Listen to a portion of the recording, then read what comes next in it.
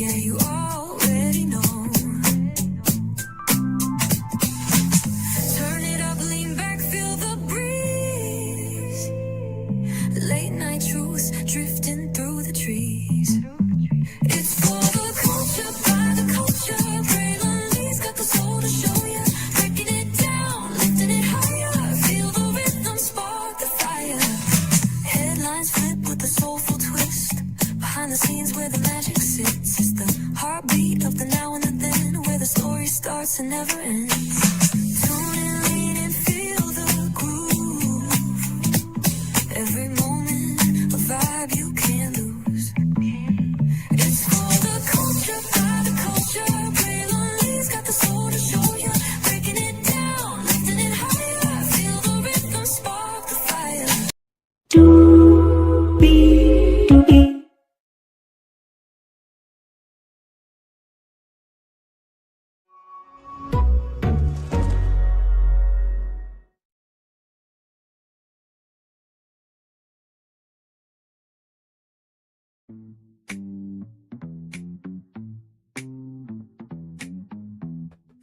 Well, hello.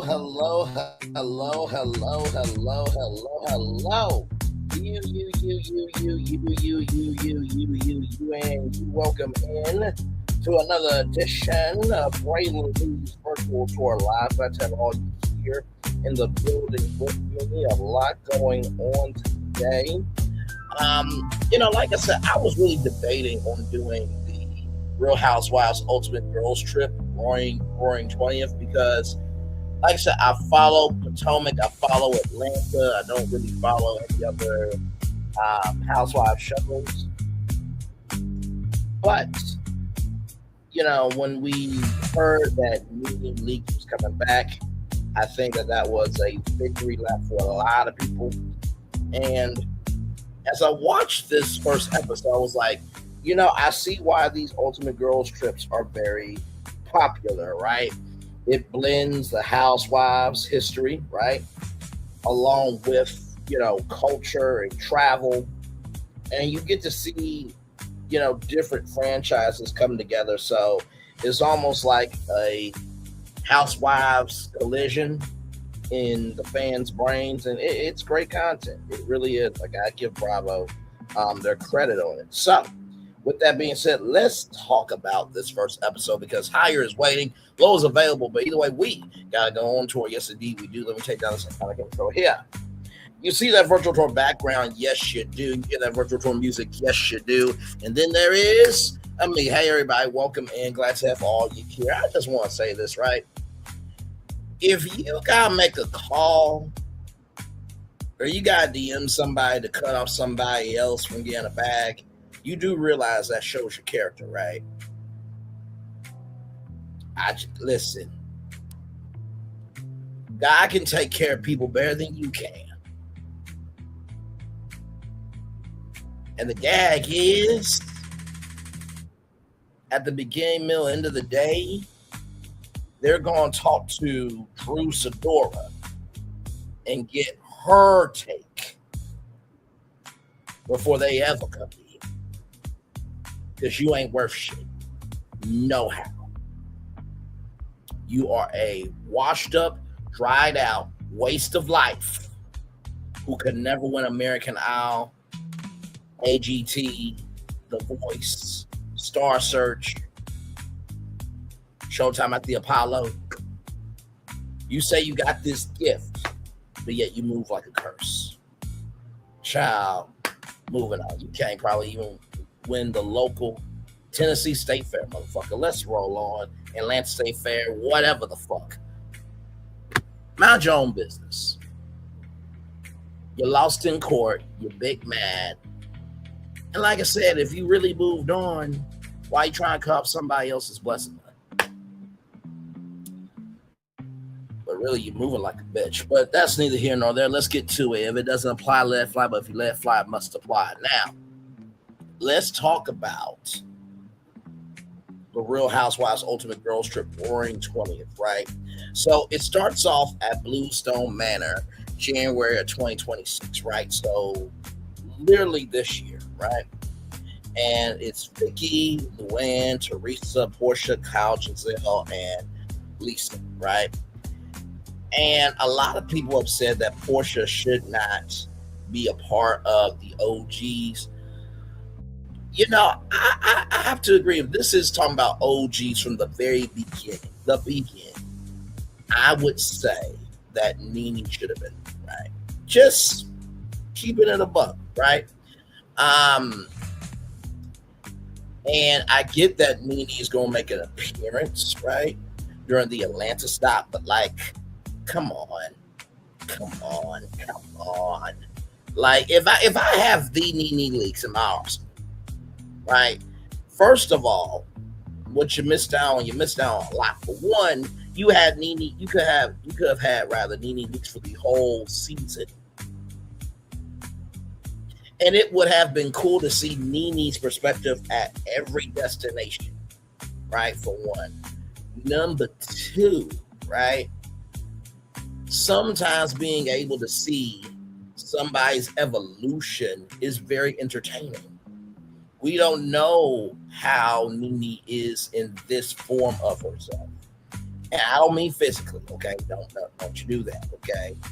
But I mean mentally. What is her mental state about being still a part of the Housewives at this point? And finally, it's NeNe motherfucking leaks. Like, I gotta do it. I gotta do it. Give me a moment. It's not just feeding the hungry only on Thanksgiving. It's an everyday situation. You know what I mean? This is 265 days a year.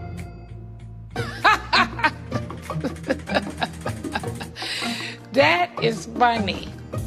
265 days? Where the hell that bitch live at? It's not just... That bitch lives in Atlanta, NeNe. You should know that by now. Anyway, I think NeNe should have been a part of the Roaring 20th because it's OGs. Just that's no disrespect. It just is what it is, right? But moving on there. So Portia is getting ready for the trip. NeNe leaks, knocks on the door. By the way, child, I don't know why Portia don't have like a Ring doorbell. You know what I mean? I know the people that are supposed to be there, and the people who are not supposed to be there are not supposed to be there. But it's like, come on, really? By the way, there was a story that Portia talked about how there was some fans standing in the middle of her home. That wasn't cool. Okay, now listen. Once I get in the industry, I know people are going to try to, want to hang out with me this, that, and third. You can hang out with me on Brainley's Virtual Tour. You can hang out with me on Good Morning America. You can hang out with me in the odds of one of my, shows, right? If I'm at a festival, a convention, a conference, a summit, what have you, I'm cool with that. I might do a brave brunch once a month just to meet my fans, but you're going to meet me through those ways. You ain't going to be in the middle of my house. So I feel Portia on that, right? So last time that we saw NeNe leaks, it was season 12, closing up the laptop, right? And there was this cute moment of swimming in the lay pond. So I think it was Portia spinning around and then doing, the thing there. I thought that was very cute.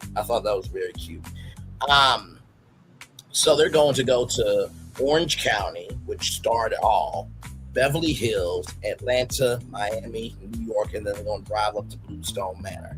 Now, Orange County, Beverly Hills, Atlanta, Miami, New York, and Bluestone Manor. That's 6 episodes. Now, they can take Bluestone Manor and do 1, 2, 3. That would be 8 episodes total. I think the sweet spot is probably going to be 6 to 8 episodes. This is my first time watching the girls trip, so I don't know how many episodes that they do. It better not be like Roe. I swear to God, if y'all drag this trip out, I'm going to be so pissed off at y'all. I swear to God.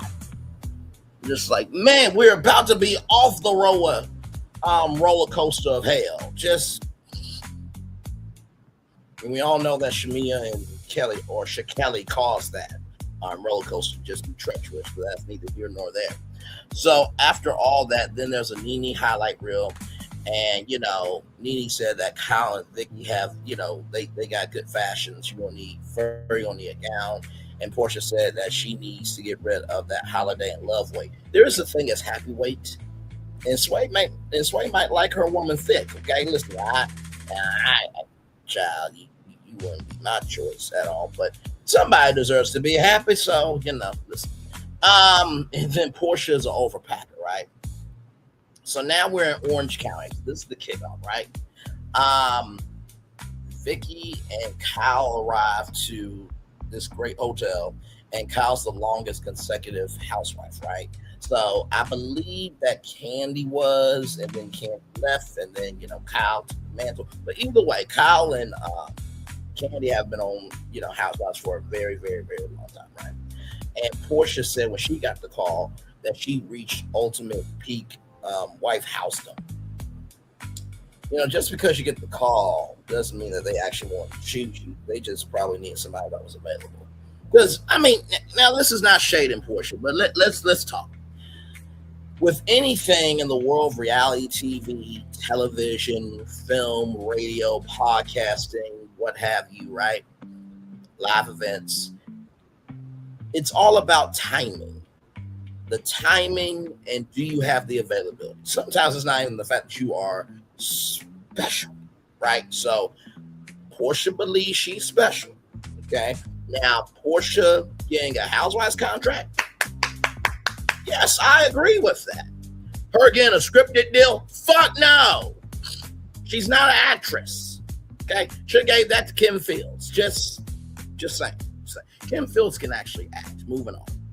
So Giselle was honored and humbled, and she said, out of all of them in Potomac, I'm the best one. You're not the best one. That would be Karen Huger. Okay, this trip would have been better with NeNe Leakes and Karen Huger on it, Giselle.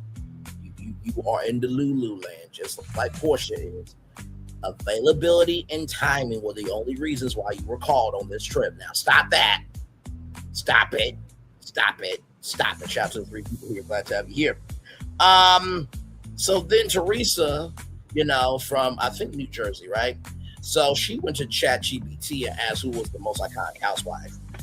And it said Teresa Giudice. It's like, AI actually knows you after a while, right? So if you talk to ChatGPT about your history with the housewives and how critical you were and are and all that stuff, then of course it's gonna spit out your name, right? So come on. But anyway, let her have her victory, no matter how small it is.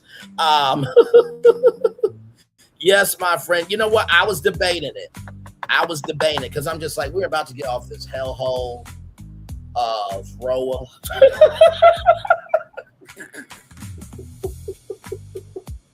I know. I thank you so much. Thank you. It was a fantastic birthday. It was a fantastic birthday. Got to hang out with my family. Got to hang out with my mom and my dad. Didn't get the chance to hang out with my sister, but she called me on the morning of. Got to talk to my cousin. Got to talk to my mom, and all the birthday messages that I got on Facebook, Instagram. The Instagram story was seen so much. The only thing I did not do right was my YouTube, because I just posted it, but I didn't say it was my birthday. But I was emotionally in that post, but everybody knows August 10th is my birthday. And if you couldn't tell that the birthday stream, then I don't know what to tell you. But that's neither here nor there. I know everybody who could have commented said happy birthday. And then on TikTok. So receiving the love was great. And this is the thing too, right? I know some of y'all will be like, well, Bray, you should have posted, it was your birthday post on YouTube. I agree with you. But also too, I'm not hung up on it. I'm still here. That's the gift. That's the blessing. That is the victory lap. Amen. Somebody, amen. No, episode 1 was good. And you know what? I didn't really get the Ultimate Girls trips for a while. I really didn't. I'm like, why is Atlanta? Why is Potomac? Why are all the franchises, collaborating stuff on Girls Trip? But then, like I said at the top of the show in the intro, I'm like, oh, okay. This is basically if you could bring, women from other shows, right? They're not going to move to that city. But if you could do a fantasy casting, what would you do? And I think that was the situation. I love it. It combines travel, it combines culture, it combines Bravo history, it combines all the franchise fans, and not to mention too, it's a cash cow. Sincere. Do you not know how many travel brands want to have, advertising on that show rather? Can you imagine Swiss Gear, the luggage, making a Bravo girls trip luggage collection? Come on, listen. Hey, Swiss Gear, if you do that shit, I'm gonna need my cut. And Bravo, I'm gonna need my cut too. Okay, all right, moving on. But with that being said, so after Teresa, we get to Lisa, and she's from Salt Lake City, and there's a monologue of her being along with it. Much love to the driver. I feel so sad for you. And so all the ladies are there, right? And they all get a snore button because Vicky apparently did this when, somebody was boring her. She would fall asleep on them. And then Vicky,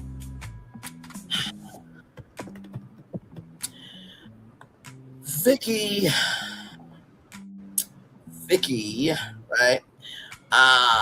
You also allow the other cast of other franchises to experience the differences, and such as OCs OC ladies are allowed. Yes. But with Vicky, right? She, did a gift bag, which was very nice. It's not like they're ever going to do the Real House. The Real House Husbands of Hollywood was a comedy on BET. I don't think they'll ever do that on Bravo. But if, I live in Ohio, right? So they're not going to ever do the Real House Husbands of Ohio, the Real Housewives of Ohio, I think. But let's just say that they were coming to Ohio, right? I would make a gift bag for each of them because you're coming to my city. I'm the tour guide. We like this, right? We have a connection here. And you think the gift bag would be like maybe some, Tropicana orange juice, a couple of, tchotchkes and, different souvenirs and stuff. Child, no. It was a form for insurance. What the fuck is wrong with you? This is the first time. First of all, it's one thing for a girls' trip for all the franchises to experience each other's energy, as Florence and articulate say. But it's another thing when this trip is to celebrate 20 years of the Housewives, and you have a form for insurance for each of them. And this is the first time these ladies are meeting you. No.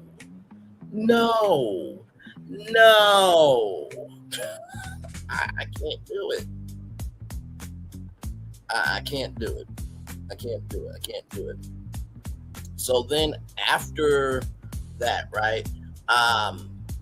Giselle said about Luann, she's going to sing a song, talk about herself, and she loves men, right? Because Giselle and Luann did, Love Hotel. I was going to review it, but I'm like, I ain't got time. So Giselle is here for the OC.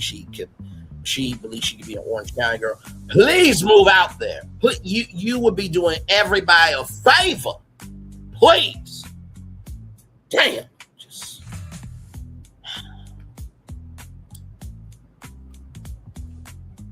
If you're wondering why I had that reaction,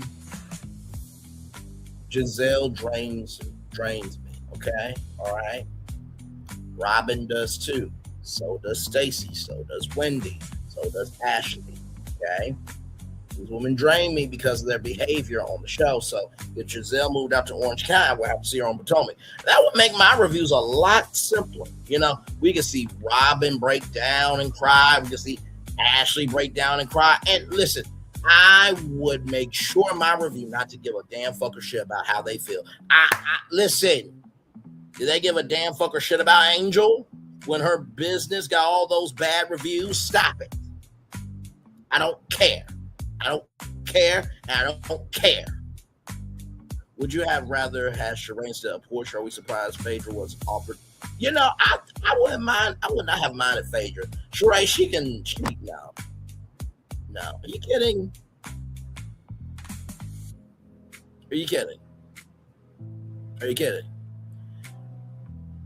Phaedra, to me, she has the right amount of beauty, right? She has the right amount of interpersonal skills, right? But most of all, she has a personality. This is a girl's trip.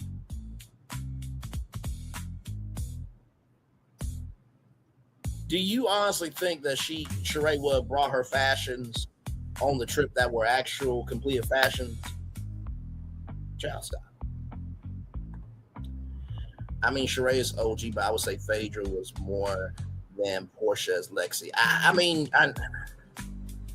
know Sheree is OG, but it should have been NeNe Leakes. I'm sorry. Like, if you were executive at Bravo, you had to pick Sheree or NeNe to fill the Atlanta spot, you would pick NeNe Leakes. So why are you giving me this argument? Stop it.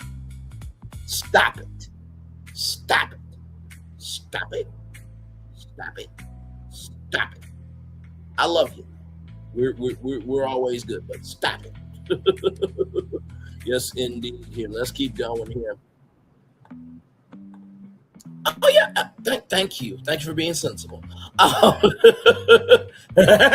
Woody Woodpecker. So, after all that, Kyle wants to move to the OC because she feels like it's so peaceful. But then they did like a shady montage of all the craziness of the OC, right?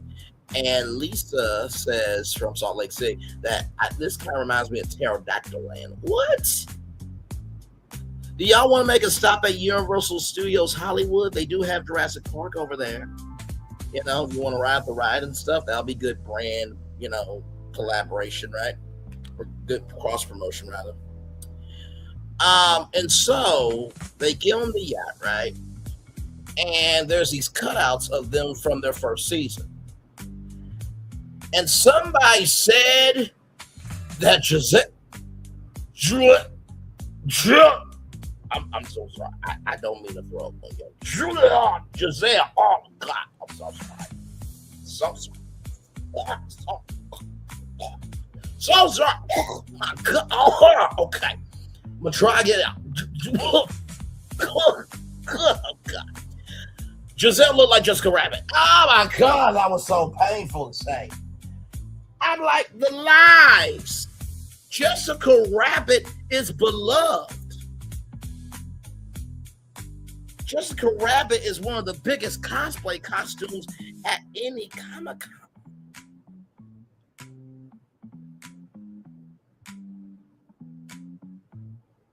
And most of all, right? Jessica Rabbit has more social capital than Giselle Kane won't and never will have with the people. Let's stop this shit. That was disrespectful. Okay? All right?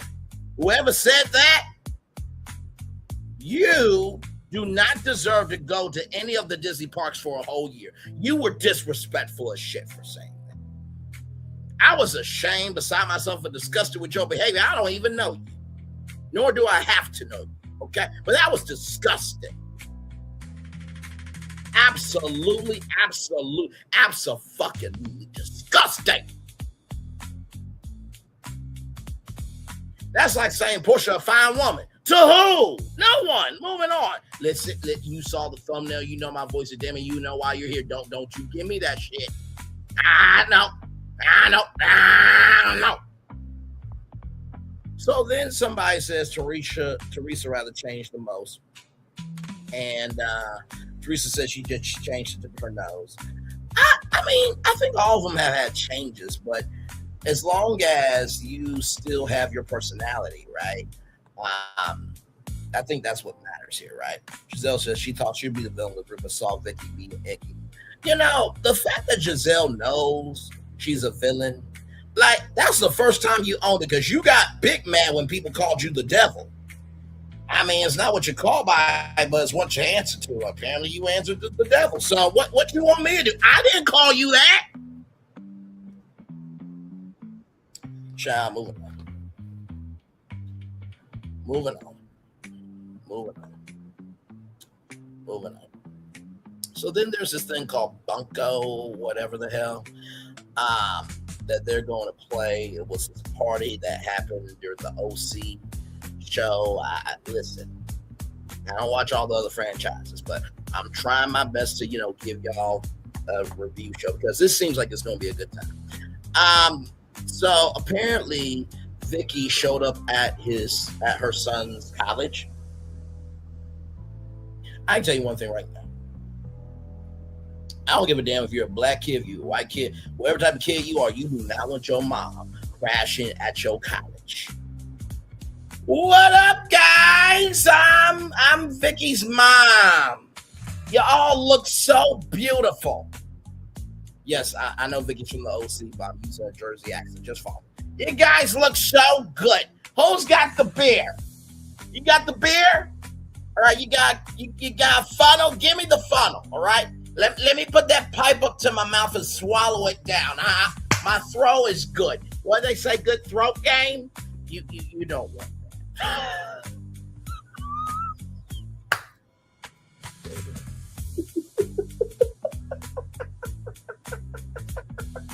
You don't want your mom or your dad to come up there and do that shit. But moving on. So then, they're going through their biggest moments, right? And Kyle, she was in Amsterdam and walking away with her cape. No capes. Shout out to Etna Moan at Guest. So then Lisa said that she didn't like a cast member, and that she fucked half of New York and she didn't like her family and stuff, and then threw the damn microphone. And then Lisa apologized. Now I'm gonna be real with you, because there ain't no way you come back from that. You say you don't like my kids either. Oh, we got beef forever. You understand? Moving on. Then Portia recognized Kenya Revenge P. Moore. Okay, so she was on the show. Apparently, she might be the new host of Miss USA. Child. Y'all listen to somebody who did Revenge P on Miss USA as a co-host. Child. Okay.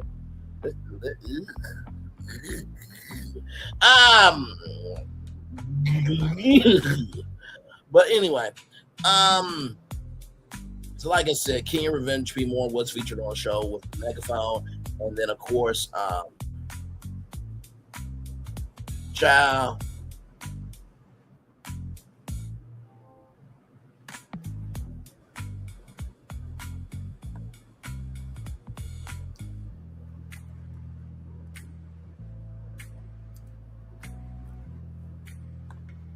Give me a moment.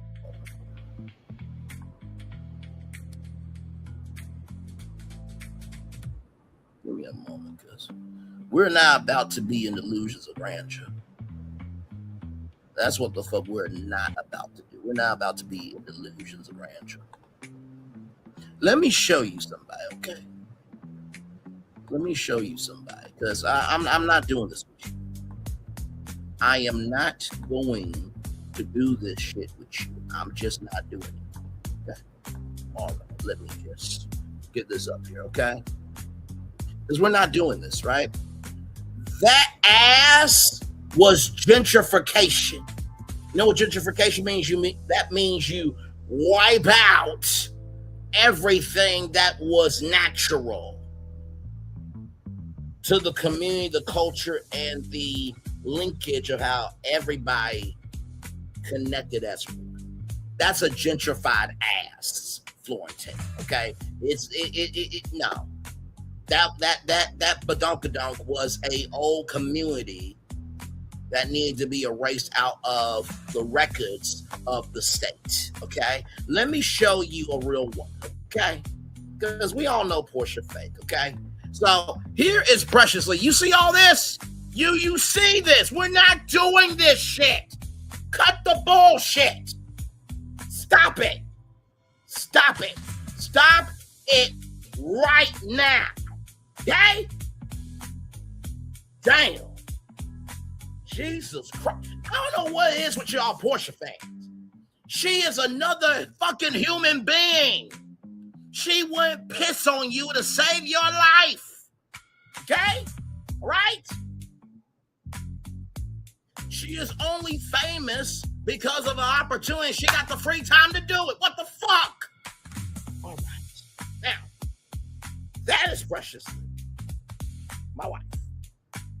Also, Jill Scott Lee is my wife. It's a very commingling relationship we have. Let's roll on. Okay. All right. So, now we get to Giselle. Once again, should be Karen Huger, but you know, I mean, like Florenton believes that Badunkadonk should have its own zip code.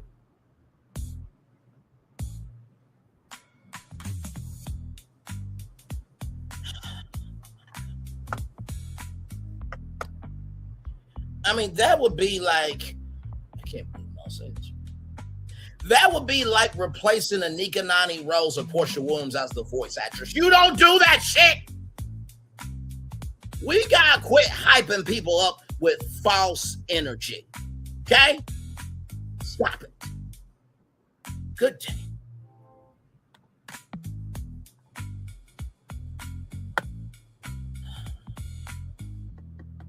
Dude, that was a recap of what she said to Miss Lee's in this episode.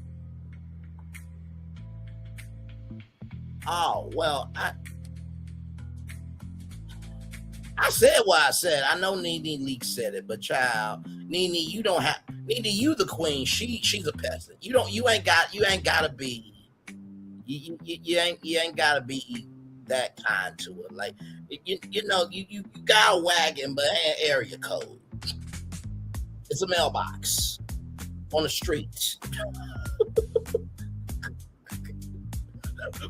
Florida is like, please don't let Braylon host a royal reunion because he's going to whoop ass.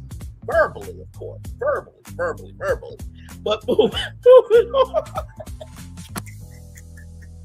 So we get to Giselle. And I think everybody knows the moment of, Karen arriving late, right? And she was, and Giselle was in the middle of the table when it was supposed to be Karen. And she said that meme gets placed all over the place. And then, for Teresa, she flipped the table, right? And, Teresa talked about, when she went to jail, all that stuff, and that she, that her husband didn't pay taxes for 10 years, this, that, and third. And Vicky is like, no, this, no, that, da. I'm like, Vicky seems like all over the place. She really does seem like all over the place. Like, I didn't watch the OC. I didn't watch any of these Housewives shows, like, growing up and stuff like that. But, yeah, Vicky is touched in not a good fashion, right? Florida, you can still comment, bro. We're good. I just had the reaction that I had. Okay, it should. I'm not wishing hell on her. Like, good damn. I mean, for one, let's get this straight about Brandon Lee. Brandon Lee is actually a very good reviewer. Okay, because there are people who talk about Portia way worse than I do. Let's not do that. Okay, that was tame compared to some other reviewers. Because some reviewers, they go down to the gutter, drop you in the hurricane, and will walk away and allow you to be swept away in the hurricane. I'm not that bad. I'm just honest. But moving on. So, the drama of who put the Housewives on the map, New York versus OC. I mean, they say that OC put them on the map first, right? I would say that the OC put them on the map, right? I think Atlanta, took it up to another notch, and then New York was showcasing like the Housewives and like the biggest city in the world, right? So, I think all of them contribute in their own fashion. But you know what? I bet you I can tell you who Andy likes the most from a media perspective. You ready for this? He likes the New York City Housewives. You know why? All they gotta do is get in the car and they're at Watch What Happens Live. Everybody else gotta fly in. I know that's a very shallow reason, you know what I mean? But I really believe that. Like, out of all the housewives, I'm like, yeah, I like the New York women because all they gotta do is just get in a car and go. With Potomac, with Orange County, with all these other cities, they gotta fly in and make it do what it do, and they gotta get checked into the hotel, and then they gotta, rest and then all that stuff. But these New York women, all they gotta do is just, hey, can you bring the car around? I gotta go and Watch What Happens Live, and then they're right there, right? So that's just my take. What's that face for? Oh my Lord Jesus! But like I said, Vicky really did seem all over the place. For Luann, apparently they were out about in London, and there were some London guys that she brought back, and then they had some fun. And normally you're not supposed to do that, but hey, you follow the reality. And Portia, I don't ever see it for Portia, but I do give Portia her credit, right? Vicky was like, I did this, okay? It happened for me and the OC. You wouldn't be here. And Portia said, listen, y'all, you opened the door, we kicked it down, and guess what? You got evicted. I'm like, you know what, Portia? You stand up for yourself, Queen of Thoughtlandia. You do that. It was like the Portia fan was like, a compliment. Oh my God. It's like, oh damn, why you do that to me? Why you give me that false hope, right? You ain't right. Right. Think about that, right? Because Watch What Happens Live is in New York, right? So, and not to mention too, think about this. The Atlanta reunion is in New York. Why do you think the reunions are taped in New York?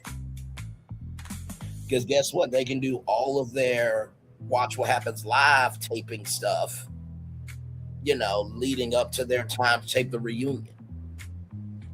And I had to think about, like, why are they in New York so much? I'm like, oh, Watch What Happens Live. That's why they filmed the reunion in New York. Because, like I said, if we're doing, the reunion for Orange County, then we'll find a studio in California and do the OC, reunion there, right? And I think for the Atlanta reunion last season, they did from Atlanta, like Andy flew in and everything. So, but hey, that's my media brain going though. So don't hold me to that. I don't know if Andy really likes the New York Lays because of Watch What Happens Live and they just can get in a car and be there. But I would not be surprised if he likes those Lays, at least for that reason. So, moving on. So then there's a twerk class with Portia. Kyle Richards ain't got no dog back there. Not a thing. Plank has more thickness, and he's from Eddie. Moving on. So the theme is 80s. Teresa has this sweatsuit from back in the day, and Luann is not close with Vicky. And child, the fact that Giselle called somebody else a mean girl, I'm like, pot me kettle. Wow. And then there is there's this woman of this woman named Tamara, right? So she's gonna be at this event as well. And so, y'all, I think the van that pulled up was a Ford Windstar van because it's 80s, right? So you would think an 80s van. So this van pulled up, right? But Kyle noticed this meme. Why did you bring the family van? And so now, Kyle, I'll give you your credit here. This was very funny, right? So Kyle, she said, I'm gonna go down 2 hours before and just get an old van to make it do what it do. And Vicky freaked out. She had no idea. I'm like, see, that's good reality TV. When you know the history, you can utilize it to create a scene. That's brilliant. I will always give credit for that, right? So I put down my notes. Kyle did that. That was funny. And it was. So then we have the Boko party. There's other OGs. I think there was an actress there from Orange County season 1, and and I think Portia gave a glowing review. Portia gave a compliment about somebody. What a shocking concept. Moving on. But apparently this actress was really nice to her, and she felt like she would be stuck up in this, that, and third. But turns out, Portia, people can actually be nice. Okay. All right. Although I will say you were very much a mature adult. I will give you that. You were very mature. And I thought it was going to be an act-all season, but yeah, you actually were an adult this season. I have to give it to you. I do. Yes, Heather Dubois. Thank you for that, good sir. So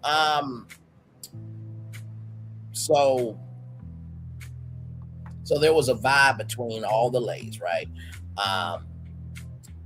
And Kyle did not know Joan. So apparently Joan was an OG. And Kyle was like, oh, I had no idea. It's just like, my God, Kyle, like this. Okay. So anyway, with that being said, you got Shannon Bedore, right? And Shannon is talking to this woman who has a G-string. Now, personally, if you're going to wear a G-string, you got to have some ass. And I did not see enough ass for her to have a G-string. But hey, that's my theology. That's my PhD theology degree from Theology University coming into my head. But that's neither here nor there. So Tamron with Tamron and Shannon, there's some tension there, right? That was the best Kyle not knowing Joe, but crap. When she found out she's an OG, right? It's like, oh,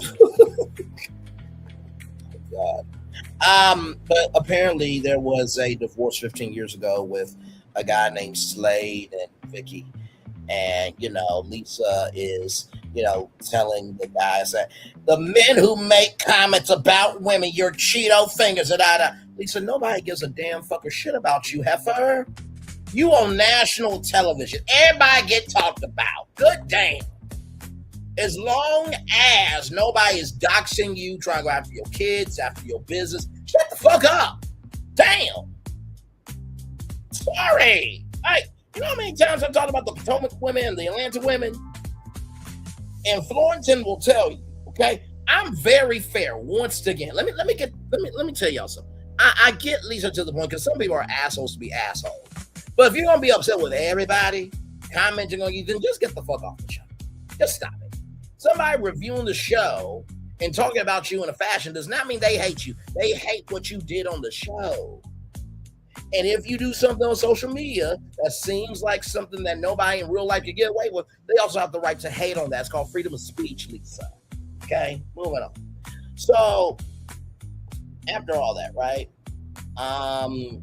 Then apparently there are some picture frames. It's like a seance. And, Slade said that Vicky needed a new face. Now, Slade, that was not cool. Okay, that was not. I'm only smiling and laughing because it's just like really, like there are dudes who get like 6-pack surgery on them, right? There are people who get, men do steroids, right? They do, many things to themselves, right? But, if a woman wants to go out and get some work done, then she gets made fun of, right? And Luann, I gotta give it to you. Because I'm that type of friend. When, Luann smashed it, I was into that. When Luann smashed it, I thought, that is how you are a real friend. You know what? Fuck this guy. I agree. Now, of course, women can do that to men, but a man can't take a picture of him and slam it, right? And say, fuck that one. Because then social media is going to be, you are a sexist. You are mean and hateful and spiteful and this and that and da. Women can abuse men too, y'all. Stop the shit. Okay? All right. But I will say that was a very good gesture that Luann did for sure. All right. So then after that, there is a dinner. They showcase the moment where Vicky got her orange back. Um, at BravoCon, right? And so everybody is let's see here. Vicky admits she changed her nose. I mean, wow, Miss Piggy must not have been good enough. Miss Piggy is a legend. Okay, all right. Hello, Kermit. How are you? Hiya! Everybody knows Miss Piggy. Like, if Miss Piggy walked into the room on that girl's trip, everybody would be going over to Miss Piggy. Let's stop this, okay? We're not going to disrespect people who are actually famous, okay? It's like you thinking Portia's and I said what I said, okay? It's called freedom of speech. When NeNe Leakes said that her badunkadunk has its own area code, which is a motherfucking lie. But anyway, when that was said about Portia, like I said, that comment was like disrespectful to the picture that I showed y'all preciously. Like, Portia Precious. Like, most men are gonna go over the Precious lead before Portia was. I'm just saying. Portia said it to NeNe, not NeNe. What do you mean? I mean, I know a comment was made, damn it. Okay, I'm just saying Portia's ass is not real. That's the whole point of it. Good damn.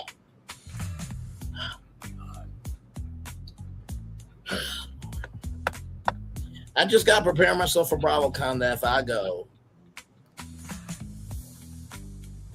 Oh, wait, hang on. So Portia said to NeNe that it could be its own area code, right? Florentin, okay, brother, good time. This is the first time I've seen Florentin have some bite to him. Like, me and Florentin are brothers, okay? We're good in the neighborhood, okay. So Portia said that to NeNe. Okay, my bad. Y'all saw the thumbnail. You know my voice, and Debbie. You know why you're here. Hell, y'all here because y'all want the real shit.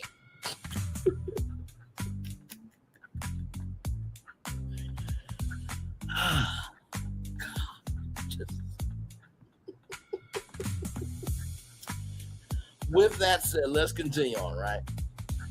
So I think it's Tamara said that 20 years celebrating and nobody's gonna make fun of your face. I felt like that wasn't cool. If she already has a thing about her face, why scratch in on that mentally, right? Then there's the Bunko game. If you roll 3 once, they say Bunko. And so there was some hot 80s guys. Giselle with her shady self. She said, "Listen, I don't think they're hot, but Luann thinks they're hot because they're men with cream sticks." I'm not doing this. No. And so then Lisa gives a selfie class, child. I'm just like, child, just okay, everybody ready? And click. Like that's literally a selfie. But of course, the ring light and the filters, just take the damn picture. Good damn. Anyway, or selfie. So, Bunko, all that stuff. And Shannon Beador, she's, let go of the truth. She let go of how she felt about her truth to move forward with Tamara, right? And Tamara said, "At least I'm not struggling," and talked about Shannon being, alcoholic. Shannon Beador walked away, and Lisa said, "Well, Shannon shouldn't be defined by one mistake." Now, I do agree with that. He or she who asked, I said, cast the first stone, right? So Vicky and Tamara, they talk because Giselle learns that Vicky doesn't trust Tamara, just because she says things for camera. And Giselle, talks to Tamara, all that stuff. And it does affect us when it comes to Shannon because, Vicky is close to Shannon and Tamara, right? And so Vicky said Giselle's a potster. I don't want nothing to do with her. I mean, did she lie about Giselle? So then we have the preview. A2 All-Stars, right? Then, we see Candace Dillon Bassett. We see a couple of other people. It's a whole mashpuka of different people, right, throughout the years. And Luann and Portia get into it. and then Ashley and Luann also get into it. So that is the Real Housewives Ultimate Girls Trip, Roaring 20th, season 1, episode 1. I'm gonna drop the link for Florence because I know he probably got a lot to say. I got a lot to hear, child. Cause it's just,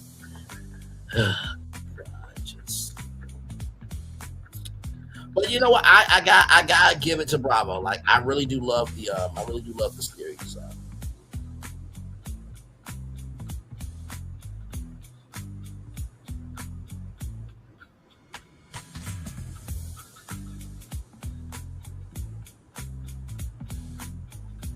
So yes, indeed.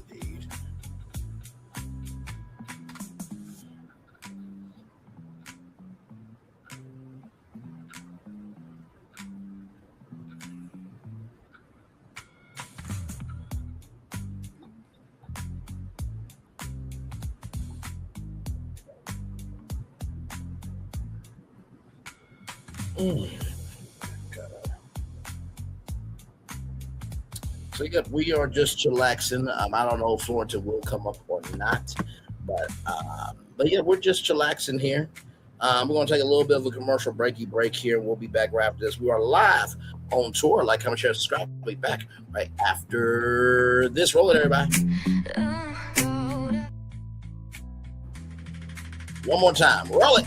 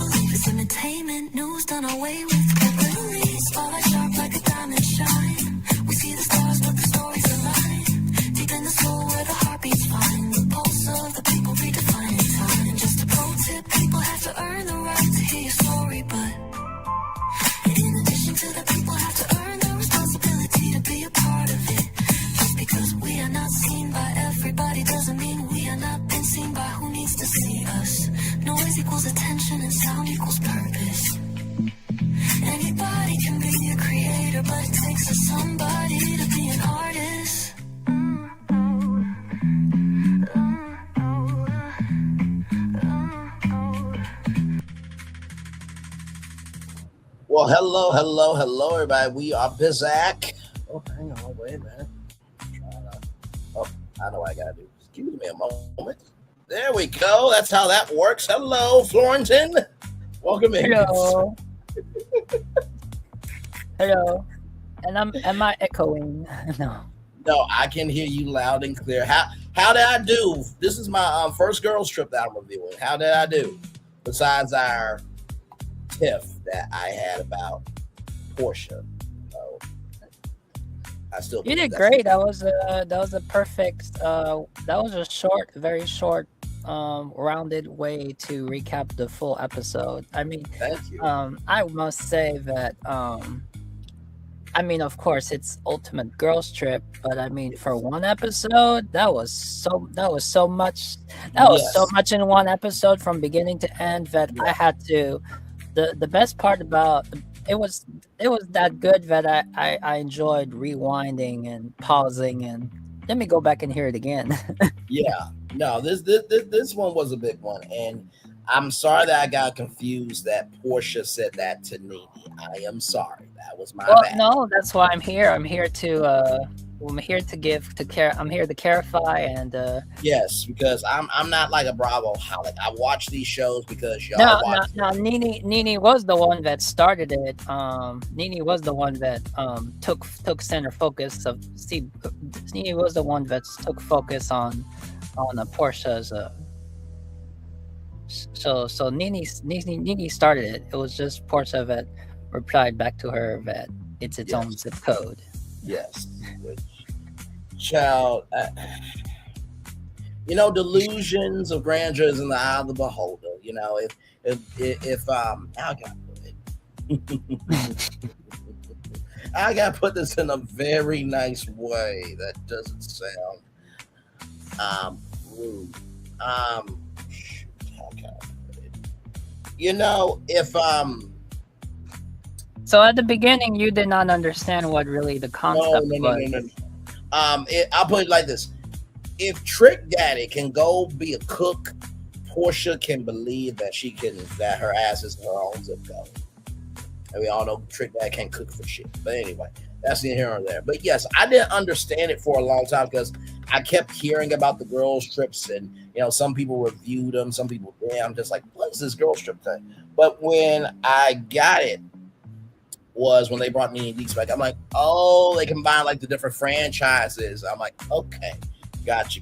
Okay. I know it's very annoying because I've enjoyed every ultimate girls trip that they had, except I mean it was okay. I mean the casting for the one when Portia and Giselle were together with the Miami, they had Miami cast members. Right. That season was like it was okay. The best season for me was the first one was iconic because the first one you had all the OGs, even though Kenya Moore is not an OG, but she was on, and Cynthia was on, and it was good because that was a good balance because we got to see the fallout of Cynthia with Kenya as their friendship, but then after that, the season after that, wow, that was a killer season. They had Phaedra, they got Eva, even though Eva is not an OG, that girl, it was good to see her reactions. They got an all-star killer cast. They even brought back Jill, which was from New York, and she didn't get along with Dorinda. The thing is, it would have been awesome to have one ultimate girls trip, and you would agree, one with the top OG. So the top OG for me is like, of course, New Jersey is Teresa, NeNe for Atlanta. Yes. I would put Issa Vanderpump for Beverly Hills, but Kyle, Issa Vanderpump or Kyle, but that's, let's see, OC, yes. Now, earlier on Carlos King's, one of their panels said that even though Vicky is the OG of the OC, he would have rather have had Tamara. He said that if Tamara was on this trip, it would have been more. I think I don't know. It would have been more interesting. Mm-hmm. And oh yeah, so yeah, I guess I would have Vicky for the OC. So basically, you're saying that what is missing is we have one. That doesn't mean they cannot do it in the future. In the future, have back in just one time, or it's another network. I don't know. Maybe they have to bring in having NeNe with OG cast for the because it would be interesting to see how the dynamic is. You know what I'm saying? No, I fully agree.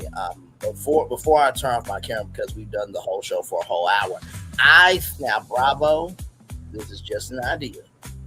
There are plenty of Bravo content creators that they review Bravo down. Some of them they've made channels just to dedicate to y'all.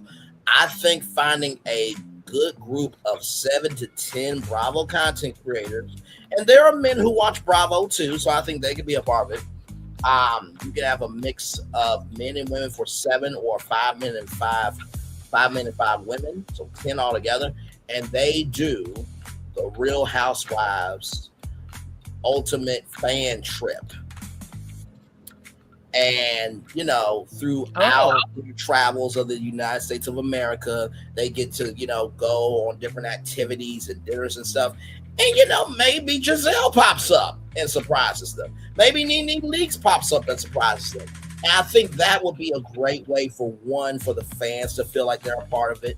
Number 2, it gives the content creators visibility. And number 3, do you not think that would not help Watch What Happens Live with new guests and stuff? Because now, guess what?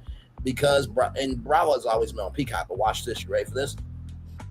You can have a digital version of Watch What Happens Live Content Creators Edition, where you have like a panel of 5 content creators, and they're doing Watch What Happens Live and interviewing them, because not everybody's able to be on Watch What Happens Live in real time. But if you just want to be lazy, you don't want to really go in New York, you can go on the Watch What Happens Live edition on Peacock.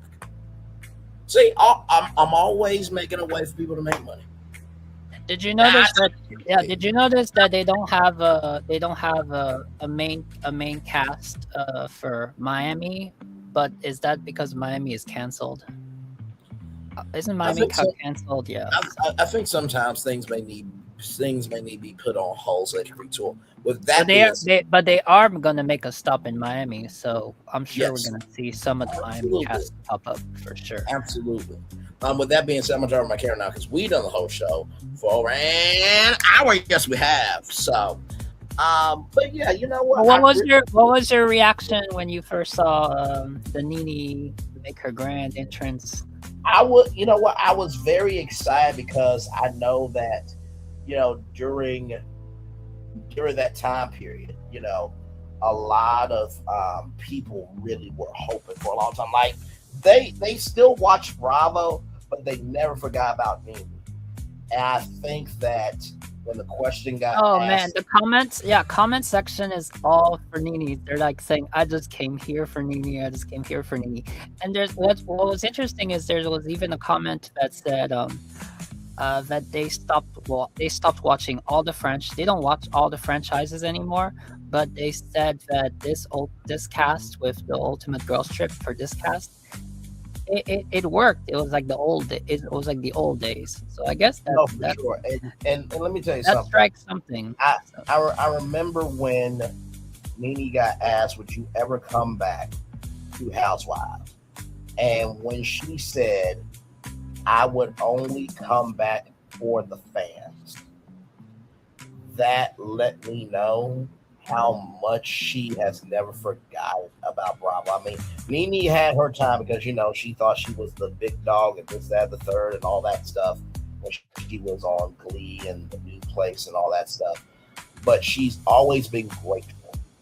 And, I think for her to be able to come back, I think that showed the fans that, hey, y'all got power. You know what I mean? And so I thought that was beautiful. But I mean, didn't Vicky do the same thing? We know that Bethany, uh, Bethany from New York, she did the same. When I mean the same, I mean, you know, uh, go after the network. I think Vicky went after the network too. So Not that I can remember. Like I said, it's weird because I feel like with me and Bravo, I feel like if Bravo was like, let's just say Bravo was looking for content creators for that Real Housewives Ultimate Fan Trip, which Bravo, if you steal that shit, I should be an executive producer on it, get my cut, okay? Because that's actually a really good idea, for real. You mean to tell me that, you do a 2-week or a 3-week vacation with 7 to 10 content creators and y'all pay for everything? Oh, believe me, people will make time for that shit. I will definitely say this to you. If Bravo was looking for like content creators for that, I don't think I would be on the list for it because I feel like I'm Bravo adjacent. Like I review Potomac, I review Atlanta. Well, aren't you? You said that you're doing this as a friends or viewer request. Well, yeah, because my viewers do watch the show, right? And so, as a content creator, you reflect what your audience is, embracing. So I have found a love for it. I'm not Bravo holic. I think I'm more than you. Well, that's what I'm saying. In a way, I guess. But I think also too, maybe I should, maybe I shouldn't be so naive. I never watched Potomac, so I mean, no, I don't. I don't know. I don't watch Potomac. I don't know anything. So I mean, yeah, this is the first time that I'm seeing who Giselle is. To be honest, I will say Karen Huger is the reason why that show works. If you watch Potomac, I think you will have a good time. What I was going to say was let me not sell Bravo short, right? Because Bravo, if they do the Ultimate Fan Trip, they may get a range of people from a novice Bravo fan to the super fan, right? Because it's important to see the spectrum. So I may fall of a Bravo adjacent content creator, but my authenticity is so real that I could be on the fan trip. So, but Bravo, Bravo does an array of shows. I mean, they do. It's not just Housewives. They do also Shaws of Sunset. They do Millionaire. Wait. What was that? The real estate. They do real estate shows and all that. $1 million listing. They do Below Deck. They do. So I mean, I know you're not invested in those shows, but I mean, they do Martha's Vineyard. Summer House, Winter House. So I know the gamut. I think if you did like a well-rounded recap of the different shows, because I think that out there on YouTube you have for example Binge-worthy, and even if they don't do all the franchises, he does one franchise. But I think if you did it, you could do like an array. Like you can jump from the real estate show to this show, and it's kind of more different. It's not oh, come here, I give you the scoop for like all the franchises. No, I appreciate where you're coming from, and that always could change too. The main thing for me is I have to be authentic to, not just my audience but also to myself, right? Because I'm a big believer in you shouldn't just review. Oh yeah, and make sure. Yeah, don't just do it because I said it. I mean, you have to want to see these shows. What I mean? And of course, Potomac and Atlanta being black shows, that definitely does help because I can talk about them in a way that other people can't. You know what I mean? So there is that element, but I think Binge-worthy is too. Yeah, I know. Yeah. but let me not sell Bravo short because they might actually think I might be a decent Bravo content creator because I But am authentic. well, you haven't thought of maybe you'd be a great host. I mean, you can be a reunion host, can't you? I don't know. Well, I don't know. I don't I know. mean, after what I said, they made sure. Didn't at some point Nicki Minaj hosted one of the reunions? I mean, if She did do a. imagine a Brian Yee at a reunion host. She did host. Nicki Minaj did host Potomac. Actually, she hosted a few Right. questions with the ladies of Potomac. So, But imagine if Andy couldn't. Imagine if for some odd reason Andy couldn't make it to a reunion, and then they're like, "Well, Brian Yee, would you fill in?" you know what? I think I can hold my own as a reunion host because for one, I'm gonna make sure everybody's accountable. Number two, I think I have a very affable personality that I can basically get along with, anyone. But also, too, like we're going to be honest about everything, not just what you want to be honest about. So I think I will be a good host. I think there are some people that if they saw my name, they'll be like, "Oh God, this guy." Okay, well, I've seen his reviews. He goes in, he doesn't Well, care. I think it all comes down with how professional you do the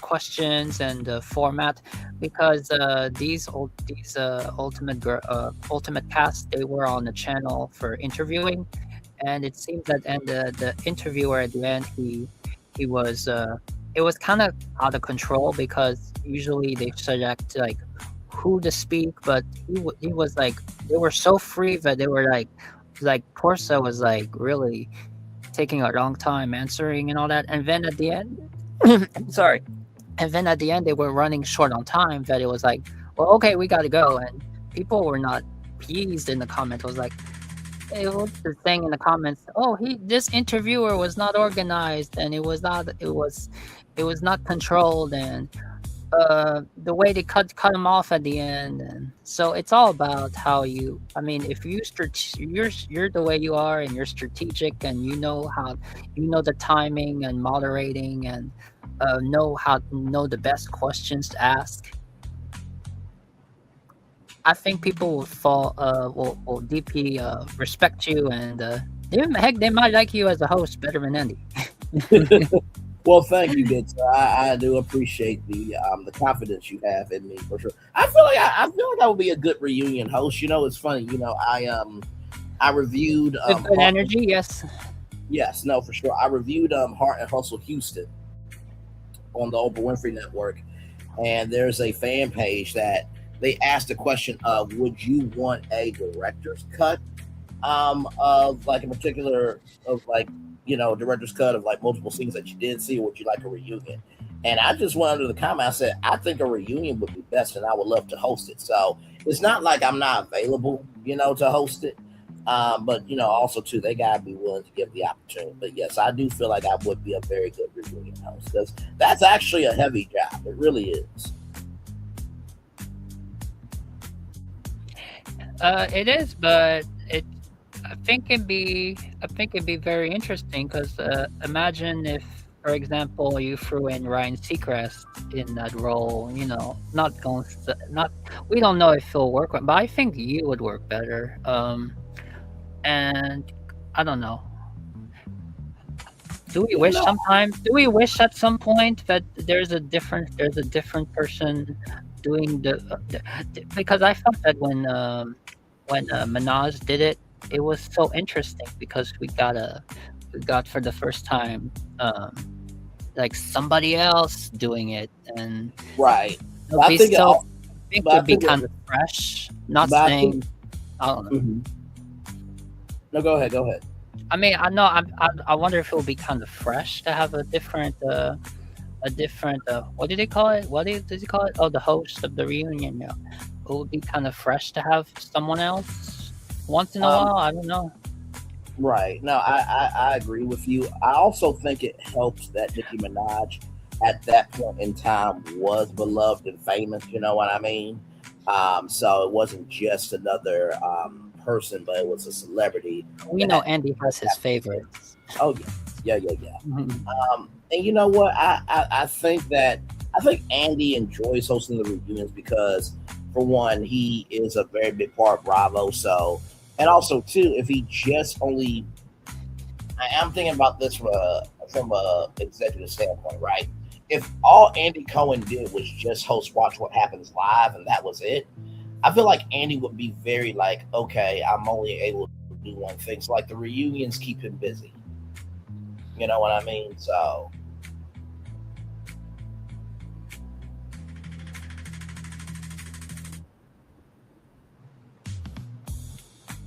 Now, what was in this episode that threw you off? I mean, I know maybe you don't have enough knowledge of the other franchise or the other cast members. right. I mean, Um, who were you familiar with this cast? I mean, it okay. doesn't mean that you had to. It doesn't mean that you watched their franchise on, or Um, I think Kyle. I know her. She's an actress, right? So she's been in the game a long time. So Kyle, right. I've heard of, right? Definitely know her. Of course, Portia and even Giselle, child. I do know them. Let's see who else. Um, Teresa, of course, that iconic flipping over the table. I mean, Of course, we all she, do. no, for sure, she's definitely known. Um, Vicky, don't really know her. Um, and it seems like she's just everywhere all the time to me. Now, of course, I'm sure that she showcased off her many layers, I right? think for me, for her, is like with this cast, I think like it was she was trying to compete, and I'm not saying she was trying to compete as I'm better than you, but it was trying to compete because she wanted because the other ones, even though she's the OG, that's why I think Tamara would have been better, but she's an OG. But then I mean, aside from Portia, I mean, Portia is she's doing a good job, but I think that it's almost as if I mean, imagine if you had NeNe there, if you had just NeNe, Teresa, Vanderpump or Kyle. I mean, these are these are star OGs, and I think just having these, like, it's like Vicky has to like catch up.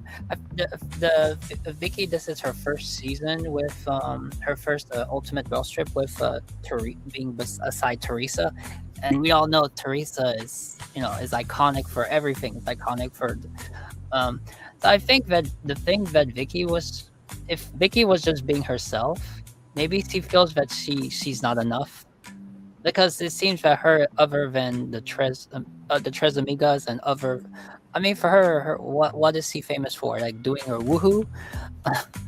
So you want to give you want to give your best. You know what I'm saying?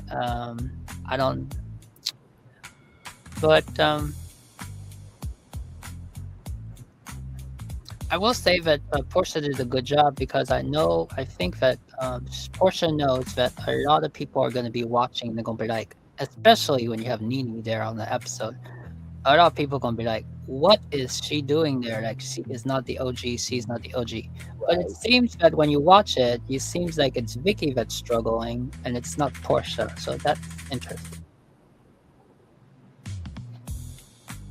For me, the only ones that I don't know is Giselle, and I don't know Yisa Barrio. But what's interesting about Yisa Barrio is just the way that she came across. Is if okay, I already know the way she came across, and the way she's the way she was. It's like, okay, I know you now. Yeah, Luann, she's been known for a while, so I know of Luann. I feel the same way with Lisa. I didn't know her before, but she seems decent. You know what I mean? So I think really the only one that I really didn't know was was Vicky. But no, I'm going to review it. They said they're going to Orange County, Beverly Hills, Atlanta, Miami, New York, and then going to drive up to Bluestone Manor. So I'm thinking the episode order is probably going to be for 6 episodes, maybe 8 if they break down Bluestone Manor into 3 different parts. You know what I mean? And then I'm going to make a prediction here, and I'm going to come on camera and say this because anytime that you make any prediction, you need to claim your name to it. 8 episodes is the max for the show, right? But this is not just any Ultimate Girls Trip. This is the Real Housewives Ultimate Girls Trip Roaring 20th. So up to 6 to 8 episodes. So if it's 6 episodes total, a 3-part reunion. So 6, 7, 8, 9 episodes, right? But then if it's 8 episodes with 3 episodes of Bluestone Manor, that's 8, 9, 10, 11 episodes. And the person that should host it should be NeNe Leakes. I think that would be an incredible gesture to allow NeNe to have her shine. And plus, because host for what? Host the for what? 3-part reunion.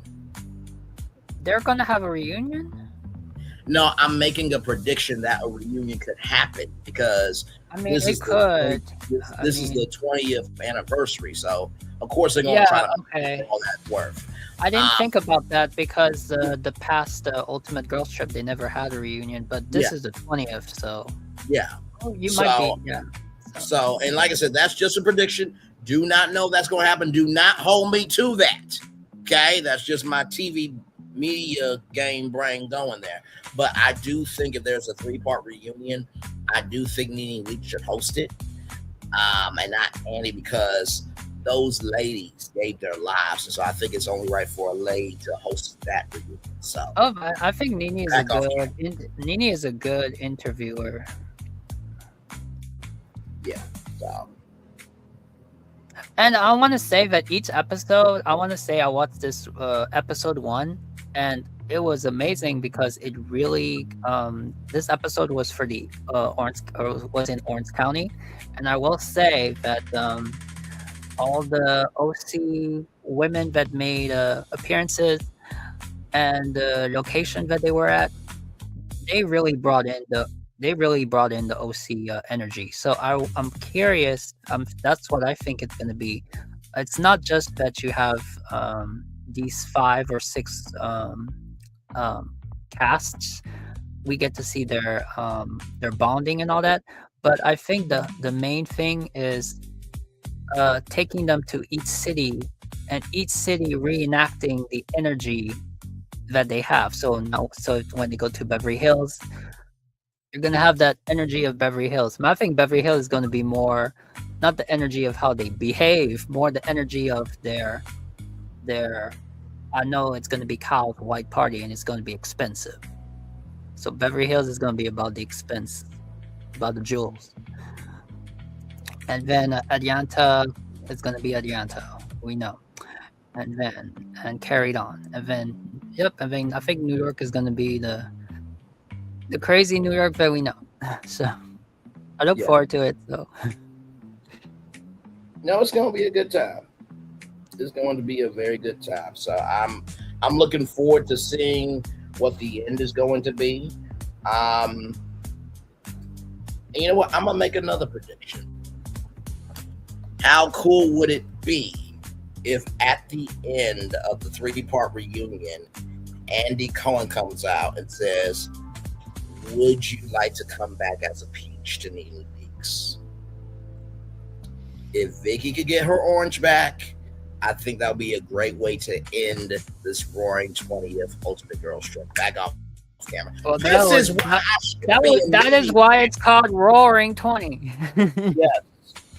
This is why I definitely should be in media, because I mean, come on, how great of an idea is that? Well, by this point, I'm tired of them interviewing Cynthia and Portia, asking them if NeNe's coming back. Yeah.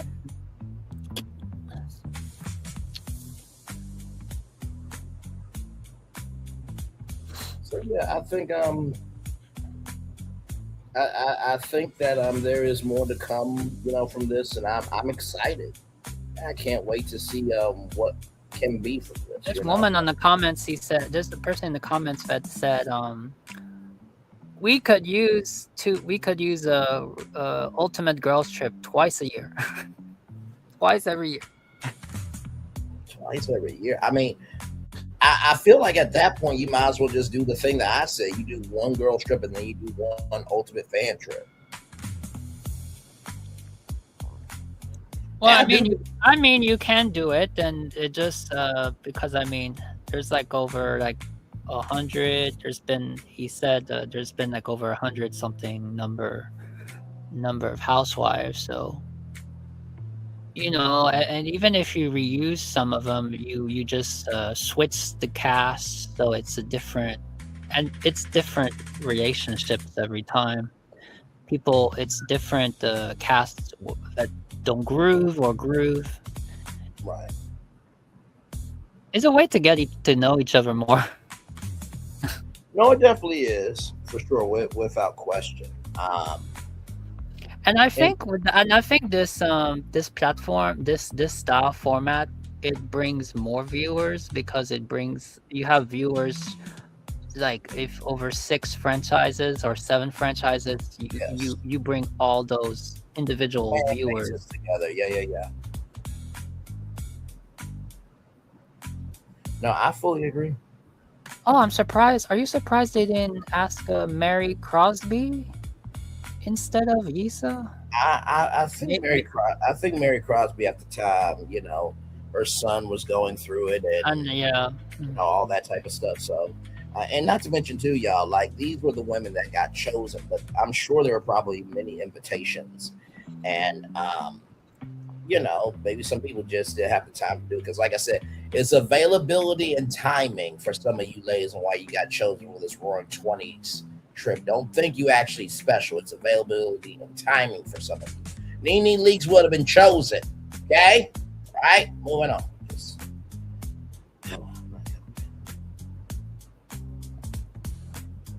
Go ahead, Fonja. You're good.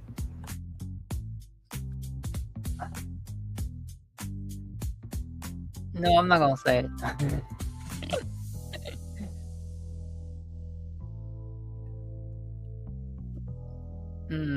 What else?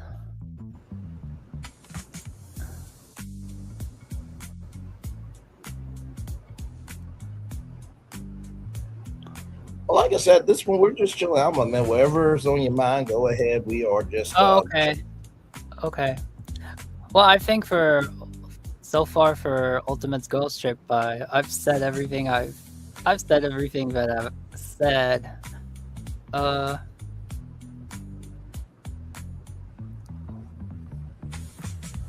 I'm surprised that they did. I mean, I know they gave us like an overview, but I do wish they would have gave us like a sneak peek of episode 2. Well, sometimes when you go to the Bravo website and you go to shows and you can get more. You can get previews. You can get a preview ahead of time, a whole week ahead of time, before they pop up on the YouTube channel as YouTube uploads. Do they still have the Bravo Insider thing? Because I know that was the thing at one point in time where you could sign up as a Bravo Insider and get like exclusive sneak peeks and all that type of stuff. But I don't know if they. Well, if you sign up, I don't know, it's like a subscription or something. You sign up, then sometimes maybe you get like special episodes, but I don't know, because I don't sign up for it. So. Gotcha. No, understood, man. Understood.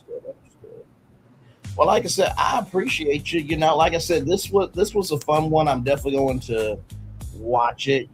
Because for one, it's NeNe Leakes back. Number 2, this is the 20th. And by the way, 20 years of Housewives. Well, thank you. So for everyone, usually I'm up here chatting about Disney and the theme park sector. So thank you for having me. This is the first time that we're talking about reality TV. Yes, yes, yes, Okay. yes. So, No, it definitely was a good time, and I feel like the Roaring 20th is definitely. I feel like this is a good holdover until Potomac, and also too. Speaking of that, what did they drop the trailer for Potomac at the end of the 3-part reunion after the Roaring 20s reunion?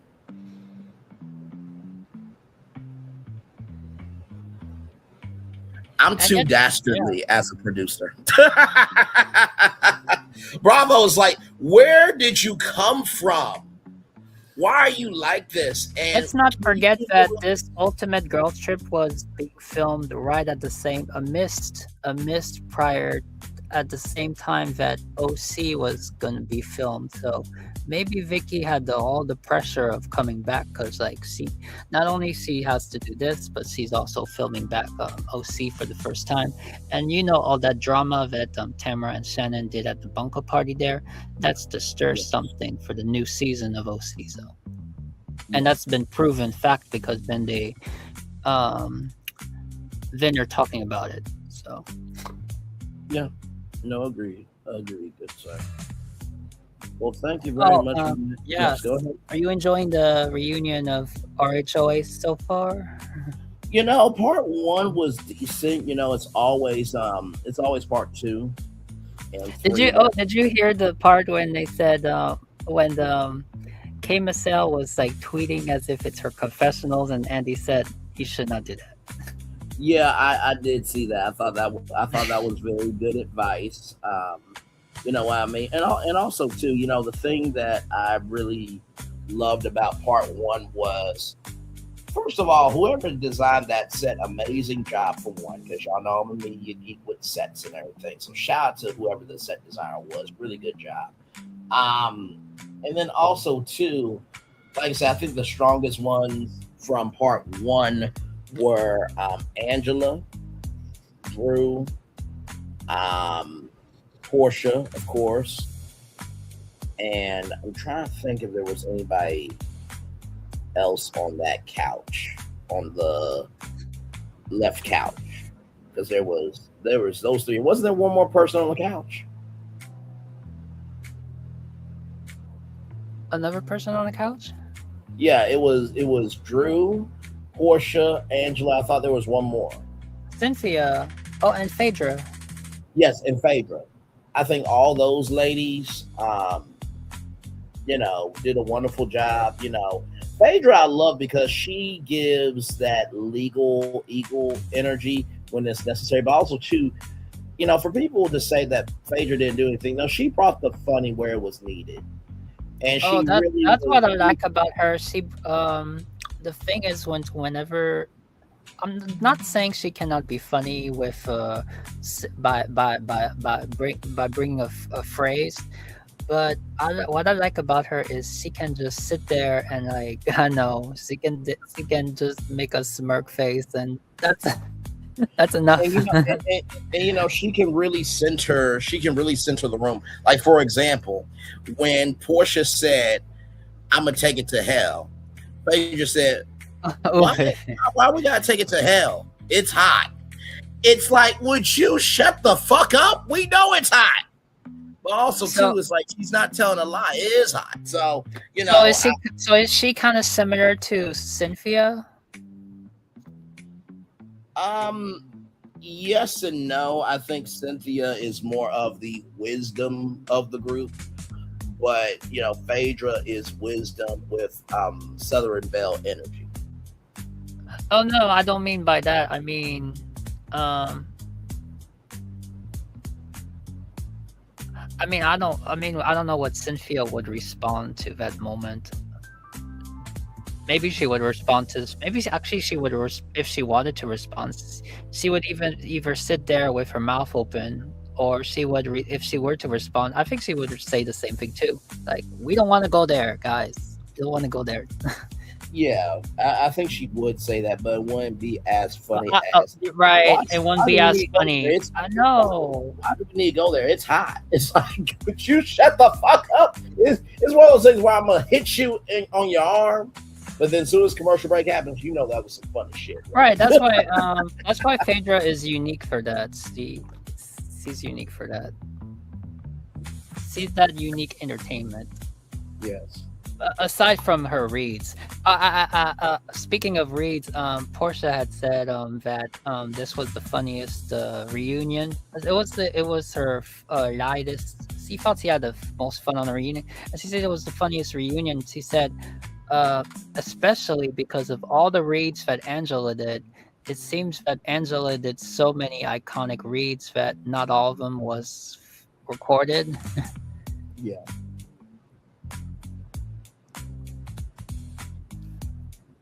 No, I am. I've like I said, I love Angela. I really do. I think that she deserves to stay on the show. So Kelly Yeah, can go. I Should think Kelly- yeah, Angela is very it's like a and I think they did ask her years ago for the cast, but she did not accept it at the time. But yeah, but like I said before, everything's about timing and availability, and I think she recognized within herself that she can do it. And like I said, I'm still waiting on my Fangie. I'm ready for one. I think that's a great idea, and I can't wait till she gets custom orders, and she can definitely do like BravoCon Fangies and stuff like that. And So how do you make the girls trip as a fan? You said as a fan? Yeah, so the Real Housewives Ultimate Fan Trip, right? So you pick, like I said, I think 7 to 10 content creators that they review Bravo shows, and it could be a novice Bravo content creator. Those are the cast? Yeah, that's the cast, like actual content. Oh, okay. What did you think of it? No, I thought it was like Housewives and then they go no. where the fans want it or something. I don't know. That's what No. But these will be actual content creators that what would they be doing? They'd be like going to each of the cities and like sneaking around to see what they can get from the Well, no, not necessarily. I don't know. Not necessarily. I think that strategy works for this. You know what I mean? Because this is the Roaring. So you're 20. saying like have a Michelle Alien and Binsworthy together as an example? Yeah, somewhat in that sense. Let's just say, for example, right? You know how they took like a cast trip to Texas, right? You would go to different states around the country, and during those during those stops, right? You would do activities that the Housewives did on their cast trips, or just do activities to just bond. And then, maybe, somebody pops in at dinner to surprise you, or maybe somebody is leading the group activity as a housewife. So stuff like that. Oh, that's cool. Yeah, I think that would give Rob, although not just new content, but I think a lot more fans would. You know what it makes me think of? That makes you think of more like that's giving more like for me it's giving birthday vibes. It's like it's like you go, it's like it's no, because it's not the housewives who are cast, it's the content creators who are cast, and then amazing things happen. So yeah, and not to mention too, I think a lot more content creators would definitely not just review shows more, but also too, I think that the fan base will grow, right? Because imagine, for example, let's just say if I went on one of these ultimate fan trips, right? They really like my personality. The social capital that will come off of that. All your subscriber counts and follower counts will go up. You will be able to get brand deals. You're connected to Bravo now. So it would actually be a benefit to the content creators too, not just the Bravo. And then after you've done what, maybe 4 or 5 seasons, then guess what? Now the Real Housewives Ultimate Fan Trip, right, is now a regular schmegular series where you could be asked back for any fan trip in the future. And that's a paycheck for content creators. So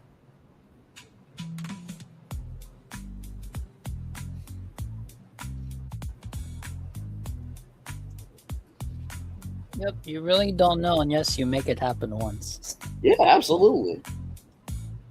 And believe me, it's not like the casting site was shut down, because it would.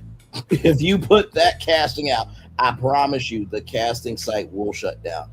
It Everybody will be trying to get on there. I promise you that.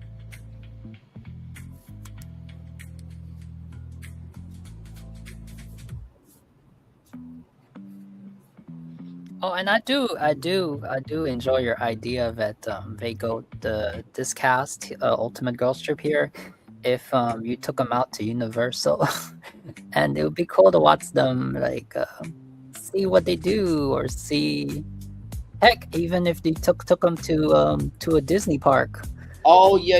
What yeah. ride would they go on? What treat would they be eating? And when I talked about Pterodactyl Island, and I said, or Pterodactyl Land, I'm like, would you like to go over to Euro Studios Hollywood? They got Jurassic World. You ride the ride and stuff, and that's great cross promotion. Miami has Orlando, so they could make a stop. And ride some rides. I think the closest thing to that ever happened was on Celebrity. Wasn't that the season that Teresa was on Celebrity Apprentice, and didn't they do an episode at Universal Hollywood? I remember it was Teresa. The season that had Teresa, and it had Kagan on there, right. And they did a whole episode at Universal. Yeah. That's how close it got. Yeah.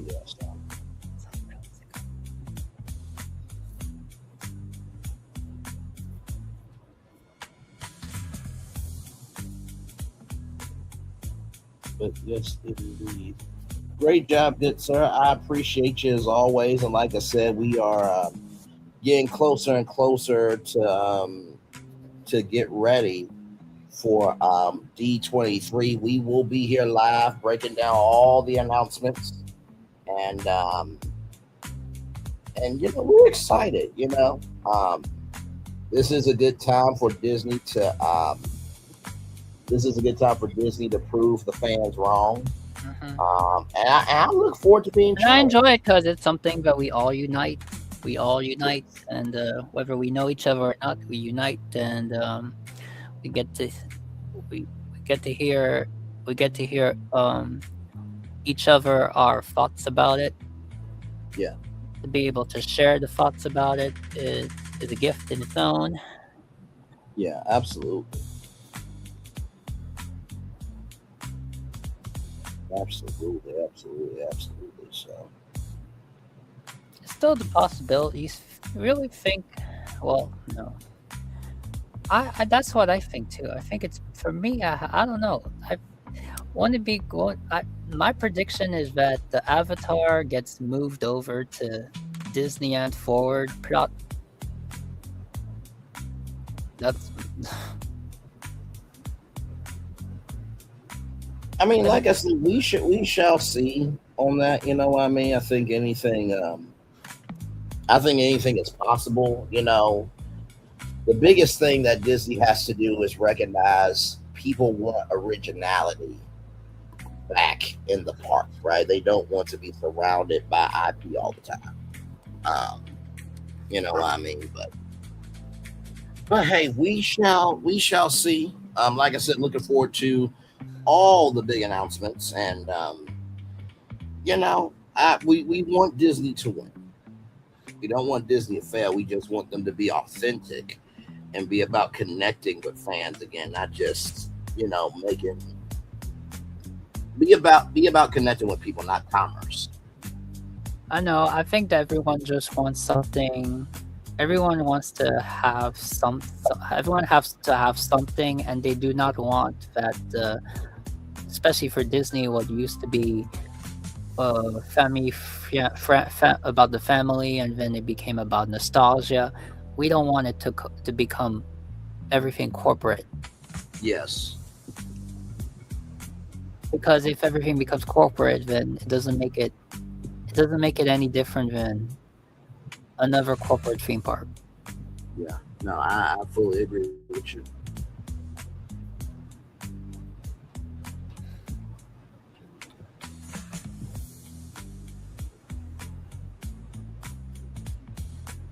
I fully agree with you. I just saw a video I just saw a video of Demi Lovato at the Camp Rock 3 premiere. And she's in this copper dress. Demi Lovato has always been a beautiful woman. Um, and apparently, she is going to be making a cameo in Camp Rock 3. And she said it was very healing for her, because for those who don't know, Sunny with a Chance, one of the biggest shows on Disney Channel, it went off the air. And, well, she had a very weird relationship with Disney. There was some trauma there, but the fact that she made a cameo, in Camp Rock 3, I think that's the progress that she's made with her mental health, and shout out to her for that. And I think also too, I think she might have need to go through the journey that Miley went through, right? Because Miley did not want to ever have Hannah Montana be a part of her legacy, and she wrote a whole letter. Miley wrote a letter to Hannah Montana, and that just sent the fans into overdrive, right? So yeah. Yeah, it's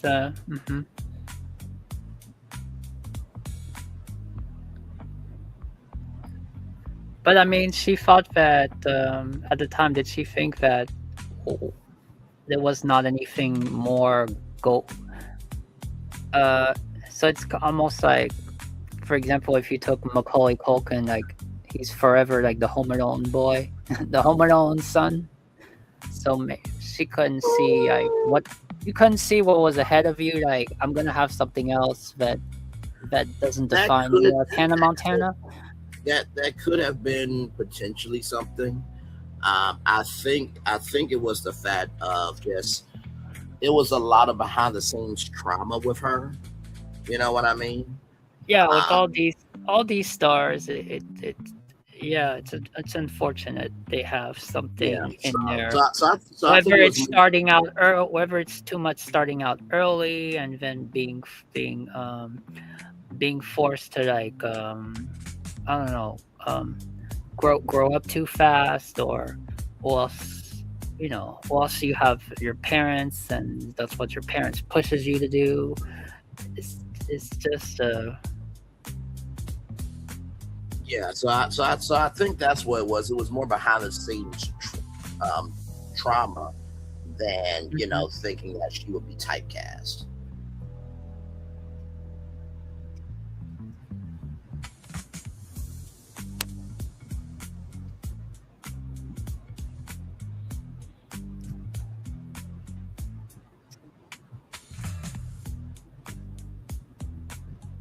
But yeah, like I said, I am definitely excited, and I'm sure that all the Disney announcements that have been making it do what it do. I'm sure that Disney has enjoyed people keeping up with the busy work, and whatever the big announcements are, I think some of them are like, ooh, they think they know Disney, but they don't. Like, I hope that they have that energy of like, oh, you think y'all think y'all can drag us? Oh, okay, Laj, you tell we got some stuff cooking. Um, and I hope they do have that energy for D23. I really do. oh, you mean they blow us off with something? Yes.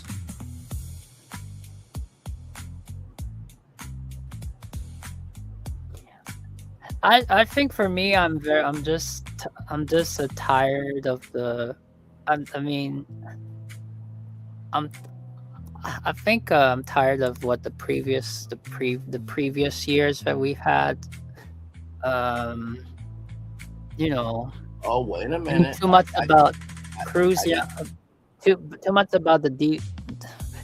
I'm not gonna say because that's their business. That's their money maker. So No, I have some breaking news here on my phone. It says new Horizons a carousel progress. The Disney Experiences D23 panel at the Honda Center will stream live on Disney Plus on Saturday at 10 p.m. Eastern, 7 p.m. Pacific. Okay, Disney, look at oh, you. okay. Look at you. Look at you. Look at you. Okay, y'all have been listening. Hey, wait a minute! Isn't that what we spoke about? Mhm. Isn't that a week I, ago, or I what you have, spoke about? If there was a yes, way that if you there's a can way that broadcast with the you live could, coverage. yeah, right. Okay, Disney.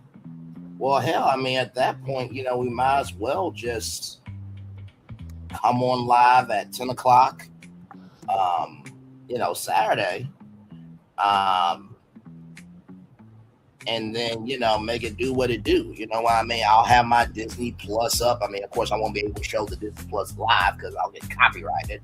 But, I can have the Disney Plus up in the background, have closed captioning on, and then, we'll talk about it in the way that we can. But I think that's cool. And not to mention too, it gives everybody who can't be there a chance to still be a part of the fun of it. So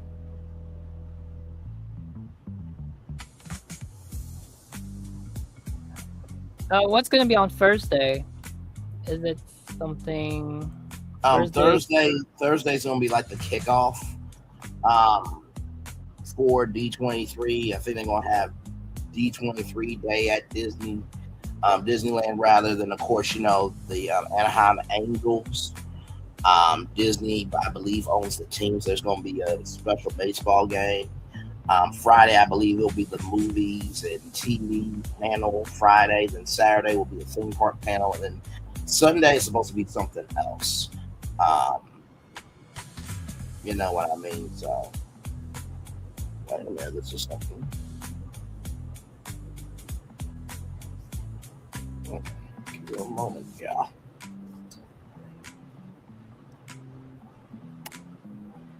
Sorry, y'all.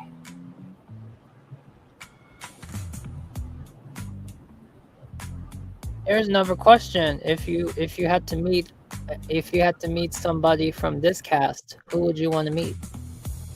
From this particular cast, oh God, me and Karen Huger sadly on this cast, so I gotta pick up a letter. Damn. Oh, you want to meet Karen? I think Karen is Karen. You know what I mean? I don't think I want to meet anybody on this cast. I mean, I know that sounds very harsh to say, but it's just like you like who you like, you know.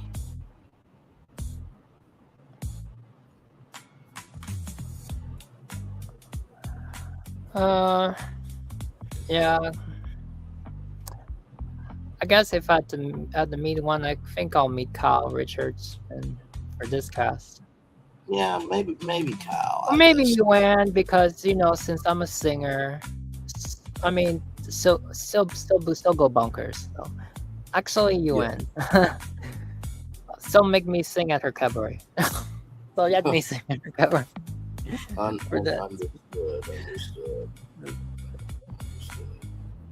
But no, yeah, I think I think that's like I said, that really surprised me just now that Disney announced that it's going to be streamed live. That was just crazy work. But yeah, so.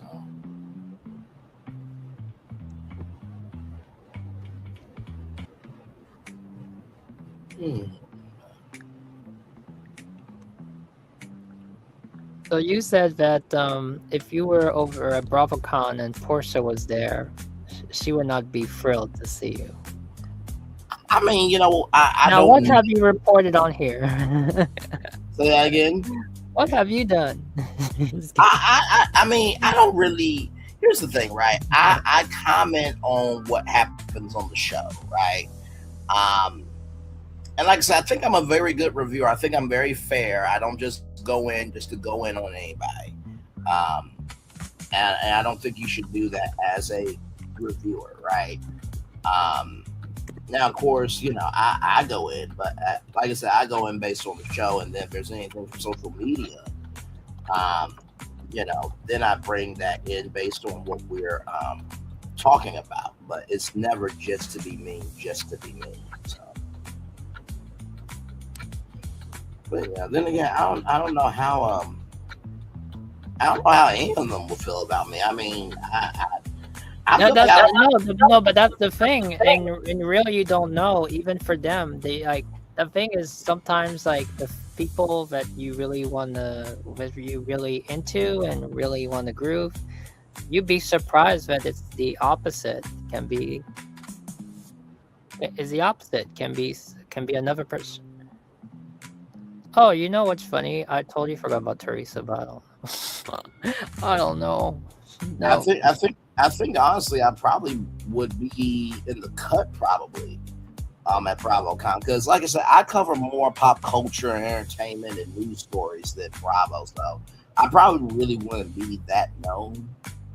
You know what I mean to Bravo No. fans and stuff like that. So I think I actually would have a good time because if somebody recognizes me for one of my Bravo reviews, it's not going to be a full blown conversation like, "Oh my God, you're the."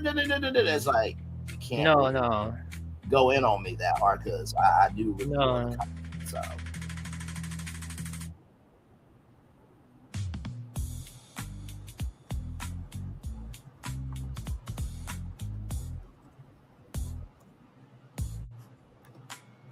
but yeah, so good stuff, good stuff, good stuff, good stuff. Like I said, I will be reviewing the Ultimate Girls Trip. Like I said, Hard Hustle Houston is over. Hopefully we'll get a reunion sometime.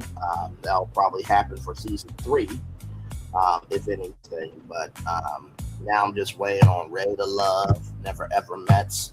And yes, I have seen everybody's reactions to that broken, dilapidated, decrepit show of Love and Marriage Huntsville.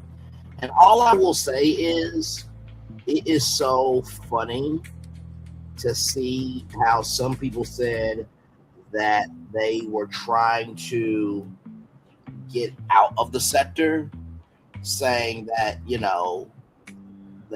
they're going to review it again. Because my thing is this: if it took that long, right, for you to want to be out the sector, and you get swallowed back into it, it's just like, child, I've recognized I can be in peace. By the way, a fun fact, I just looked at this on my phone.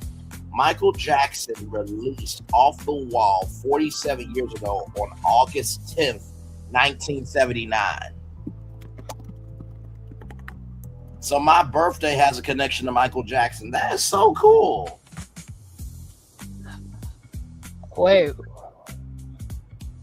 I just noticed. I just noticed that Adam the Woo's birthday was a day before your birthday. August 9th. Yeah. Very cool. So wait, what did you say now? You said So let me go back to it. Michael Jackson released Off the Wall 47 years ago on August 10th, 1979. oh, cool! Wow. Yeah, I had no idea. Major album, yep. Yes, definitely a major album. So, well, I'm going to go ahead and get off of here. Like I said, I don't know what we will do for Wednesday's show, of course. You know what I mean? Today, y'all got a bonus show because y'all know usually on Tuesdays, I've been on vacation for like last week and this week. So I've been trying to just enjoy my mornings. But with everything that is going on in the world of Black culture, like that live stream I did earlier today, I had to do that live. I'm like, it was just too much going on. You know what I mean? So, but yeah, we're almost about to be up in September here. Hey, good sir. We were about to get ready to wrap up the show here. I just talked about how the theme park panel for Saturday night is going to be live streamed. Yeah, Phil had. I went back on my Instagram and Phil had commented like, "Call me, I'm still awake." So I just said, "Well, I'm on stage with Brian." Yeah. Now we could talk on this subject off.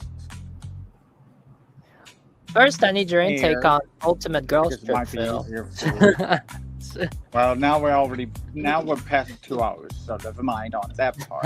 No, it's all good, my man. We are It is good. good. Yeah, it's good. We did the whole review. I did the whole review and everything. You are good. This is chill out mode at this point. You are good. Okay, well, since we're on chill out mode, Braylon, Florentine saw my message because Florentine said, watch Probably Disney. Okay, I watched Probably Disney. I did watch. And, oh my freaking god! Other than like saying that, Braylon's, mirror ride with villains is suggested. Kudos to you. Did we all watch the?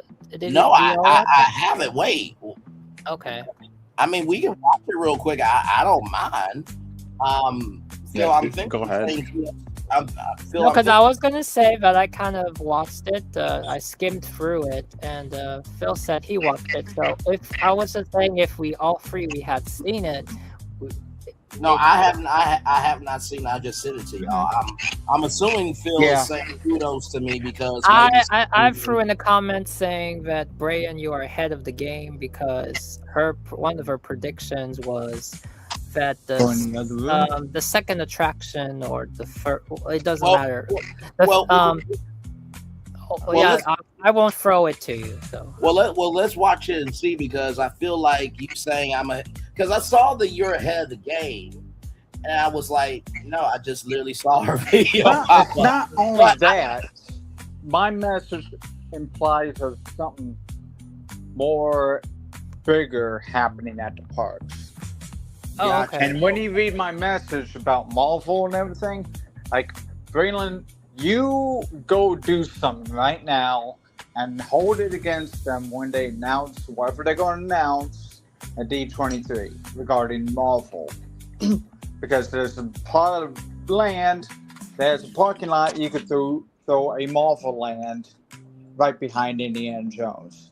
You're welcome. Let's watch Probably at Disney and see what's going on with her. I'm curious because we don't need a riot happening from the groups of Phil Metzger over here. Tony over here. Leading the other riot group if they try to do the same asinine thing that they did in California Adventure. Well, let's see here what we got. We're Probably at Disney, because for Florentine to say I'm ahead of the game and to say kudos to me, good sir, something has to be in Probably at Disney video for both of y'all to say that. So I'm curious to see what she has said here. So let me get Probably at Disney. And like I said, we have to talk about the small thing because sounded like something was happening. Like Universal buzzed and gave Disney something. Right. So here we go, y'all. Let's watch. Here we go. Did we just learn the name and theme of Villains Land's mysterious second ride? And what are we hearing about a new Marvel experience coming to Walt Disney World? And how can Disney do this?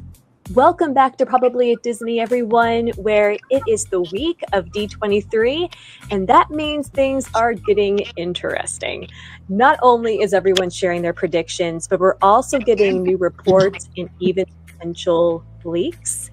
And while we'll find out on Saturday whether or not they're true, for today, we got to talk about the two I just mentioned, as both have the potential to be massive D23 announcements for Walt Disney World. And I am going to start with what might be the most surprising, and that is more Marvel for the Florida parks. Here's where this rather tiny Wait a and minute. intriguing. That's why I I'ma bring sent the something message, back. guys. Now listen closely what she says. Okay. Before that, for those of you who are wondering why I'm pausing it, I gave out a idea that if somehow by the grace of God or whoever you believe in could take the Twilight Zone Tower of Terror, which is, you know, basically one of the pillars of Disney, and transform that into Peter Parker's, you know, apartment building, or transform it into a very iconic Marvel hotel based in the Marvel world of, based in the New York, based in the version of New York that Marvel has, and make it a drop tower ride. That's how I came to that, to add more Marvel to it. But I don't know if this is going to be that. But as Phil said, listen. Yes, go ahead. That would have to be in Paris. We don't need to lose both towers of terror in the U.S. Oh no, I agree with you. I fully agree. I mean, Oh yeah, 100%. my God, Paris can lose their tower of terror because they changed that into freaking Disney Adventure. You know, Right. Hey Which is Phil, there's a basically moment. lost To the give, whole Phil, meaning Phil, of there's it. a moment to give Tony some hypertension, heart attack, anxiety. Okay. Understood. Well, when I saw that message and I was writing the message to you guys, by the way, I'm eating if it sounds different. No, you're good. I'm just like, am I going to have a stroke during this D23 with you guys? Because like this talk is like. But did you hear her mood? Her mood. She said it's making me concerned. Well, yeah, like I said, now I'm over here like being concerned and like, help me, I'm dying. Because No, absolutely. She was always concerned. It's every single OG attraction. Every single. Absolutely. Let's continue on and hear what the end is going to be. Here we go. Intriguing report came from. A few days ago on X, Boardwalk Times, who you should definitely be following for your Disney news if you're not already. It's one of the best news accounts out there. But Boardwalk Times posted a list of D23 predictions.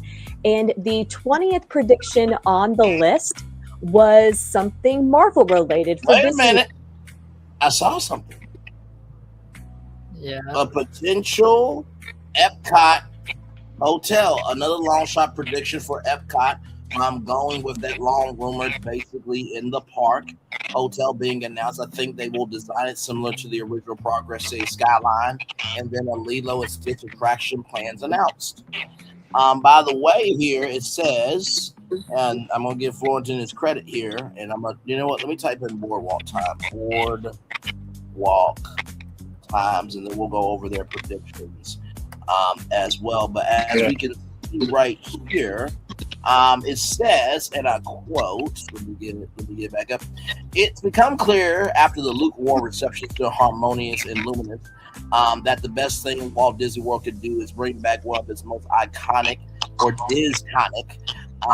See what I did there, Disney iconic, Disconic. Nighttime spectaculars of all time.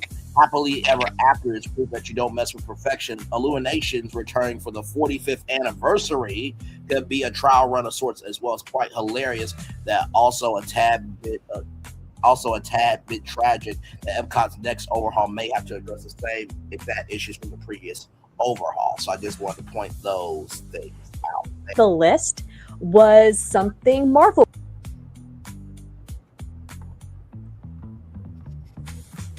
Okay, let's continue on. related for Disney World, beyond just Guardians of the Galaxy Cosmic Rewind. And even if Disney World has to start small, like having Doctor Strange as a walk-around character, which Disney briefly did at Hollywood Studios years ago. But then, in response to this prediction, Sir Braden on X, who runs Mickey Views and has an established record of being a reliable source when it comes to park news, he commented on Boardwalk Times' post saying, "Number 20, don't think small. Don't think small about Walt Disney World integrating Marvel more into the parks." Now, this is a big deal for several. Don't think small. Now, I know what you just said, Phil, about how we should not lose the Tower of Terror, which I agree with you. And that's why I was proposing to you that you've built lands in one day. What can you do about the south parking lot south of Indiana Jones?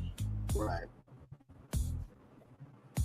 Because you utilized the land behind the animation courtyard there for Toontown. Correct. The other part of land could be for behind Indiana Jones for Marvel Land. Right. And that's considered thinking big. Oh, absolutely. Absolutely, good sir. Thank you for I mean, that. that's what it should be. For If it's reasons. something big, then go from there. Yes, no, absolutely. The first is that Marvel Studios is one of Disney's most successful IPs. And while they have had some issues in recent years, the box office success of Spider-Man Brand New Day and then Avengers Doomsday releasing later this year are signaling that it's on the upswing.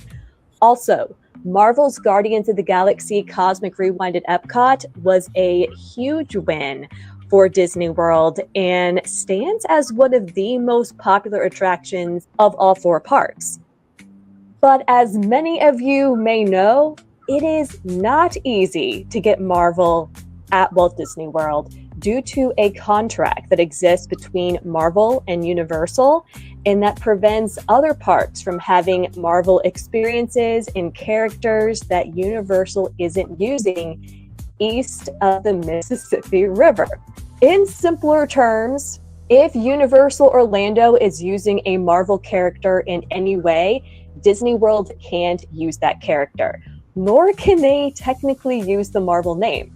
And if you've been to Universal's Islands of Adventure, you know they have pretty much every Marvel character you can think of present in some way in that land, Spider-Man's with not the gonna be there. exception of the Guardians, who director James Gunn made. So you just saw Spider-Man there. So your idea of Spider-Man being, web slinger might be not available there. But can they do it in Paris? I think they probably could, because when you think about the rights to things, I think that there's Don't they already have web singers over there? But I think there is going to be some how can I put this? You know how there's rights to consumer packaged goods with brands? There are different rights to different things. By the way, everybody, I sent a story to the group chat from Inside the Magic about how Disney gift cards are not being accepted at Disney World. I just saw this on my phone from Walt Disney World News today. This is just as a side note. Disney gift cards are no longer being accepted at some third-party Disney Springs stores. We spoke to Guest Relations Learned. Huh? No, we talked about this. I will speak. Headline was really. I can only speak for one of them that they primarily mentioned in the article, Zara. Yes. They never accepted it. And there's other commenters, and they say they never accepted it. So I feel for you guys. I don't Say that again? know if That's inside the magic for you. no, I Yeah, think no, absolutely. I think it's possible. Yes, some like someone mentioned that Gideons they stopped accepting it, and maybe certain spots like they don't accept it anymore. But I mean, for some of them mentioning like Zara, like I remember going there once and like I happened to have one and I asked, can do you accept it? And they're like, nope. So it says here, Zara, Vera Bradley, and more stores are no longer taking Disney gift cards. Other locations, including Sephora, are still taking gift cards. So what that could be potentially, right? That may be an agreement, maybe of, hey, we don't want to take Disney gift cards. We want people to utilize our gift cards and all that stuff. But my thing is, you also are losing out money from a Disney gift card. But you know, that's neither here nor there, just as a side note to you all. But yeah, so let's get back to this, because apparently there might be a little more here. Made popular and kind of sort of Doctor Strange. This is why Avengers Campus is only at the Disneyland Resort, and Disney Cruise Line offers Marvel Days at Sea. So here are two scenarios. Either Disney was finally able to work out something with Universal and get those heavy-hitting Marvel characters for the Disney World parks, or they're going to use more of the Marvel characters that Universal isn't using. Either way, if this report is true, and it is a significant addition or change like Braden suggested, we could have another big project to talk about in addition to what's already in the works at the East Coast Disney parks. Now, as for what this could be, there have been rumors for years that Doctor Strange could take over Hollywood Studios' Tower of Terror. Hang on, let me come on camera and do a bit of a victory lap. I'd said Spider-Man. Hey, no, I gotta do it. I gotta do it. Now listen, I said Spider-Man. I was off, but I wasn't fully off. That could be something. So listen. Once again, ahead of the culture, per usual. I'm sorry, Phil. I know. I turn off the camera so you don't see my ugly face ever. But no, sincerely, when I said that Spider-Man idea, it wasn't to take the Tower of Terror away. It was just, I think Spider-Man would be cool as a hotel design. But is that what you're? Because when we spoke about this and you pitched that to me about this idea, we were focused on DCA, and here we in DCA I was saying, for example, if they made it Spider-Man and the shape of the building. Here, the shape of the building cannot change to the Empire State Building because we need the backside to match Morocco. And yes, corporate Disney now doesn't care about sidelines. Right. You don't care about sidelines. No, because if they did that in DCA as Spider-Man, which me and Brain thought it'd be a much cooler idea. And if it was this, the Empire State Building, then over there in DCA, you could have a whole new New York street, right? Yes. And honestly, tell you the truth, to that point, they could bring back New York Street and make that Marvel New York Street.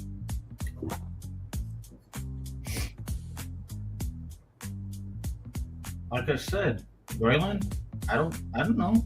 You want to do Trump and build on 20 acres of land? Go for it, man. I feel like, I mean, I'm just finding ways to save the Tower of Terror, because I sent you a message about like the it will go into public domain in 2055. So we got like 29 more years to go. You can wait that long. You already been around for already past 29 years. Right. Why not know 29 more? Maybe in some way form. No, absolutely. And you know, like I said, I do believe that the Tower of Terror should still be a part of Disney because it's a very historic ride, right? Like when you go to and it's also a historical facade too.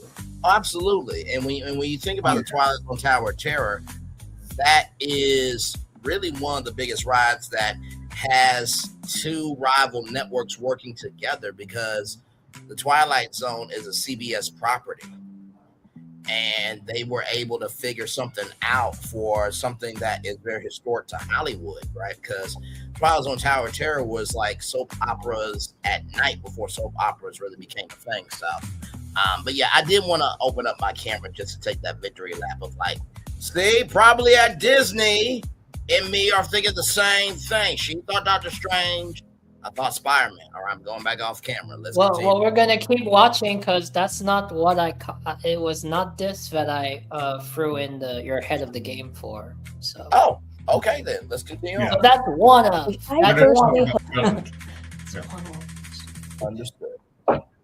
Hope does not happen, and now has me a little bit concerned. Another possibility is Epcot's Wonders of Life Pavilion, which we have been speculating could finally get some attention from Imagineering this year. It does sit next door to Guardians of the Galaxy Cosmic Rewind, and it would kind of make sense if Disney wanted to expand their Guardians footprint over to that pavilion and let it be Xandar's Epcot Pavilion. On the other hand, if Disney was able to work out something with Universal regarding that contract, Black Panther's Afro-futuristic Wakanda would be a perfect World Showcase pavilion since Wakanda is about culture, geography, and technology.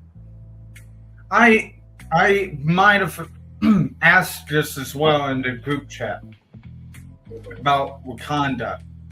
Yes. We were talking about Wakanda, not Tower of Terror. Now, would Wakanda, even though it's fictional, go into place of Equatorial Africa? Logic says no, but I wouldn't run it to say it couldn't happen. Second option would have been going behind Harambe. So we're talking about Wakanda for Animal Kingdom, correct? Animal Kingdom or being added to Epcot's World Showcase where Equatorial Africa is. Okay. So, I know it's not funny. No, not in World Showcase. You okay? If you demolish the Pay Pavilion and build a Wakanda pavilion there, as if you want to make it appear like the country, or that is that a fantasy country? Because it's technology in the future, fine. You want to build it at Future World, fine, but don't build it at World Showcase. I was thinking in my head, like, okay, what you talk about Wakanda? Braylon talks about Wakanda every once a month, and like, okay, let me think about this. It's going to go either. Very well done with the shade. Phil watches some Bravo shows, ladies and gentlemen. He talks about once a month. Very well done. I know you. I'm paying attention at least. But no, I love Phil. They know. Listen. Bravo, hire him. Yes, I think I might have a solution. Like I don't always have a solution. You know, maybe Phil can be a reunion host. Yes. You never know. He might be spicy. If you bring in a Wakanda, ecology lab, okay, into Epcot, right? Yeah. Because vibranium is a rare fictional extraterrestrial native to the Marvel Universe that crashed into Wakanda via meteorite. It powers the pretty cool for life Wakanda and forms the bulletproof Panther habit to warm up Black Panther. So you do a Wakanda Ecology Lab in Epcot. Oh, excuse me. Oh. Yeah, Right. it's open for it. Yeah. Sorry, y'all. But if you do the if you Very do the good. lab, if you do the lab in Epcot, and then if you make a land about Black Panther, I think the best thing to do is to probably do a land based on Black Panther, but also to make sure that the Black Panthers are a great, a significant piece of the island, right? So not only can you learn about how the panther fuels the Wakanda people, but the importance of the panther in the animal kingdom. So I think that's kind of more excited about Animal Kingdom presentation that you got there, though. Yeah. So I think that's how you can do it if you want to split it up in both. So a Wakanda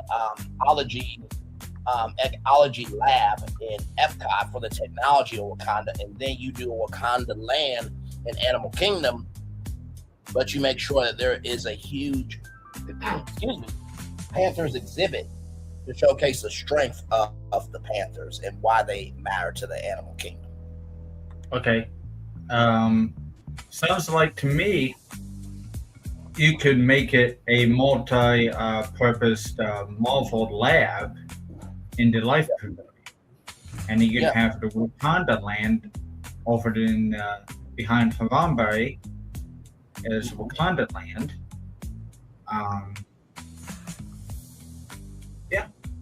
It was a very good presentation. Does my logic make any sense about like having more than just Wakanda in the Life Pavilion? Yes, absolutely. Because it only makes sense to me. Yes, absolutely. Now, I'll tell you this. I'm now a Marvel fan. I never grew up with Marvel. Right. Because, like, superheroes, they're fictional. They don't really benefit you in any way, son. So... Right. Absolutely. Moving on. Yes, let's continue on here. Studios' Tower of Terror, which I personally hope does not happen. And now has me a little bit concerned. Another possibility is Epcot's Wonders of Life Pavilion, which we have been speculating could finally get some attention from Imagineering this year. It does sit next door to Guardians of the Galaxy Cosmic Rewind, and it would kind of make sense if Disney wanted to expand their Guardians footprint over to that pavilion and let it be Xandar's Epcot Pavilion. On the other hand, if Disney was able to work out... You know, I'm going to ride at dawn with Florentin on this. Is that hair or is that horns? No, those are horns and that's hair. Okay. I'm gonna ride at dawn with Florentin on this one. World Showcase should be about reflecting the world and the realness of culture. I agree with you. I wasn't. And if we're not adding another country pavilion, yeah, I mean, the sidelines is very important, and I don't want the fantasy. Well, I mean, even if you were gonna throw in Abu Dhabi on World Show as a new pavilion for World Showcase, I mean, there's a strategic way that you would have to build it so that it goes with the other countries, and building a fictional. And this world here, Wakanda, I'm not familiar with it, but since there's technology, in it, then it makes. I know it's still future world. If you want it, it still has technology in it, so put it in World Discovery. Yeah, no, I agree. We don't have any buildings up there. Yeah, I do agree with Florentin on this, that we should leave World Showcase to showcase the actual world. Hey, Because don't get me wrong about what I was saying earlier. I said World Showcase, but logic dictates that shouldn't happen, so that should go to Animal Kingdom.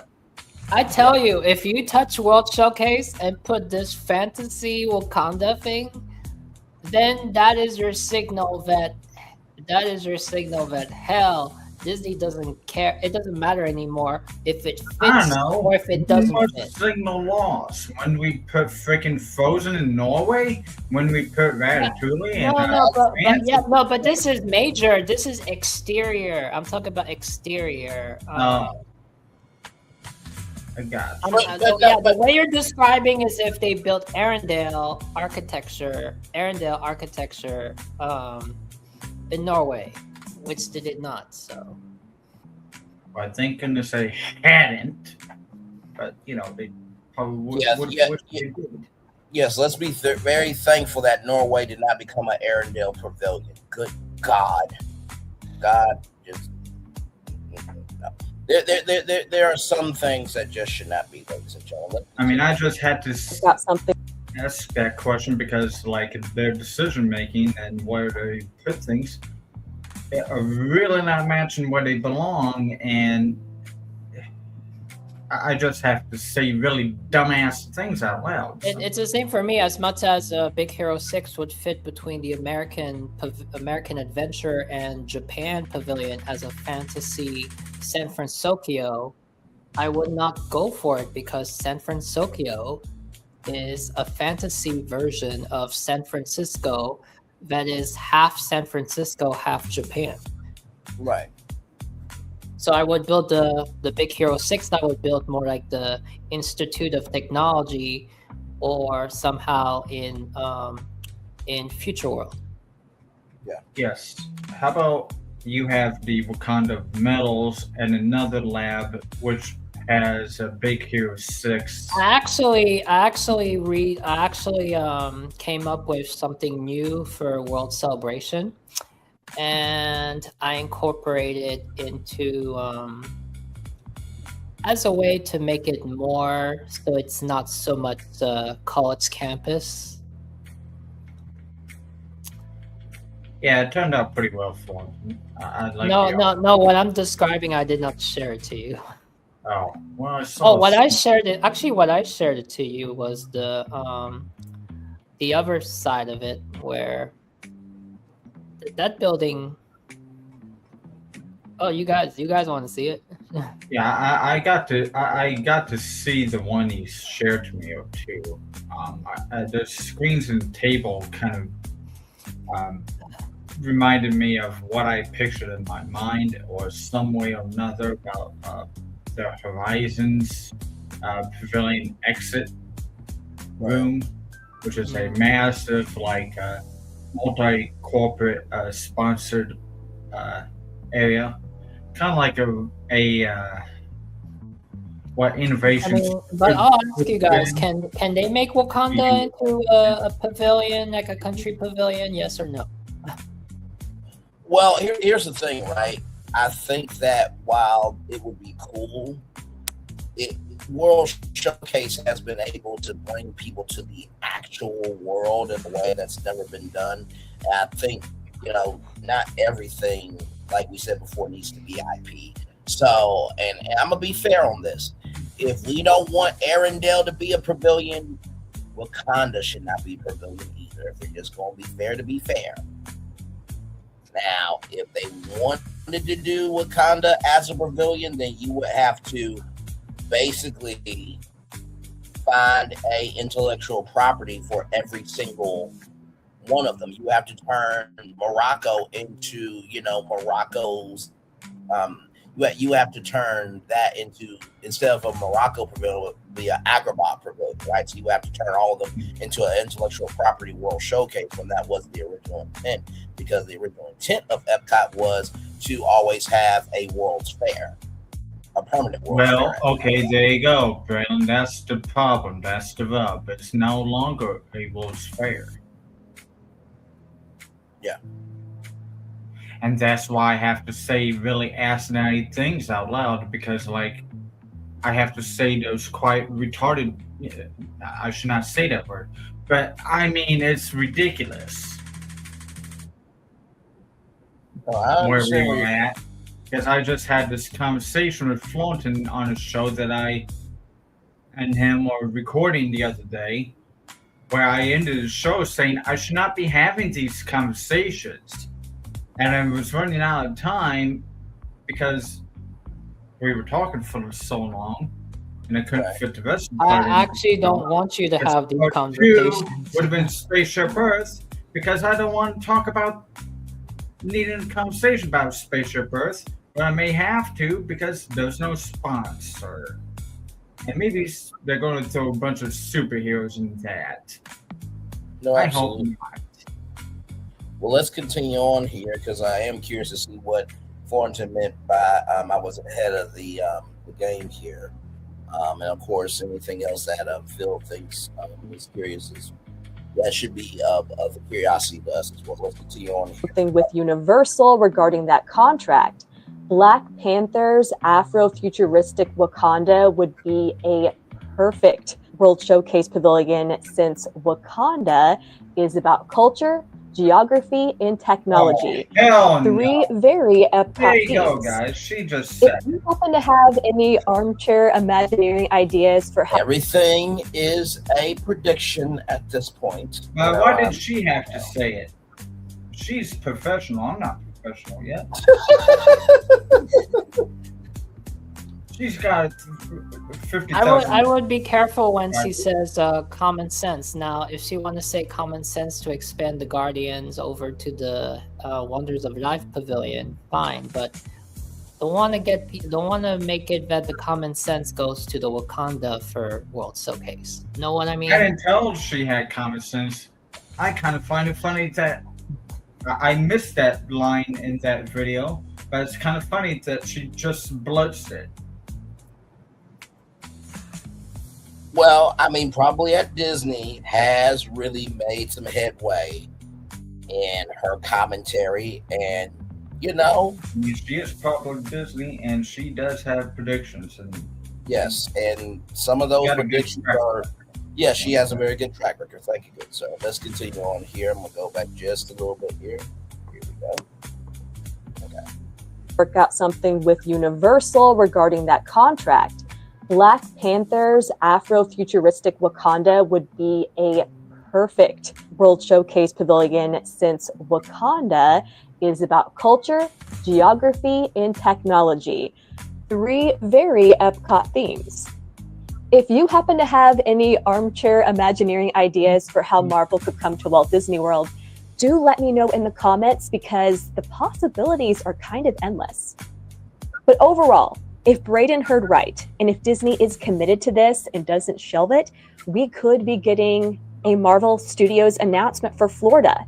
And as you can tell, that's a big deal in more ways than one. Before I get into the news about Villains Land's second attraction, I would so appreciate if you would consider hitting that like button and subscribing to the channel.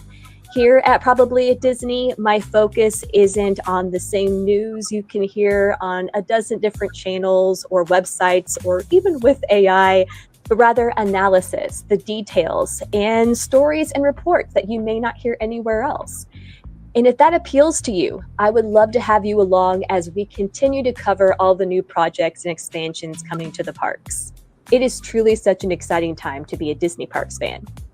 But let's get you back to our second topic today, which is whether Villains Land's second ride just got leaked. While Disney announced Villains Land for Magic Kingdom at D23 in 2024, this land is still very much a mystery.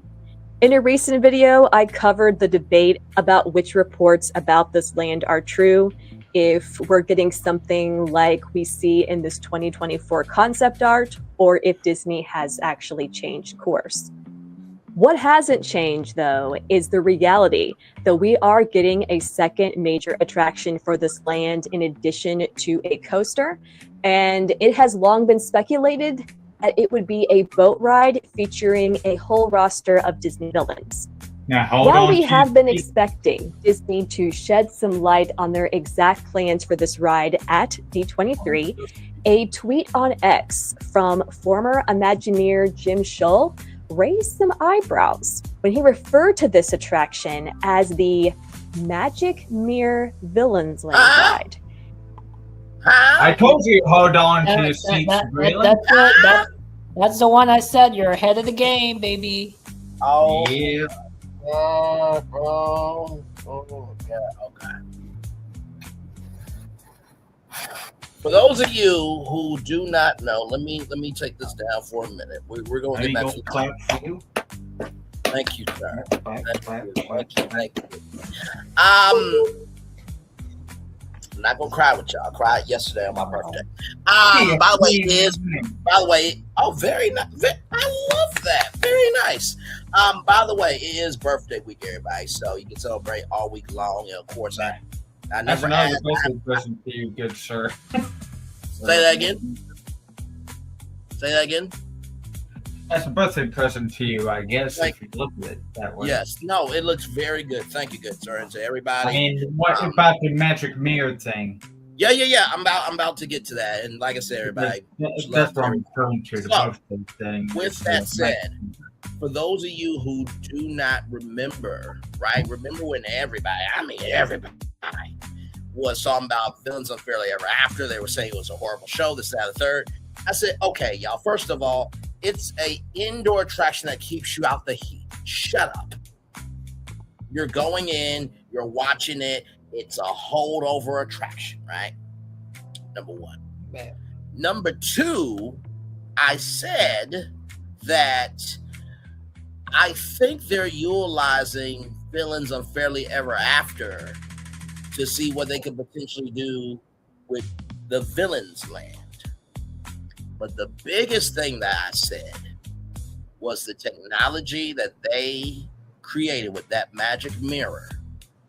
For the magic mirror to host the whole show was some special technology that we really need to pay attention to. Now, what I did was I said, hey, how cool would it be if you can go through a house of mirrors led by the magic mirror? Or if there was a show where the magic mirror tells its life story, you get to meet its family members, right?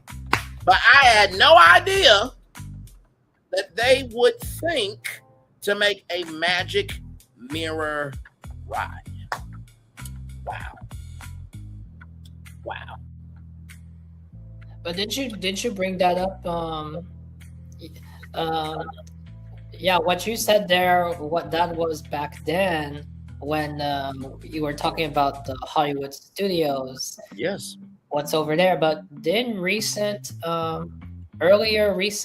this month, for more recent, you talked about it again, as you brought up. I think you brought up the magic mirror again as being a part of Villains as an attraction. I think you brought that up. Yeah, I did. That's why I said it's gonna be. It could be like a house of mirrors, or it could be like a stage show, right?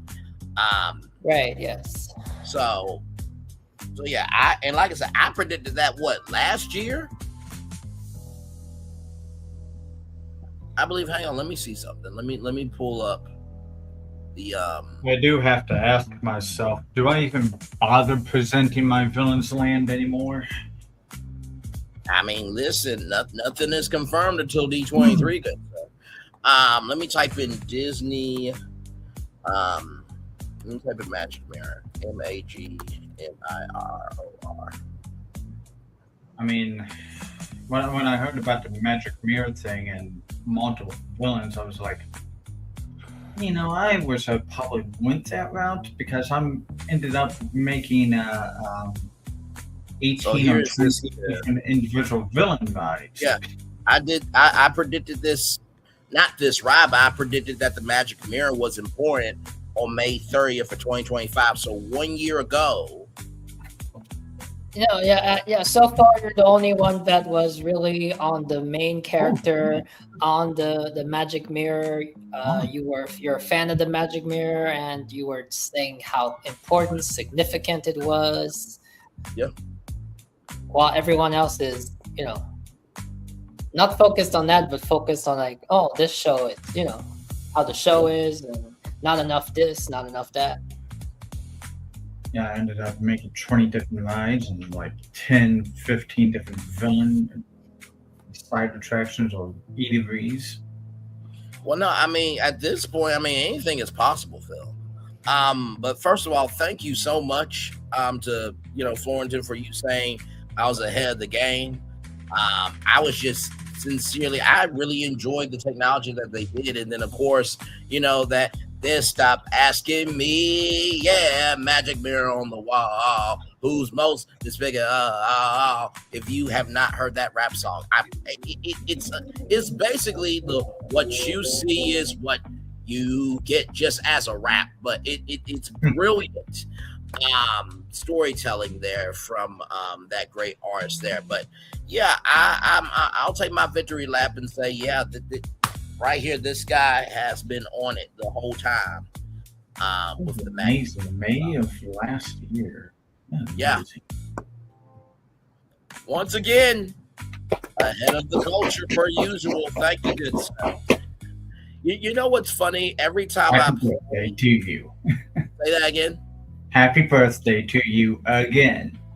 Thank you, good sir. 32 times. that part. 30. There's a meme that says 7 across the ass. I'm just like, you know what? I'm so glad that people don't do that no more, because it's like the older you get, it's like 32 across the ass. It's like, no, we're good. We're totally fine. But with that, past 50, your ass will just fall off. Yeah. At that point. By the way, everybody, all the love that I've been receiving, thank you so much. Y'all know I never ask for cash apps, but it is at the bottom if you want to give, but it is not required. I genuinely do this. We genuinely do this because we really do love doing what we do. And like I was going to say, the morning editions, I play the song A Lot Happens Early. And when I first did that, I really loved the song because it's just such an upbeat morning song. But, to that song's point, a lot does happen early over on this channel. Would y'all agree? I mean, hello, a whole prediction from last year comes back around before D23. Like, you can't make that up, bro.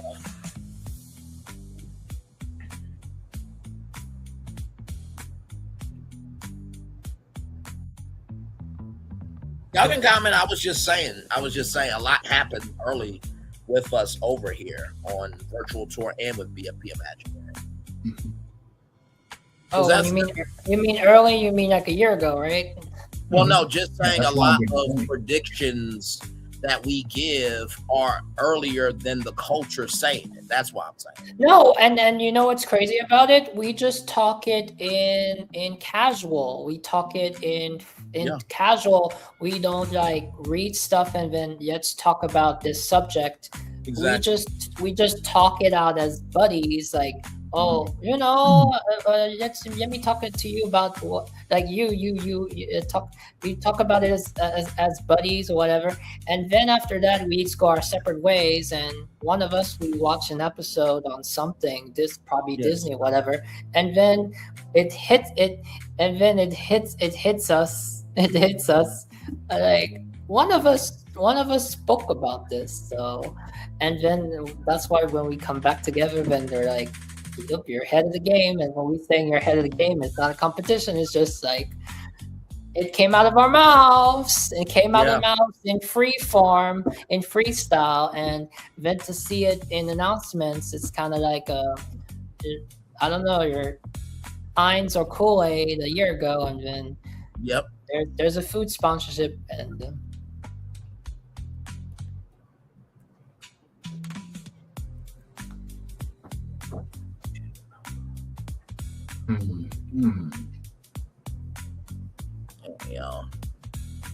Like, I'm going to pull up. Y'all saw my reaction when the previous couple previous, probably Disney, once he pitched the Big Hero 6 for the Pay Pavilion, like I went woo.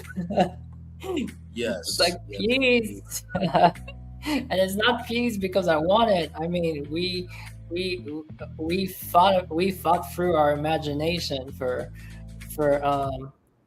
fitting that IP fitting that IP in Epcot. Mhm. No, When absolutely. somebody else throws it out, it's like, And like I said too, it's crazy how our predictions, and I think about Capture the Magic, right? Of when he said AI doesn't create anything new, but yet 3 men have been creating and making predictions that have been ahead of what even AI could do. AI. but isn't it making predictions without knowing it's a prediction? Say that one more time. It's making predictions without knowing it's a Correct. future prediction. Correct. Possibly. Yes. Absolutely. This is a big one. Wow. Let's keep going. And questioning if D23 will confirm that Oceaneering International is the ride vendor for that attraction, along with Avengers Infinity Defense coming to Disney California Adventures Campus. Now, hear me out, because I do have additional evidence for this. But first, I want to note that while I know Jim Shull gets a lot of criticism, which I understand, right now, for instance, he's getting blasted for saying Zootopia is replacing Disney California Adventures Avatar Land, while Disney's latest earning calls seemingly suggested the opposite. Well, here's the thing, though. Jim Shull really shouldn't get any hate on that, because other people also said that too, right? I mean, I get that some people they say things just for a reactionary response, but that was talked about, right? That Zootopia was a replacement. Yeah, but some people are saying that Zootopia is replacing Avatar, and Avatar is not happening. Me is different. I more predict that perhaps Avatar is coming, but it's moving to another area, and this area can be Zootopia or something else because it fits more with the area. But also too, remember, 80% of communication is nonverbal. And as you guys know, my job in this trio is to say the quiet part out loud. Now, I'm going to just zoom in here. And we all know that the reason why Zootopia is all of a sudden now a consideration is only since the results from Zootopia 2. No, correct. So I zoomed in there. You guys saw that. I'm zooming in here. Y'all see a pattern here. It's so interesting to me that I see area, land, experience.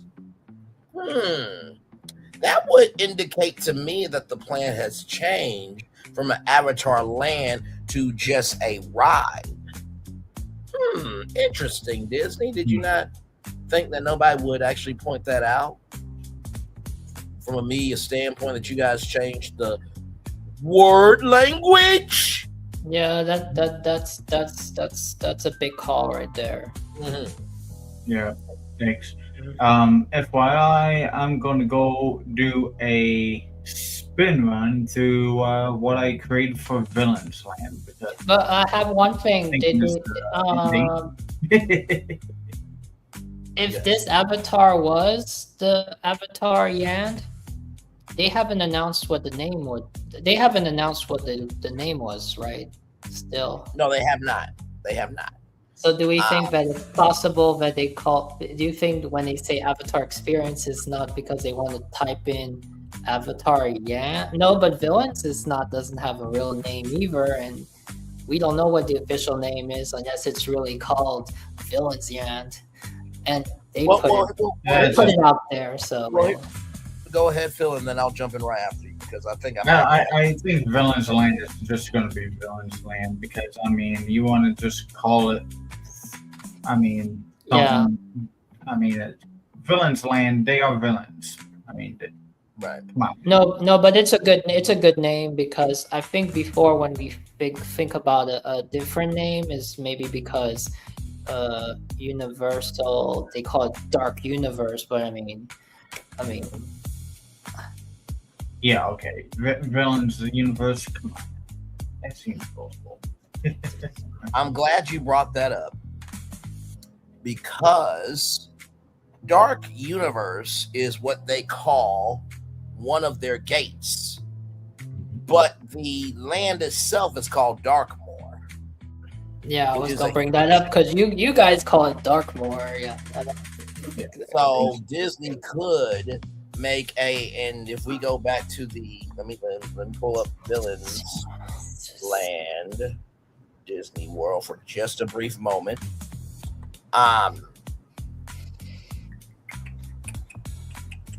Come on, we're live here. Thank you so damn much. Thank you so much. If we look here, this does look like it is a village of some kind. Kind of interesting because I made a villain village too that might be endangered. So, to that point of this concept art and Phil's brilliant plan that he has, who's to say that they may reveal a fictional village for Villains Land? Yeah, my village, which was basically came about when you and I were on Lorena Creole's channel, and we had a guy named Kiss My Grits suggest. Grits as well. Hopefully, she's doing good. Yeah, he's renamed himself, but I don't know what. Oh, it was. him. My bad. I was like, okay, I thought it was a she, and then I hear Phil saying he, and then I hear Brian say she. So which one is it, guys? It doesn't matter. It doesn't matter. Yeah, I recall that Lorena Creole mentioned that he, whatever, had renamed himself something else, but I forget what it was, maybe. But suggested building a villains area to in the general area of where Pleasure Springs is currently at because of Brainland put it there. But part of that's where it was going to go. Right. And put it underneath a glass dome. Well, I went through the idea of building it underneath a big, huge glass dome. Turned out very great. Problem is, it kept on getting bigger and bigger and bigger and bigger and bigger. And it got as we so many acres. So I had to say, well, this is going to be a theme park land. I told maybe you one day, and I ended up talking to some stranger online that was just that bigger than what I could fit underneath a glass dome. But I got that here to pull up as well to show you guys. Understood. By the way, y'all, this is a more, and thank you for that, Phil. This is a more fine-tuned picture, right? So you can see, the difference in the saturation. So with this up-close picture, shout out to Disney Tourist Blog for this, you can see that, this is going to be an actual village. You can see people walking through this village. Yes. So back to this here to finish it out. Here we go. But Shoal hasn't been proven wrong on this front just yet. Zootopia could still be coming to this space, while Avatar could be moved to another location as part of Disneyland Forward, which I think makes more sense. And Disney using outdated info ahead of a major announcement is not unheard of, even though I think it's not a great look. But here is what convinced me to share this report with you. On X, Scott Gustin, the Disney Parks online community's Walter Cronkite, if you will, and who is very much trusted, in his own D23 predictions, He also referred to this Villain's Land attraction as a magic mirror. By the way, I just want to say a Kronk-themed quick service restaurant. Give me one moment. But believe me, it's going to all make sense here. Give me one good moment. Give me one good moment. Where is it here? Where was it? Oh, here it is here.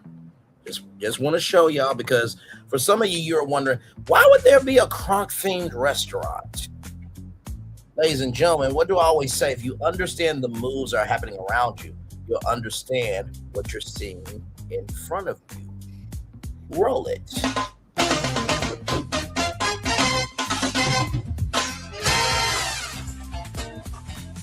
Yes, this was a movie.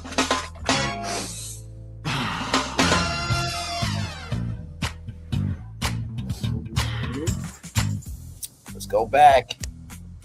That right there. Okay.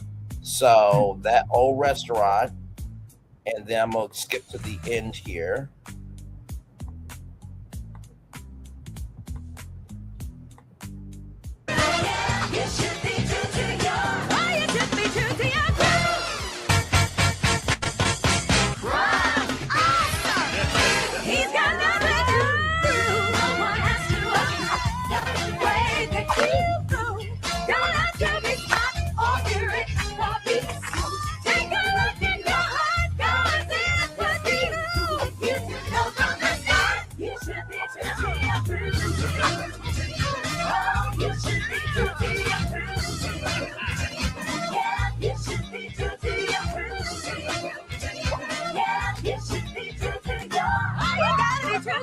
By the way, if that song is not performed at the restaurant, we are going to have some motherfucking ass problems, Disney.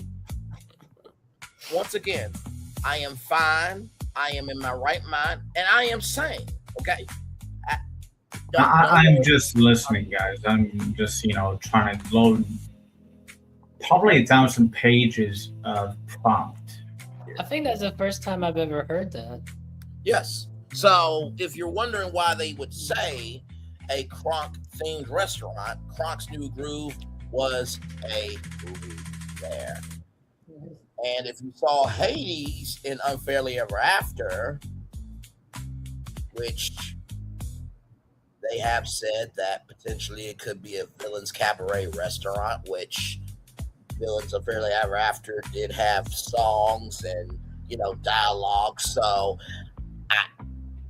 and then we got DSNY Newscast talking about a lounge theme to the Haunted Mansion or Dr. Facilier, which on a Disney cruise ship, you can actually hang out with Dr. Facilier as he, plays with cards.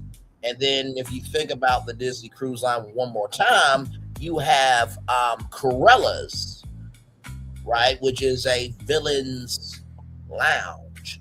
Ursula karaoke lounge. If you understand the moves that are happening around FYI, to add to what you mentioning, did he already mention Bay Lake Towers has a villain's lodge? I don't think so. Now I do remember Bay Lake Towers on the top floor of the DVC tower there. Yes, is the villain's lodge. The only reason why I remember that was because I think La Renee Creole, she was live from the parks, and remember she found that secret area where you could watch from Bay Lake Tower, and she talked about how the Villains Lounge wasn't really that good because it wasn't themed and stuff. I think that's the only way I remembered it. But yes, I do believe that there is a Villains Lounge on there. Yeah, it was more like I was there, but I didn't go there at all ever. It happened after I was last. So understood. Just wanted to put a word out that talking about villains. Yes. Understood that, sir. Thank you for that. Let's continue on here. And if you recall D23 2024, the Magic Mirror is who made the Villains Land announcement, along with Josh D'Amaro, and the Magic Mirror is the host of Villains Unfairly Ever After at Hollywood Studios, which features a ton of Disney villains. I have speculated that Villains Land could be the Magic Mirror's realm, with Unfairly Ever After being a kind of concept for this land storyline. So basically, I think there is a lot of evidence to support this Stop report. everything! But what is not being Everything!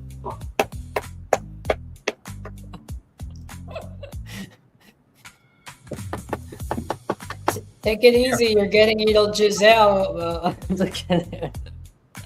Giselle thinks she listen. In the words of Walter White, I am the danger. Giselle thinks she's a somebody. I am a somebody. Okay, listen. Like I said, this is my first time watching this video.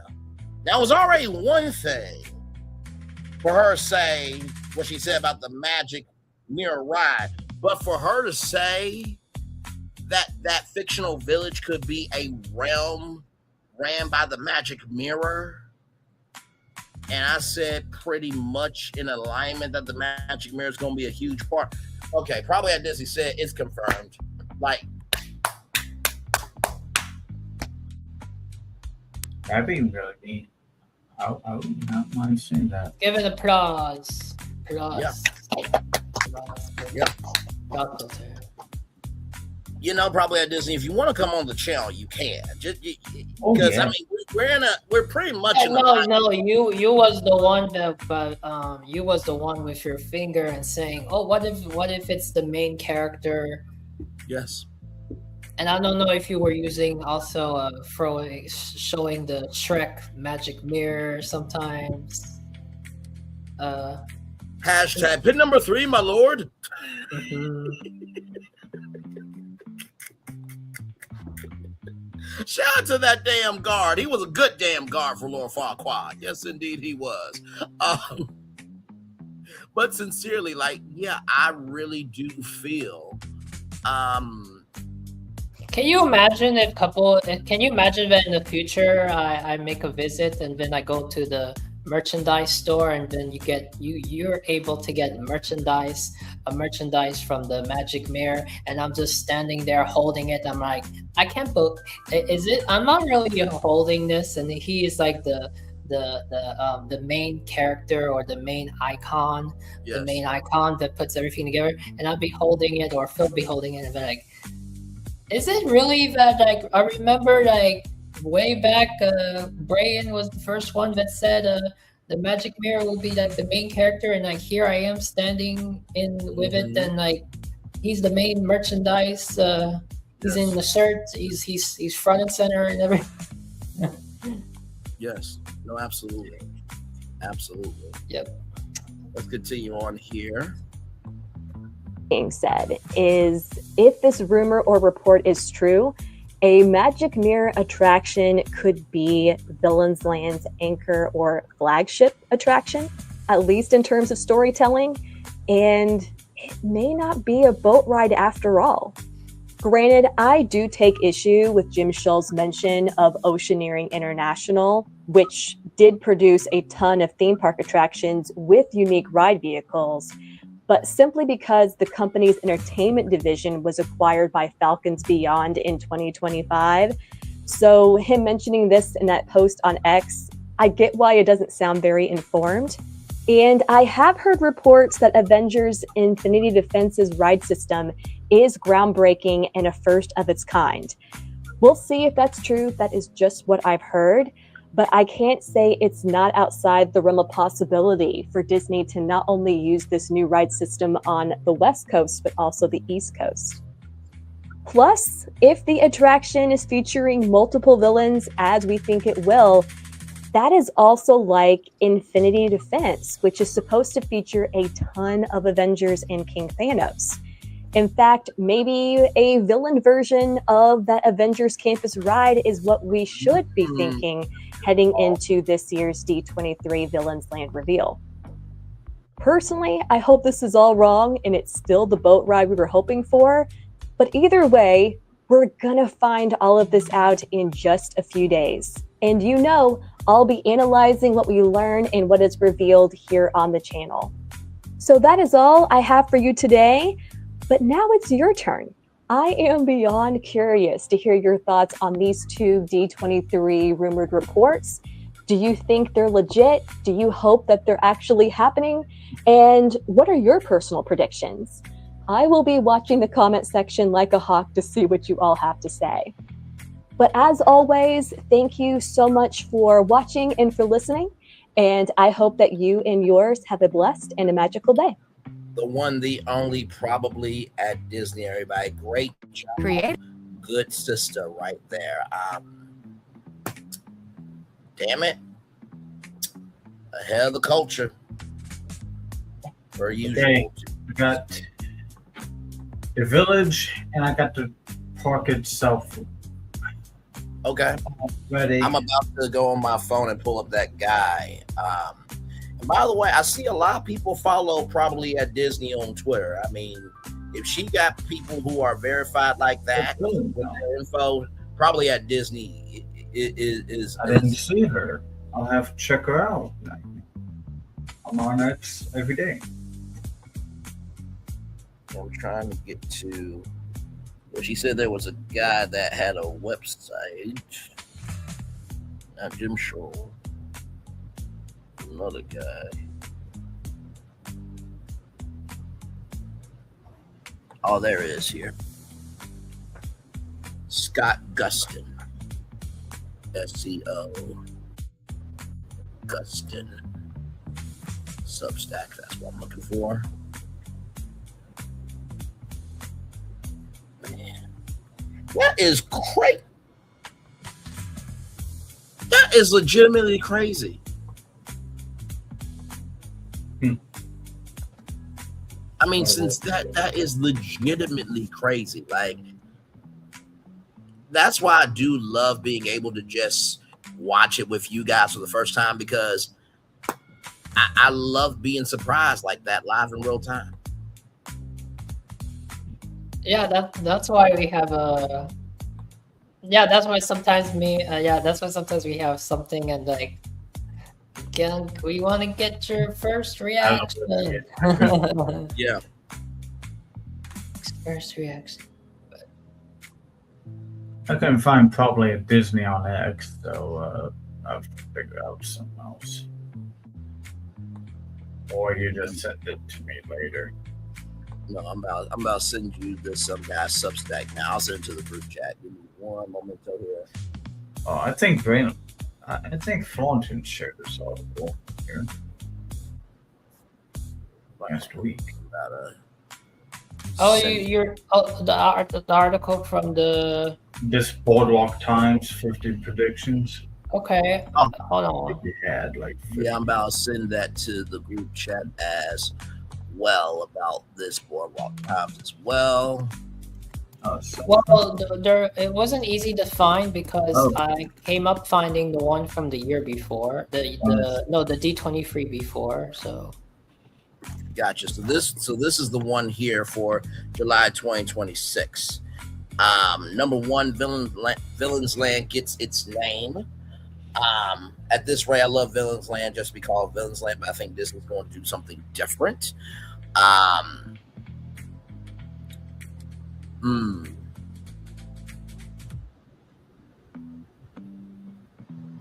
Yeah, no, that would be retracked in 2028.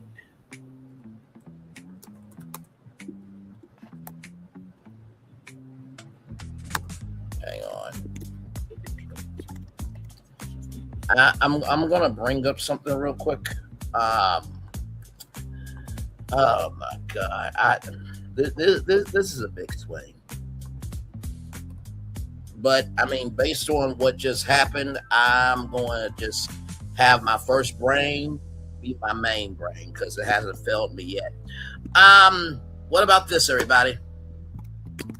Isle of the Lost is a fictional grim island from Disney's Descendants franchise where classic fairy tale villains and their children, the VKs, are banished. So potentially, ladies and gentlemen, I'm not saying that this could be, this, but potentially something here, because Descendants is a huge franchise. They just came out with a announcement that they're going to be making a movie with the sidekick's kid. So we're going to see Jeannie's daughter in a movie. So I'm not saying that that's happening, but like at this point, y'all, like we're ahead of everybody, and we get confirmation that we're ahead of everybody. So just wanted to throw that out there. What do you guys think about that before I move on to number 2? Yeah, you're right.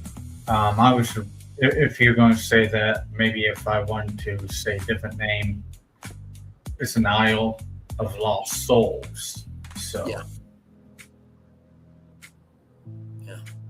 Florentine, your take on that before I move on to number 2? Oh, about the name? Yeah, the Isle of the Lost, bringing in the Descendants franchise and making that the Villain's Land. Yeah, that's good. That's great. I cannot come up with a name, so the names are like Darkmoor and Dark Universe. They're perfect, but having another name. So you said Isle of, both of you guys, name idea. Understood. Thank you. Although I won't be surprised if Village is in it. Oh yeah, for sure. And you know what? Also, too, let's remember this too. Imagine all the concept art that has not been materialized. Maybe it's something within some of those Disney movies, from Aladdin and the Hunchback of Notre Dame, that maybe there might be a villain's name that was in a concept art, or maybe a village in a concept art that could be the name for this too. So anything is possible at this point, for sure. Number 2, Villain's Land gets a surprise attraction or experience. Do we get a third attraction? What about immersive restaurant or lounge?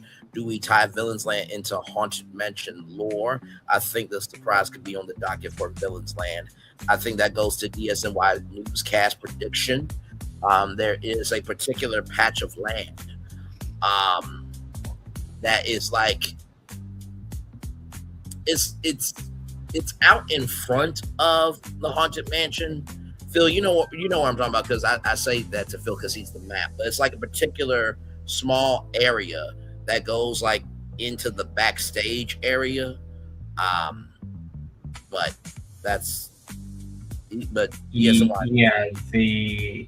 You're talking about a Haunted Mansion restaurant?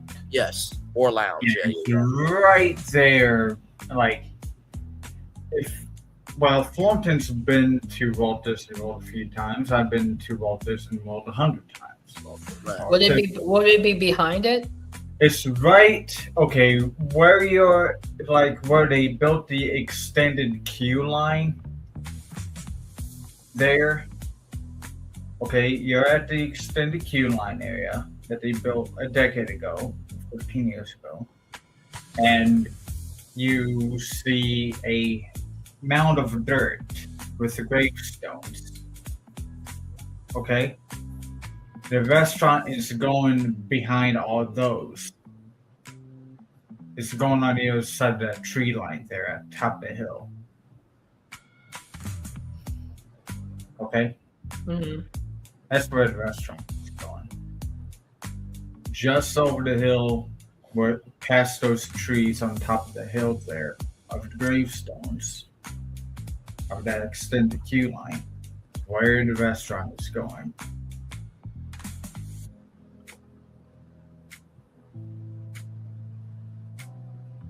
Now you know. Thank you, good sir, for that.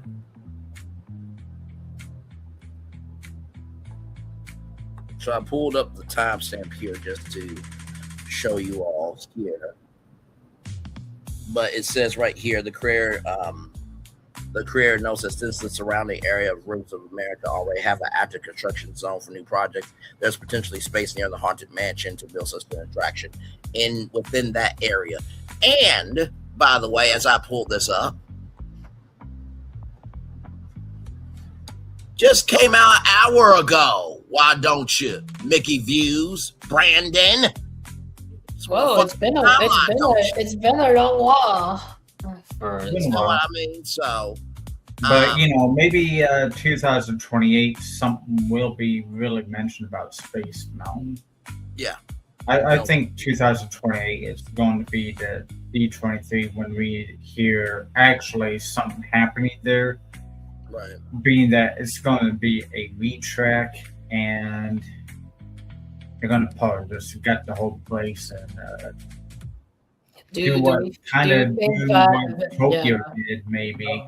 So you're saying that they're going to announce it this D23, or you're saying that they're going to announce Space Mountain will be next D23. If it's happening this D23, I'd be like, can you imagine if next D23 they announce that, and at the same time they announce like potential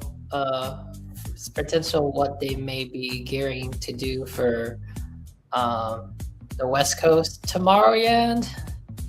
Now that is a potential. I think that might be in this prediction thing of 50 here. Pittston Peak National Park attraction details announced. Walt Disney Imagineering should reveal the details for 2 attractions, plus update concept art on how the area will look within Frontierland. Disney Cruise Line updates Fullerton's favorite part of the presentation. I kid. I expected a little news on the Disney Believe, but I wouldn't put past Disney to reveal future ships as well. The Encanto Indiana Jones attraction details. I'm expecting we get the attractions names for Encanto, Indiana Jones, and Tropical America's Carousel, plus additional story details. I'm sure that Joe Rody will be a part of that because he said that Tropical Americas was pitched 15 years ago. So, of course, Disney knows how to tie in everything to make a loop-de-loop and cool, make your shoes look cool. Shout out to SpongeBob. Monstropolis details from the coaster to the new show. Now, there was a newspaper that talked about Human Day, and they said 8/15, which is August 15th. So, absolutely, this is to come. They will highlight the Door Coaster and the brand new show coming to the land.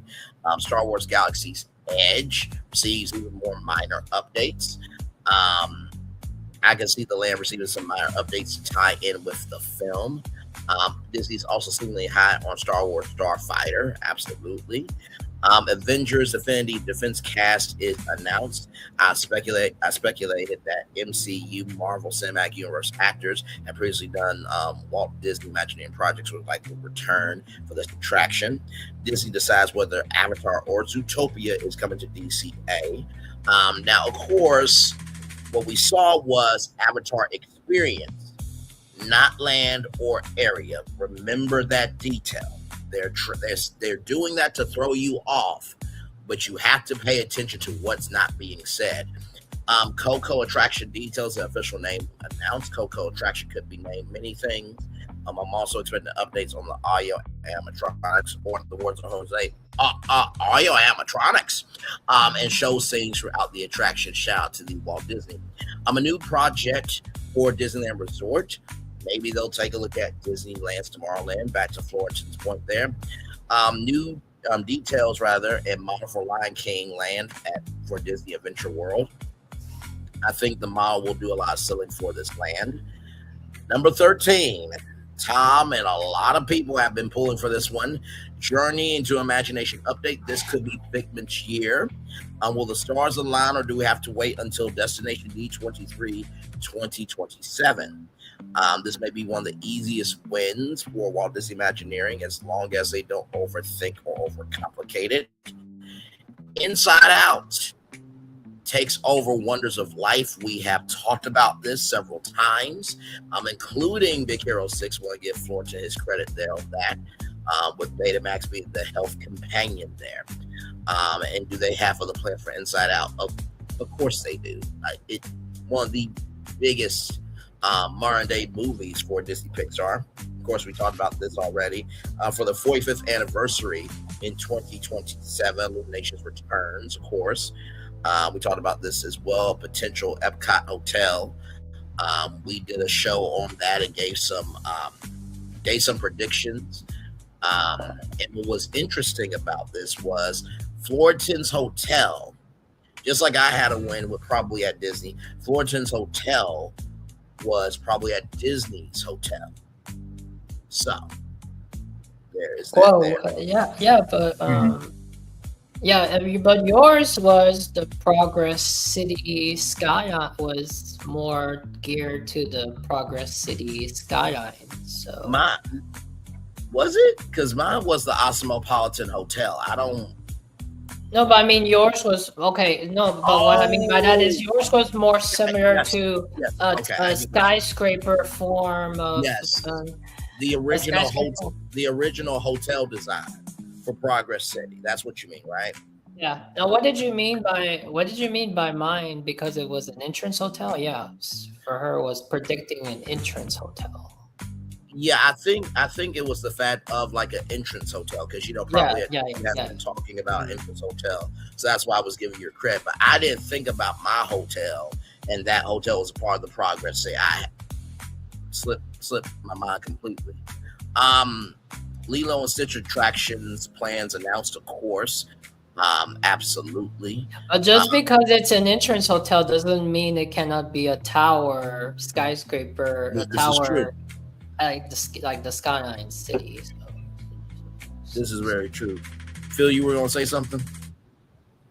I just opened up another window for Kristen Peak. Understood. Let's see here. Something windows you want me to open up? I got 100 I can open up. Understood, good sir. As a side bet, I think Stitch will be a stern character on a future Disney Cruise Line ship. Oh, absolutely, without question.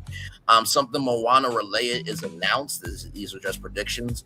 I think Moana is due for actual ride through attraction where I have no clue, although it seems like a boat attraction similar to Adventureland Magic Kingdom or something Animal Kingdom could be possible. I also wouldn't rule out Disney Adventure World in Paris. A new nighttime spectacular for Animal Kingdom with drones and aquatronics. Will the show be themed to Avatar, Moana, or something else entirely? I'm going to take a swing here. I think that the way that they did Journey of Water, I think they could magnify that concept at Animal Kingdom. Yeah, but the thing is when they incorporate the IP, they can do it at any park. But Correct. If they did that at Animal Kingdom, is almost as if they did that Animal Kingdom for the water show, wouldn't it have been better than at the same time they built that Moana area instead of the Encanto. But Animal Kingdom is so big, they can. I don't know. Here the map? Is there how much expansion space is there in Animal Kingdom? Is there a possibility that we can still have if they still want to bring that Moana area? If it doesn't go to yes, because I don't think Adventureland has more room than an expansion to Animal Kingdom.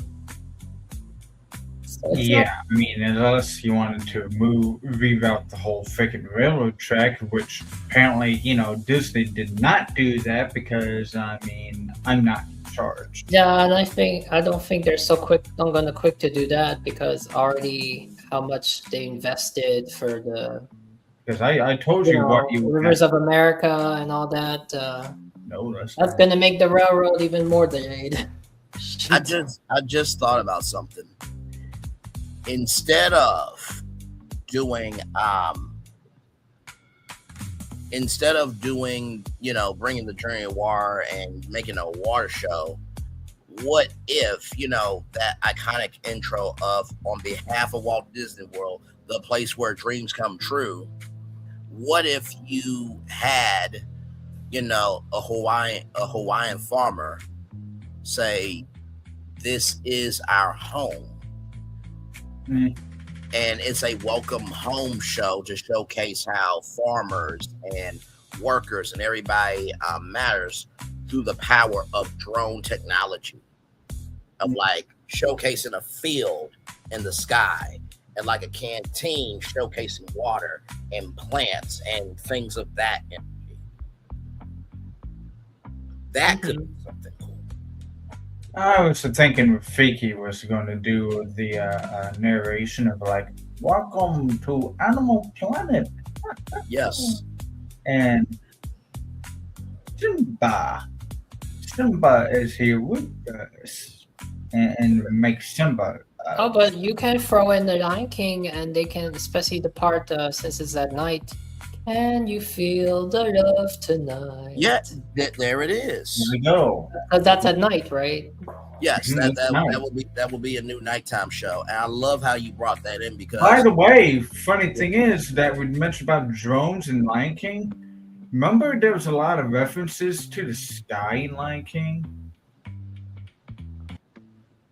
Like, oh look, Simba, your father. Oh yes, Ooh, very, can you very they good. make the father with Very good. drones? Very They- good. they- Yes. yes. Okay, so imagine a welcome home show where a farmer is talking about how everything has purpose, and you see different parts of the farm and different parts of the animal kingdom in drone form, and then the finale is Mufasa. That's how we do that. Very well done. I like that. That. That's very good. Very Just good. put more IPs and like, Yeah, absolutely. And plus, not only that, like it would extend the nighttime hours because everybody wants to see animal. If it ain't gonna happen this D23, next D23, because Encanto Tropicals Americas is definitely already open. But, No, absolutely. We talked about this already. Something Marvel related to Walt Disney World. The two have mentioned it on previous Disney calls and meetings. They want looser restrictions. There is that. Updates on the Spider-Man attractions around the globe. I think Scott Tollbridge will take the stage to discuss Spider-Man's attractions around the globe, which will include the Drop Tower in Hong Kong, which I believe that's a different Drop Tower than the Twilight Zone Tower of Terror Drop Tower. it's kind of funny coaster. because you mentioned Drop Tower and like Drop Tower in Hong Kong Disneyland. Yes, absolutely. Spider-Man. Yes. I just thought it was like, did you just mention it just because of Hong Kong here? No. That was its own original idea before that. But I think the Drop Tower You know what? Hong Kong You is like. could pre-clap yourself. I'll clap for you. Thank you. Because I think the Drop Tower here is like just a regular drop tower, but I meant like going into, the New York apartment, and Spider-Man has to save you within the apartment, which is a bit more thing than just. But it kind of has the same concept of like I am a web, and it goes slingshot up and down. Maybe. I don't know. Yes, absolutely. Which, by the way, everybody, for the roller coaster at Shanghai Disneyland, it will also feature the first Spider-Man themed land. So there is that there. Haunted Mansion gets a beacon barrel type lounge. It's a no-brainer. I want to give a shout out to Jack Kendall, DSNY Newscast, for bringing this idea up every chance he gets, and he has been very consistent on that. So he definitely deserves credit if that comes for sure. Brief updates on Disneyland Abu Dhabi. And keep it to Disneyland Abu Dhabi. Don't do that dumb shit. That was a rumor earlier of Disney World Abu Dhabi. There's only one Disney World. But it's saying here, I think maybe they'll give the resort an official name. Disney announces a standalone vacation club restaurant.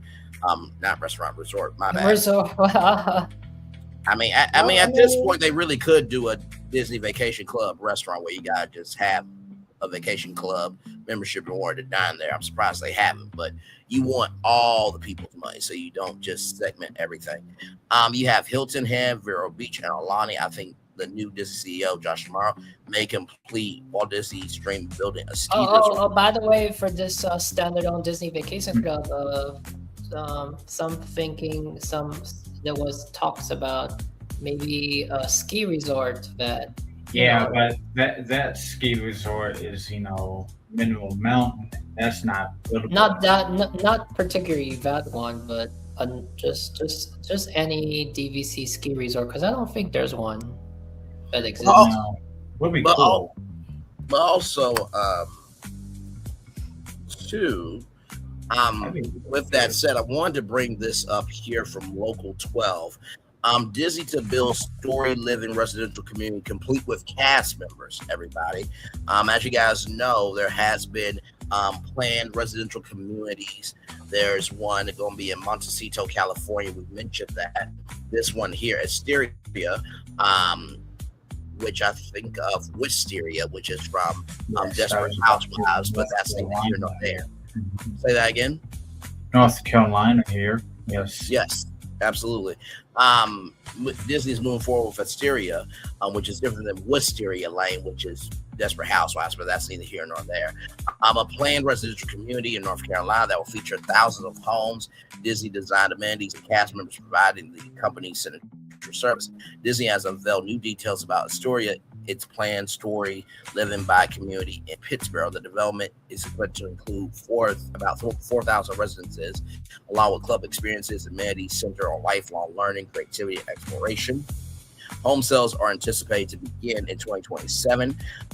Some residences will be designated for people 55 and older. The community is expected to have a mix of single-family homes and attached homes. Cast members will also be a part of the community experience, striving to provide the friendly Disney service visitors have come to expect from the company's parks, resort destinations. Now, if you know, of course, about Progress City, correct? You do know about that. You also know about Celebration in Florida. Of course, you know about that. But you also must know about Golden Oak at Walt Disney World Resort. We brought them up several times.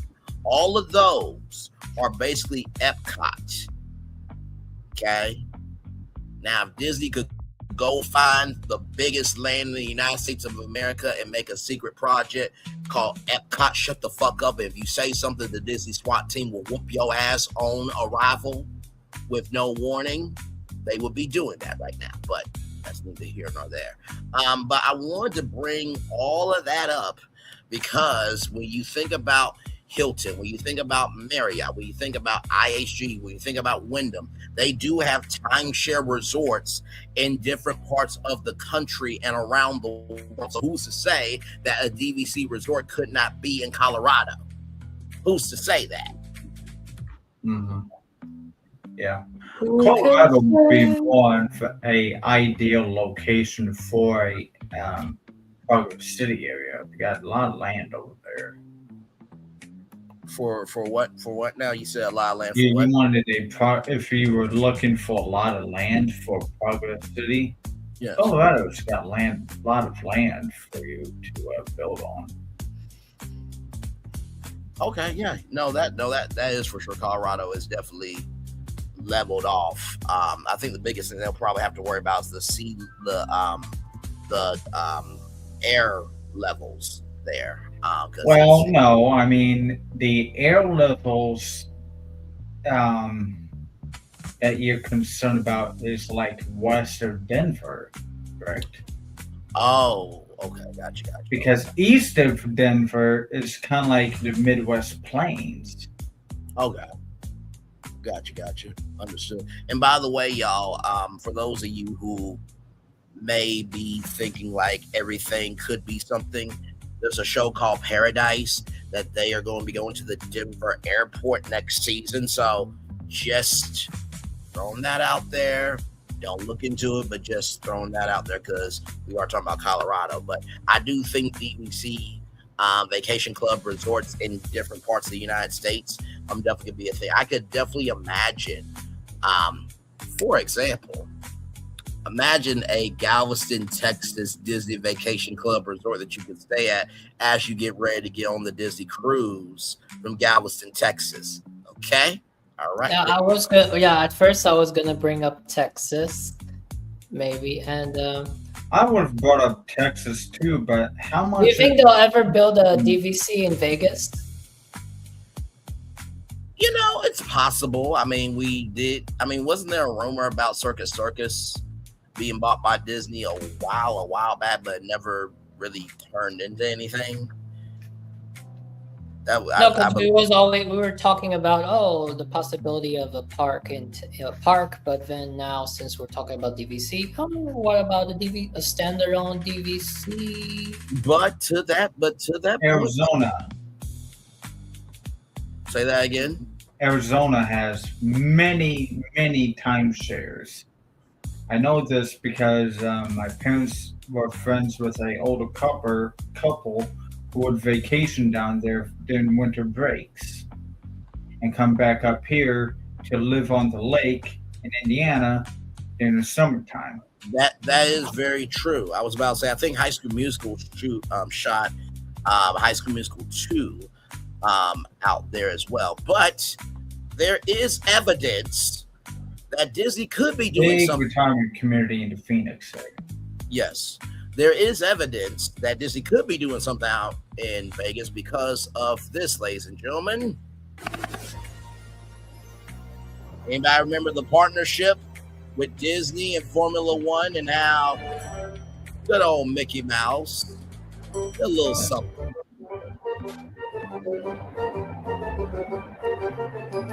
And of course, I'm going to switch the background to the moment.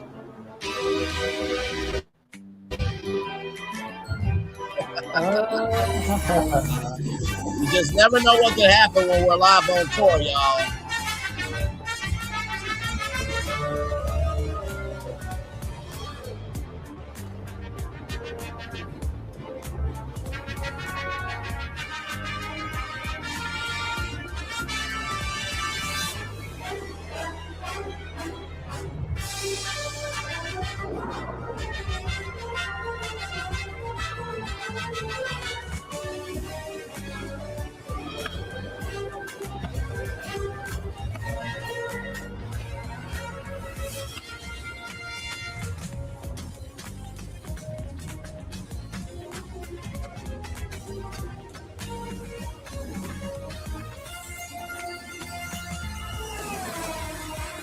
Not them bringing in World of Color.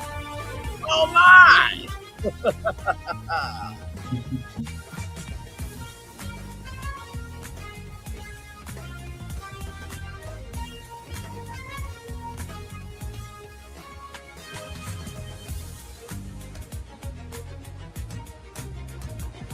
Look at that, huh? Oh man, I love what the fuck we did here. I really do. Water screen, oh my god!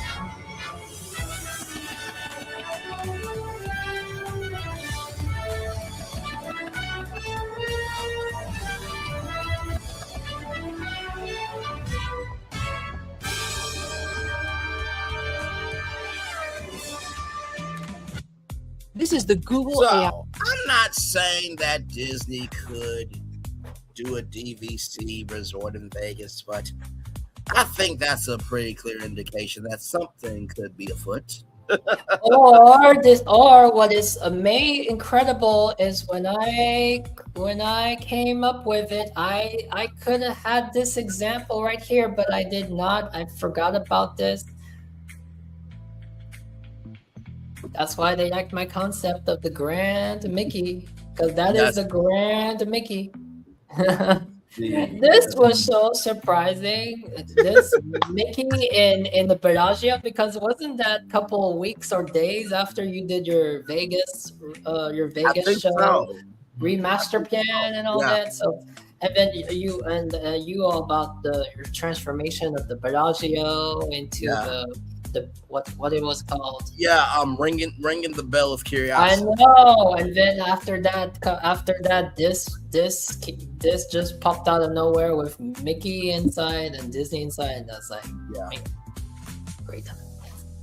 Yeah, Great surprise. Like I said, we are usually ahead of everybody per usual. So, but that was cool to bring that surprise to y'all, for sure.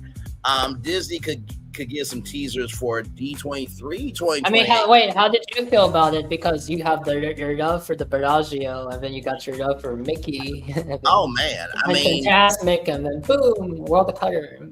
I mean, first of all, see, was it a dream for you? A dream? Was it a dream come true? Let me tell you something. For the people there, like, I hate them, but I don't hate them. You know what I mean? Like, I would love to see that in person. But how you could really tell I was a Disney head was the see what you can find in your imagination. Vision fantastic. Da da da da da da da da da da da da ba ba ba ba da ba ba ba ba ba ba ba ba. Like that's how ingrained Fantasmic is. The only thing that could have been better, some kind of imagination, huh? And then but they did their thing. They did their thing for sure. Right here, I can see Neil Patrick Harris pulling a Kevin Feige. Is saying we're out of time to talk about the future of Animal Kingdom, post-tropical Americas, and what we're planning for Epcot Spaceship Earth, Disneyland Airs expansion, Shanghai, Disneyland Circuit Gate, future Disneyland Resort, and more. I think if they do that, that could anger the fans. So I think they need to, like Thornton said, one or two of these need to be talked about. But you don't need lead teasers, because at this point, you got to put up or shut up. An official launch date for the Disney Epic Games Digital Universe, absolutely. Been talking about their $1.5 billion advancement, $1.5 billion investment into that for sure. Concrete details. Regarding Spaceship Earth, they're just hopefully only going to talk about the show that was talked about on your show last week. Yeah, I do think that good time and stuff, and that's all they should do.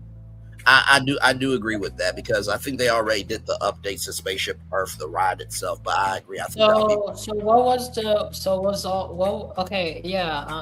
they did refurbishment, but what was the whole talk during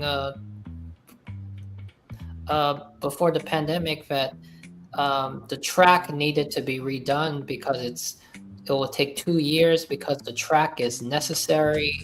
Was that is that true, or was that like just theories? I mean, if anything, I think that might be more talked about at D23. But I do agree with you, Phil, that the Spaceship Earth show will probably be with the TV and the movie showcase or presentation on Friday for sure. But if there's any update on Spaceship Earth, it'll probably be refurbishment, if anything else. So an official launch date and then concrete details as well. Disney teases Mickey Mouse's 100th anniversary. I'm gonna just say this right now. I'll also say something too, but you go first. Yes, thank you so much. War Times was first revealed that Disney is planning a company-wide celebration for Mickey Mouse's 100th anniversary. Now, I'm gonna just say this right fucking now. Does anybody remember the Vinylmation where you had those life-size Mickeys and the different designs on them. I believe that could be a comeback for that. But bigger than that, Disney, you fucking failed with your 100th celebration. 100 dreams to come true for 100 Disney fans. Find the biggest Mickey fans, and whatever dream they want that involves Mickey, make it come true. I'm telling you, that will be a viral campaign. You guys missed out on the fact for the Walt Disney World's 50th anniversary, you could give away 50 different trips to 50 different families, one in each state during Dick Clark's New Year's Rockin' Eve. On ABC, you could give away 100 different dreams, counting down from 7 p.m. all the way to 3 o'clock in the morning, and give away 100 dreams. There's so many different ways to do this. The Mickey hot air balloon that happened. There's some Mickey throwback things that you guys, used to have.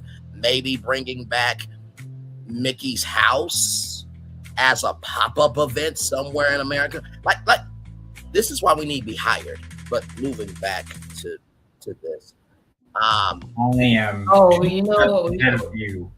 we have great ideas for the 100th anniversary. I got 100 ideas for Mickey and Minnie. There's a couple. I got a 100th idea for Pluto. I have a 100th idea for Goofy, and I also have a 100th idea for Donald Duck too. Understood, good sir. Understood. Was that what you were going to say at first? Yes. Okay, understood.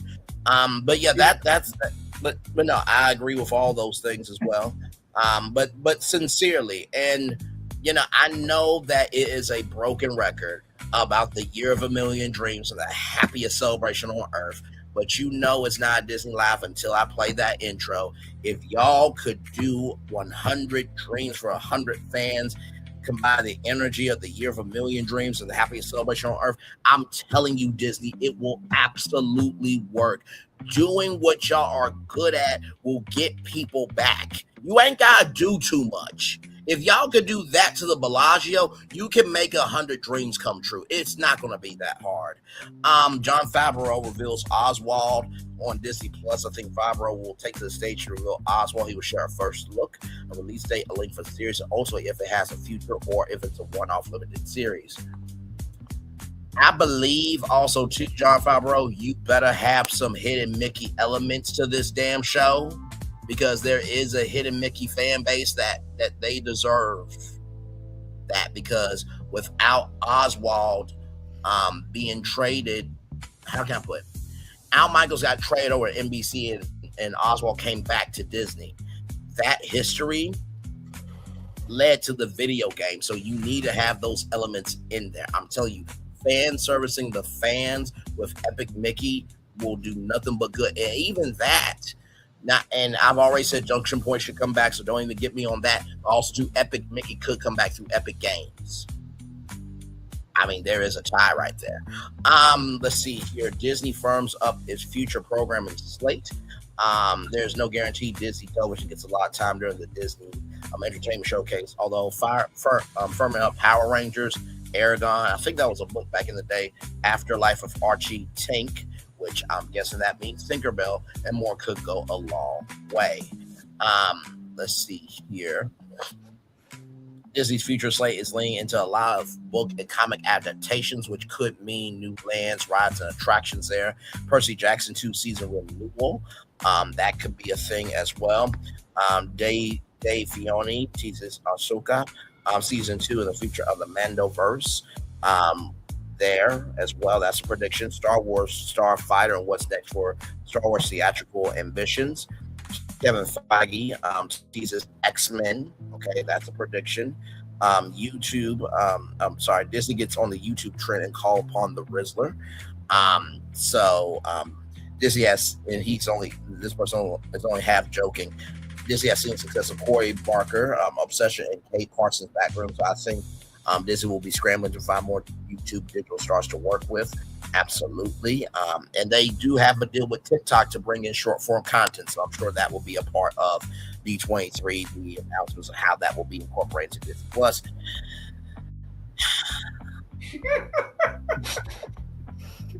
Frozen I- 3 and Frozen 4 I, updated. I will read it because this author wrote it. I respect authors I and mean, what they I wouldn't be surprised say. if they did, but seriously, you need a But- Frozen 4 after 3? Come on now.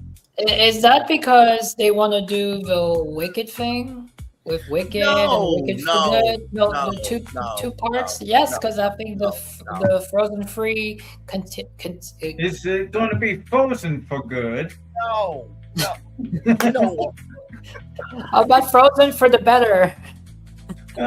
Frozen de-thawed. The de-thawed. Warrington, I'm gonna say this with so much love and so much grace and so much space. Did you just say Frozen for better?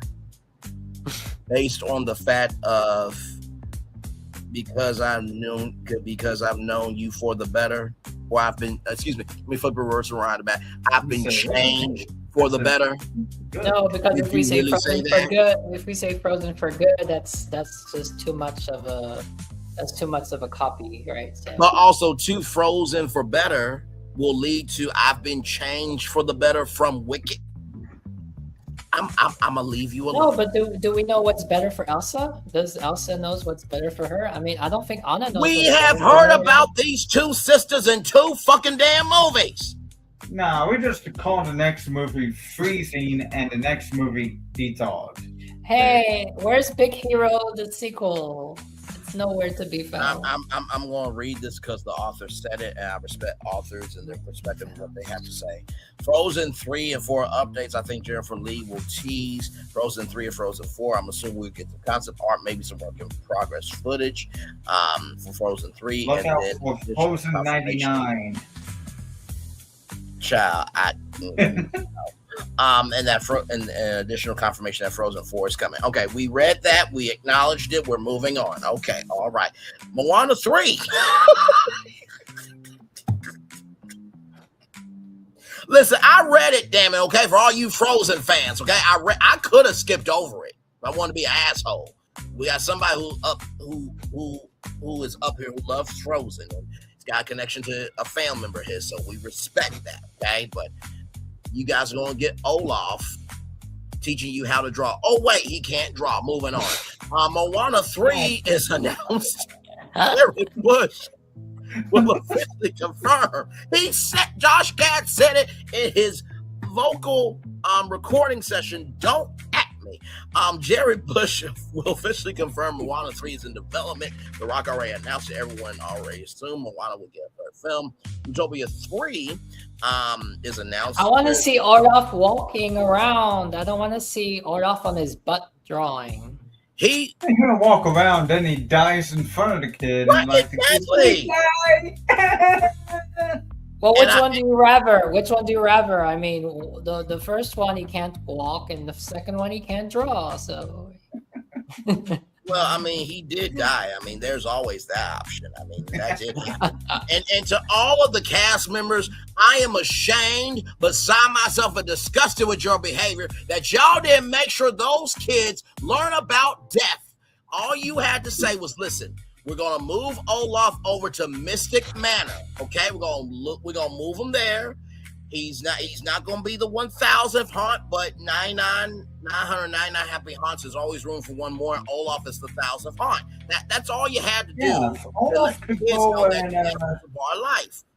Go yeah, ahead. Olaf could go hunt. it's with the- hysterical that you guys bring this up because past legendary films since Walt, there was always death in it, and Bambi was one of the most significant. But actually, the most recent one that came at the same time as Frozen, Big Hero 6, we have the big death of his brother Tadashi. So Yes. the fact that Frozen, the name Frozen, no one died in Frozen. There's no death in Frozen. Is hysterical. Yeah, since Brennan brought up being the 1,000th haunt, Yes. yeah, Olaf can draw. Oh, never mind. Wait. The parents did. So I take that back. So Yes. Phil, you were saying about the Thousandth Haunt, and correct, the parents. Yeah, Olaf can be in The Nightmare Before Christmas overlay at Haunted Mansion. You know what? Listen, don't you ever say we don't care about Olaf clothes around here. Don't you ever say we don't care. Now, for some of you, you are saying Braylon and Phil, y'all are being assholes by putting Olaf in there. Hey, then again, I sent to you. Then again, I could be just as bad as Thornton because I sent you a happy birthday message in the middle of the night, and it was Olaf jumping over the hill saying, "Happy birthday!" Yeah, it wasn't me. It was he started. It was me. But I have to comment. I have to comment saying, "You think I would do that to Brian?" I'm like, oh my goodness! You know, it is all good love, but also too, Jack Skellington is a snowman. Now, I would venture to say that Jack Skellington is more beloved than Olaf. Okay, I'm a venture to say that. Well, hey, the moment that Erica Raff says that Olaf does not belong there, then. By the way, there's snowing at the Haunted Mansion. Come on, now. And by the way, there are a lot of big titty golf chicks that love Jack Skellington. I just want to mention that community because we love them over here, and I particularly devour them as Jack Skellington. Yes, I have a Jack Skellington persona for BBW. So is the Olaf going to resemble the one on the Shrek 5 trailer? Maybe. It's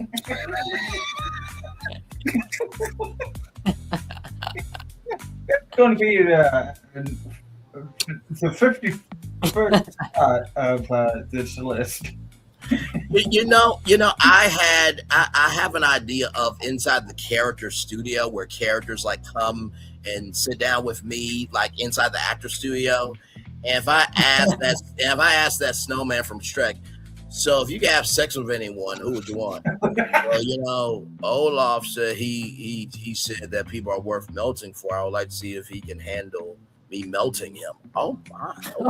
Well, go for prosper and multiply. Sexuality and fluidity are welcomed by everyone over here.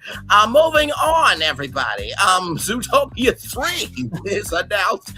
Jared Bush will officially confirm. That was a hard pivot. Officially confirmed. The fact that you, it's inside the actor's studio. I mean, that's deep. Florida, I'm trying to move on from this hard pivot, okay? This was a very difficult pivot. Zootopia 3, damn it, as announced. Let's get serious. Jared Bush will officially confirm Zootopia. Hooray, Dwayne Johnson. Yes, the second film just overperformed all expectations. It would be crazy if they did confirm this. All right, so she's not passing the baton. Actually, she has to still do Moana 3. So. Yes, and who knows if there is a frozen tundra in Zootopia, ladies and gentlemen, and we'll just leave that there. Florentine, shut up. No. That is storytelling relating to animals. You're not getting to add that. You're not getting to add that world to that world. We're moving on. Thank you so much. Wait a minute. Was there a frozen area in Zootopia where there was a bunch of mob bosses as animals?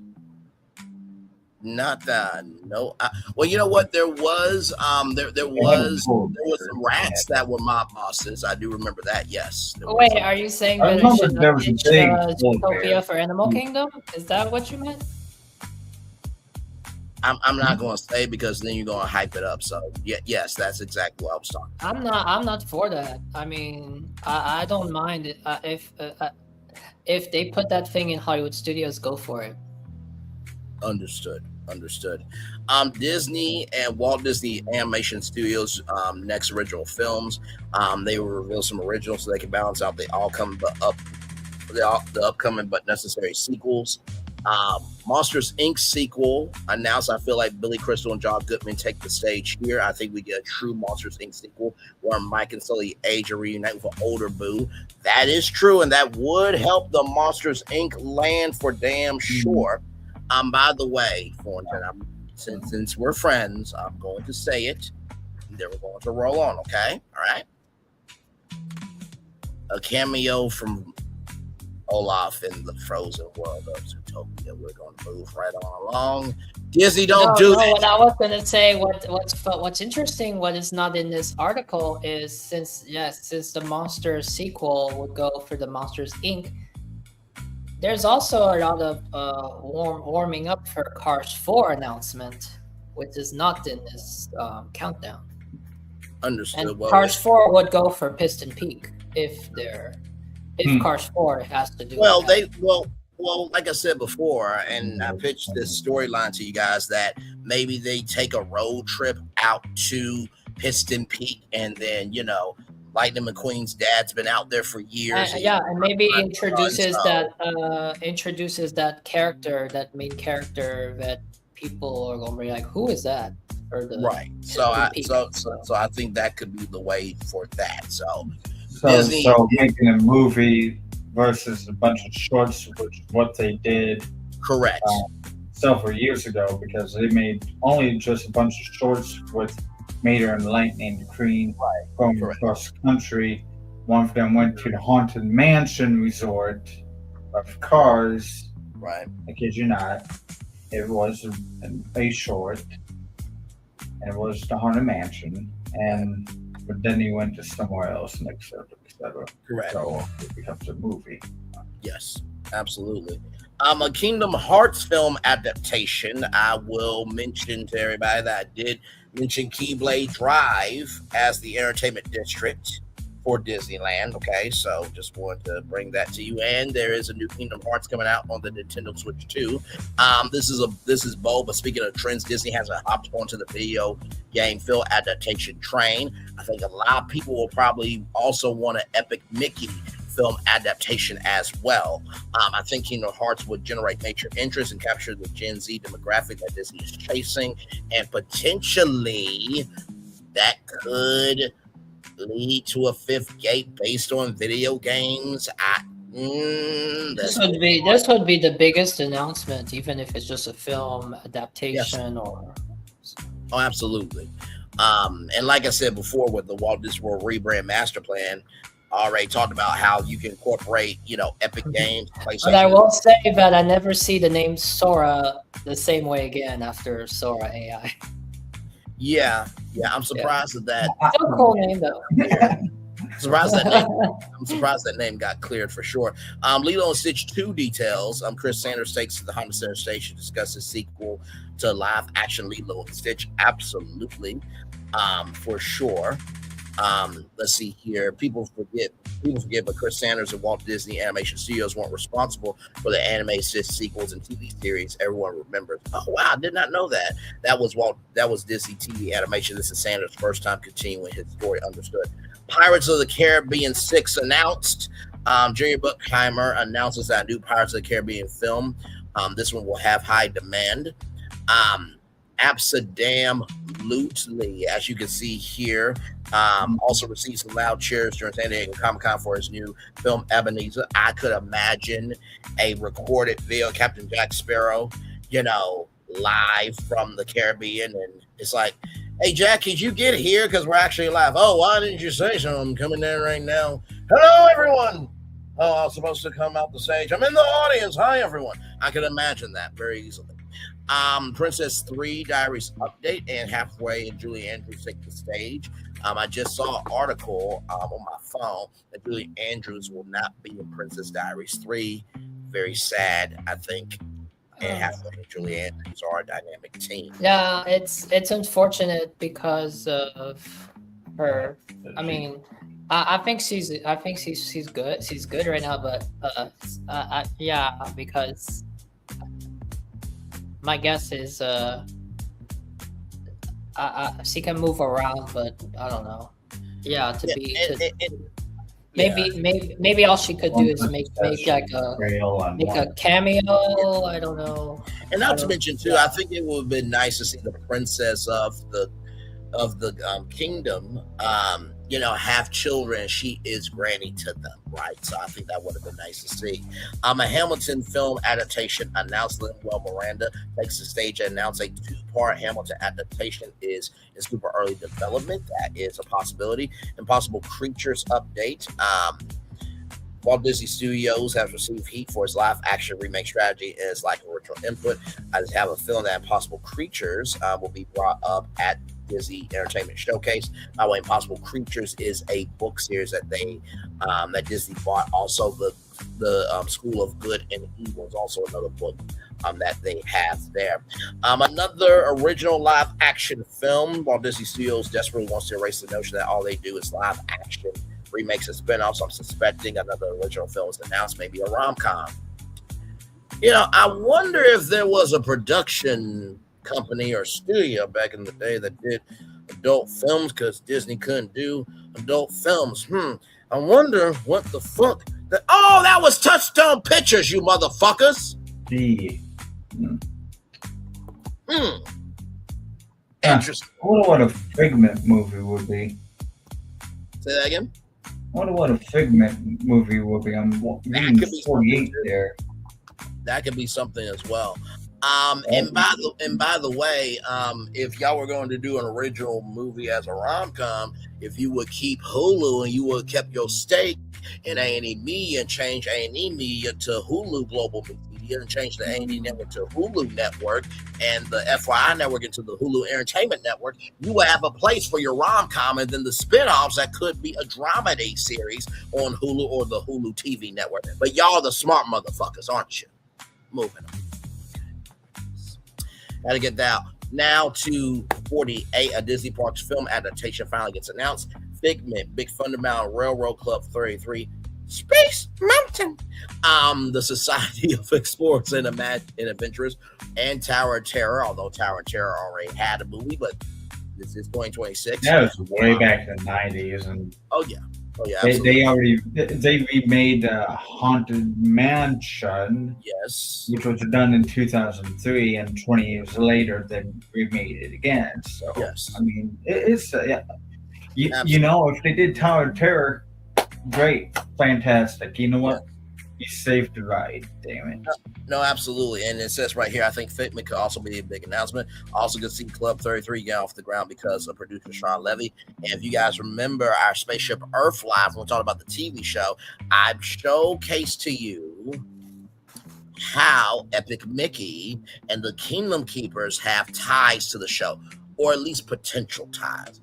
I think that doing Kingdom Keepers as a film adaptation would probably be your best route. The books are already written, so all you have to do is just magnify it. And not to mention too, oh my God, y'all own the parks. Wow, what a shocking concept. Y'all can film it in the parks. My Lord Jesus. Moving on.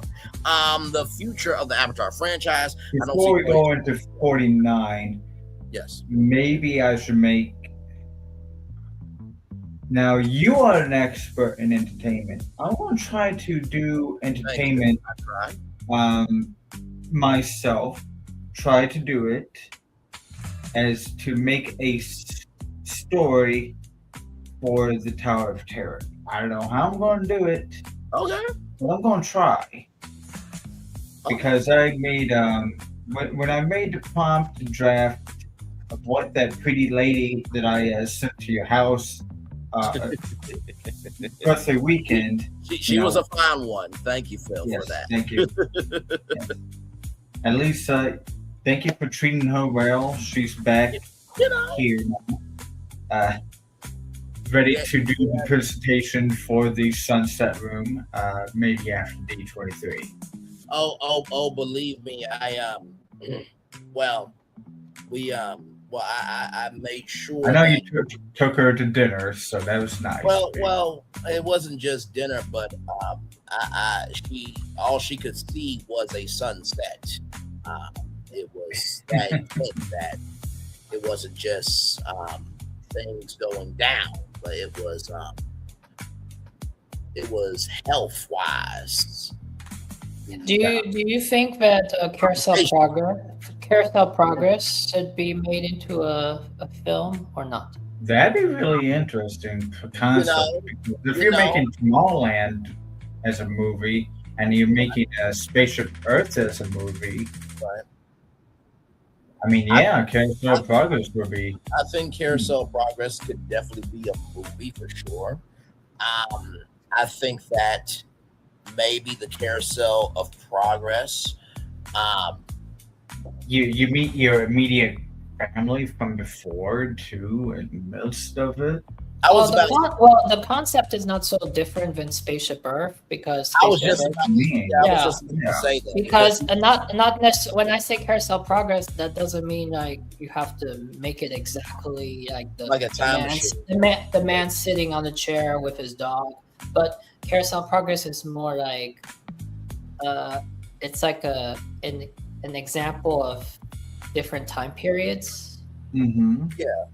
It would have to find different angles than just being a time machine because everybody will expect that to be the story. But I do believe potentially that could be something there. Or what you could do is you could combine like Carousel Progress with the Epcot City, because one way if you did a film on experiencing how it would have been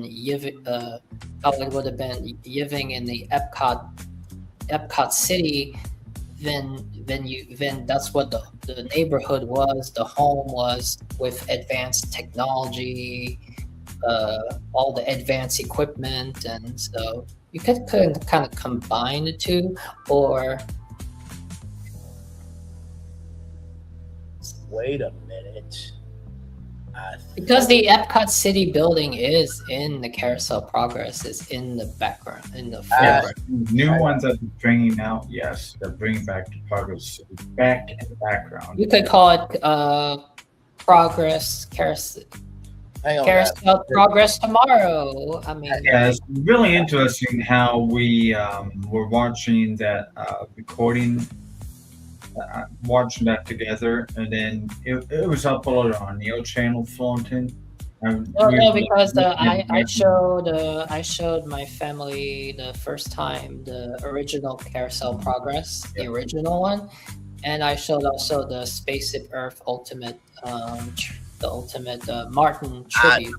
I think I got something, y'all. Yeah. What if, right? Let's just say the Carousel Progress are like different decades, right? And in order for those products to be repaired, right, they take those products from each portal into Progress City to fix them. But one of those products fucks up the timeline, and then it's a time traveling adventure. So basically, Progress City is the repair shop for the Carousel Progress. It's a bit of a twist, because think about the phone from the 60s is different from the phone in the 70s, right? Yeah. So there's different components and parts that you need. So Progress City is the mechanic shop to keep the Carousel Progress going. Something that happens with the Carousel Progress where they don't have any tool in Progress City to fix the Carousel Progress. So now you have to go beyond those decades into Tomorrowland, and then there it is, potentially. Yeah, it kind of reminds me of the Robots film. He Yes. may be certain rusty, but then he travels to this future city where the robots, they're way better than he is, but the whole point is he's an inventor and he's a Yes. so. And Robots is definitely a classic film. It was one of Robin Williams' greatest hits for sure. And thank you for that, Florentine. Very well said. 49, the future of the Avatar franchise. I don't see 20th Century Studios getting any time at the Disney Entertainment Showcase unless Avatar has something. Part of me thinks we may get quick confirmation that the next film is in 2029. And then finally, The Muppet Show gets a season order. This may be the biggest no-brainer of the entire list. The Muppet Show deserves a full season. What more does the Muppets have to prove? And maybe from The Muppet Show, you could turn the rock and roller coaster and then that theater into 3D. Just a thought, Disney, But that's been high on the list. But yeah, we reached the bottom list. Yeah. So those are the all 50 predictions. Some really good predictions. Actually, you know what I mean? I see a little bit of everything.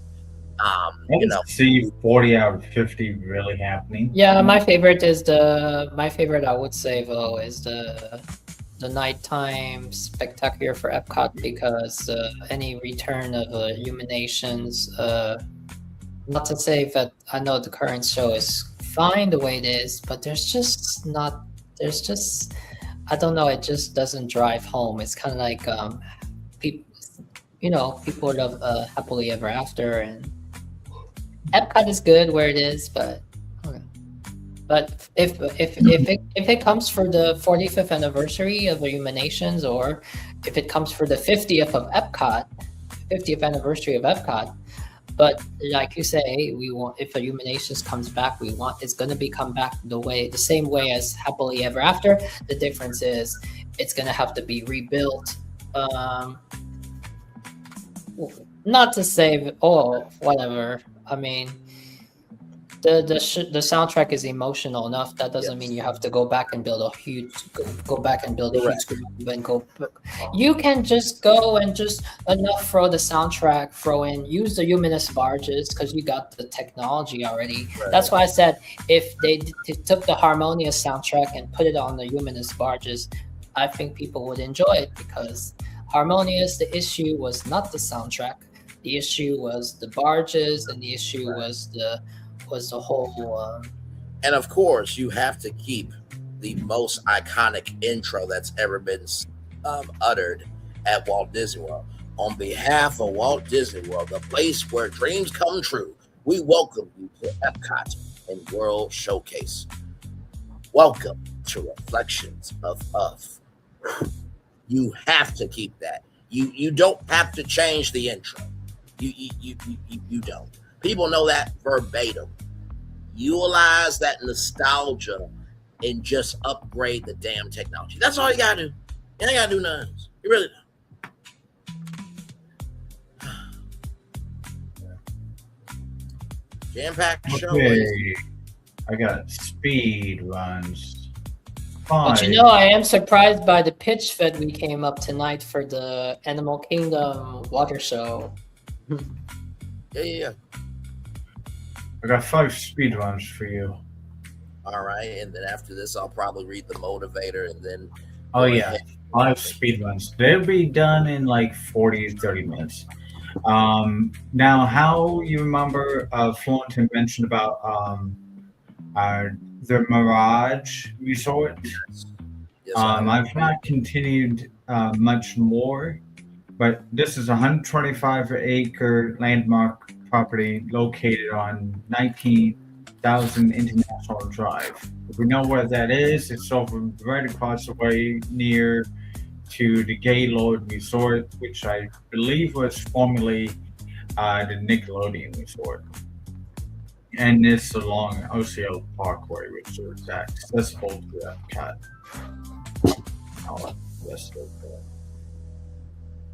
So this is the hotel resort, the Hollywood Hotel Resort. It's Art Deco, and here's a picture of that resort. Now, is this inspired by the Twilight Zone Tower of Terror, or? I didn't go for that at first, but it's like I'm considering it. Okay, because I mean it has elements. Because look, it's for image 2, it says Mirage feature. So this was trying to make a Mirage resort, but I went for a toss between the Mirage and Florida. Okay. So I made a 1920s like Florida theme resort. It's really stunning. Is if you wanted, oh, what's another thing that wasn't in the countdown was a Hollywood, a Hollywood Studios hotel, entrance hotel. Here's the lobby. I'm definitely seeing elements of Tower of Terror, the Art Deco style. I definitely see it. Yeah, if you want to know what the prompt was, it was go up here. And this is nice because just the lobby atrium, it's Art Deco, Spanish Revival. It would look like it was built long ago, a century ago. It shall be called the Hollywood Hotel Resort. So, I mean, you could say that it's inspired by the Hollywood Tower of Terror, but I mean, yeah, but I enjoy it because it's not 100%. So if you're really not a fan of it, you will still admire this hotel. Yeah, for its elegance. Yeah, yeah, it's located kind of right around the area where the Nickelodeon resort was, but this is a virgin land just on the others across the street from it. 125 acres, and it's along I-4, and it's at the corner of Osceola Parkway on International Drive. Sorry, in that little area, and you could go to Epcot in just 8 minutes from there. So I mean, Disney is buying land here and there still. Where they want to buy some 130 acres or 140 acres of land. They might one day, but they just have to move very fast to build this resort. To the next one, another one up here.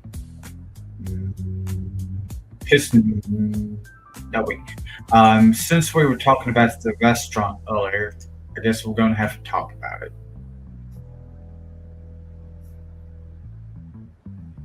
We were talking about the Haunted Mansion restaurant, and I made a prompt for you, so I'm going to have to read it on a different show, but it's going to be me skimming on through it, and then you'll see a bunch of nice pictures about that.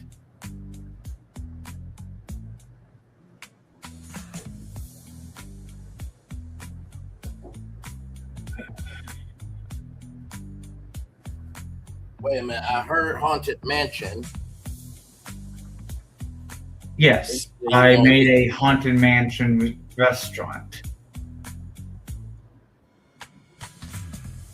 Very good. I was about to say, I wonder if you could do ghost butter. Like you can reduce the butter to a white. I didn't make the menu yet, good sir, but thank you for mentioning that. No problem. Y'all know what I was saying, that if they combine my Epcot entrance hotel with Brian's Epcot hotel, combine it together, because an entrance hotel, my entrance hotel was not a tower, and it was not based on the. Now this would be an example. This would be an example if we you can make that the entrance hotel, but at the same time it's more Epcot City. Yeah, that's definitely Epcot City. My God, that is brilliant. Of course, the monorail beam doesn't need to be changed because it would just be where it's at. Right. Oh, that's different. Yeah, you didn't show that to me. Yeah, Disney would need some years to build that. That's really good. Very heavy project. I mean, it will look beautiful in real life, but that would take some real time. Here's This interior is too much like a mall for me. I guess that's like, oh, that's Yeah, I was trying to avoid so much greenery in my image. I know this name, but I mean, it never. Yeah, that's actually different. got a Oh, little, that's kind of different. got a little space needle. What you got for me? Got a little space needle reference in the middle there. That's nice.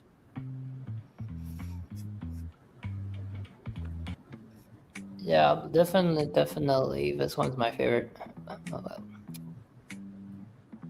It looks very good. Phil, did you want me to bring up the other thing, or did you take it down? I have it. You can pull it up. We were talking about the Haunted Mansion restaurant. Yes. I'm going to do a show about this later on, depending on whatever happens. I looked up Haunted Mansion lore and integrated it into here. So, location. Yeah, that part right there, I couldn't get right on the money with the location, but yeah, that's what I was thinking. Yeah, if you want to know the location here, it's right there. Or at least that's where I positioned it. Now I'm gonna come on camera. Now I'm gonna come on camera for this and be very despicable right now. Gracie's, a bar or pub? I didn't actually tie it to the Gracie's. I tied it to the other lore of the place. Oh, okay. Go I went on to Reddit and because I ended up on Reddit. So I went on to the website of Google and I was asking, okay, what is the Haunted Mansion lore? Because there was somebody who wrote a notebook of information to base some lore on the Florida attraction there. Right. And they came up with a Dutch mayor in Halloween of 1671.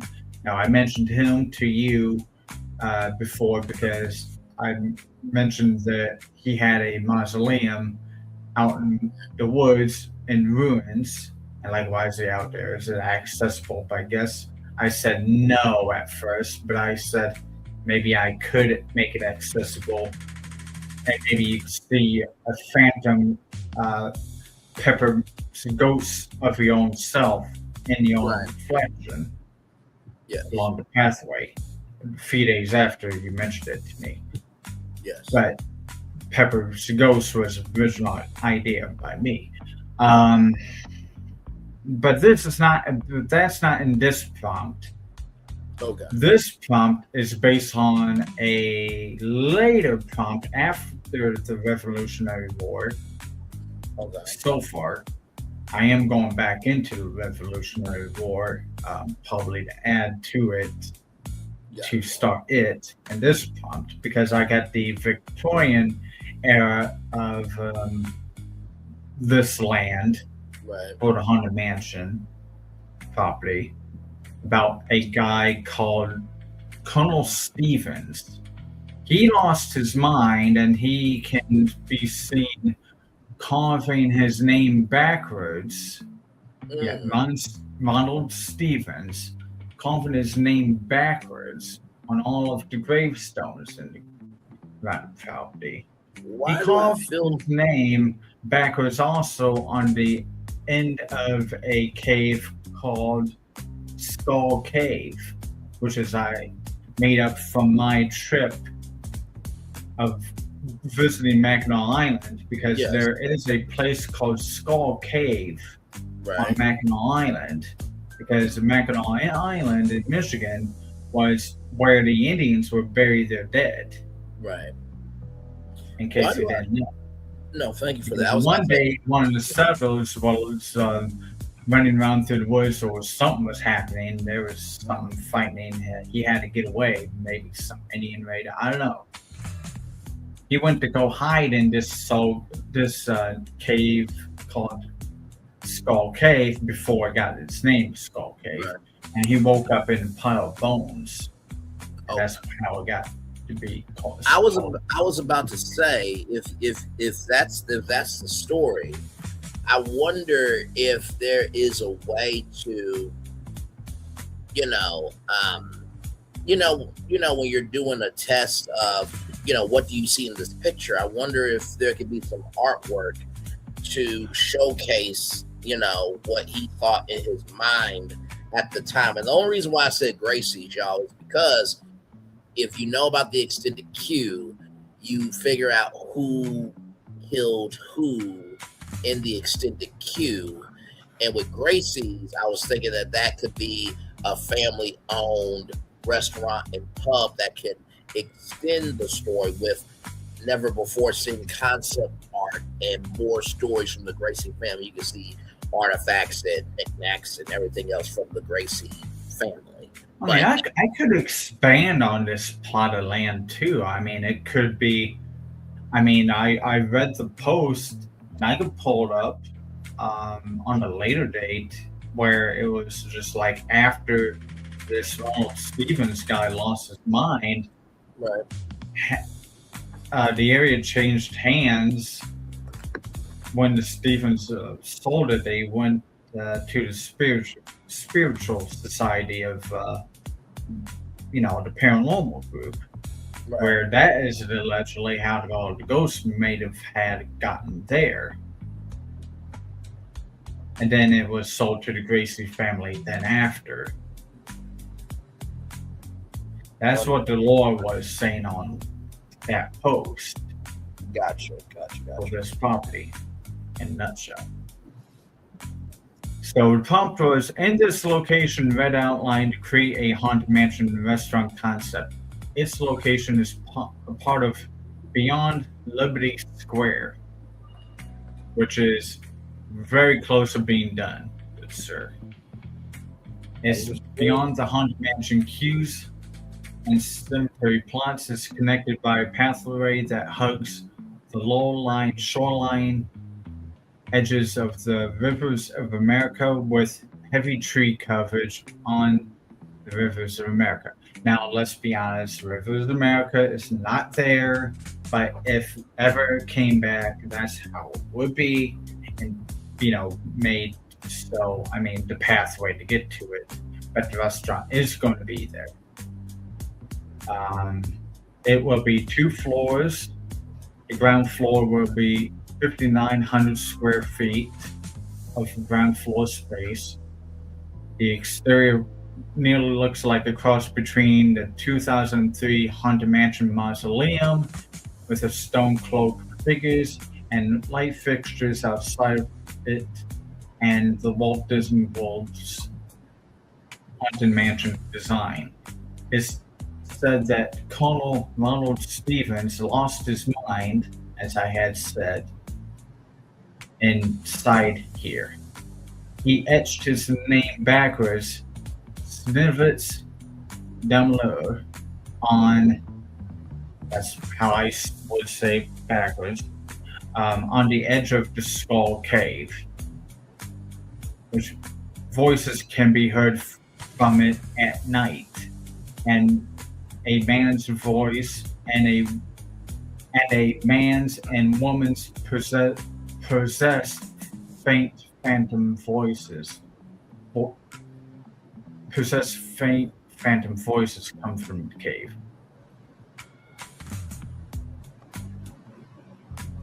So I made all that prompt to read for another day. Here's basically what that will be like. Map of it, the interior map.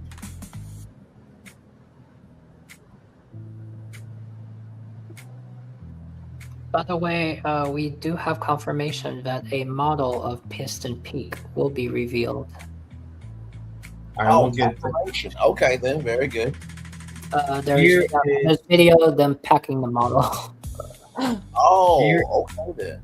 And also, there's a red balloon there's a red there is one image somewhere, but there's a red balloon flying in the sky at Frontier.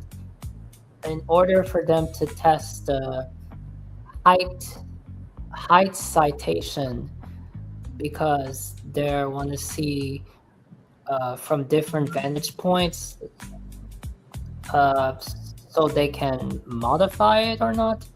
Because the point is, since they're building a peak so high, they don't want it to be seen from certain areas of the park. So I hope that's a good thing.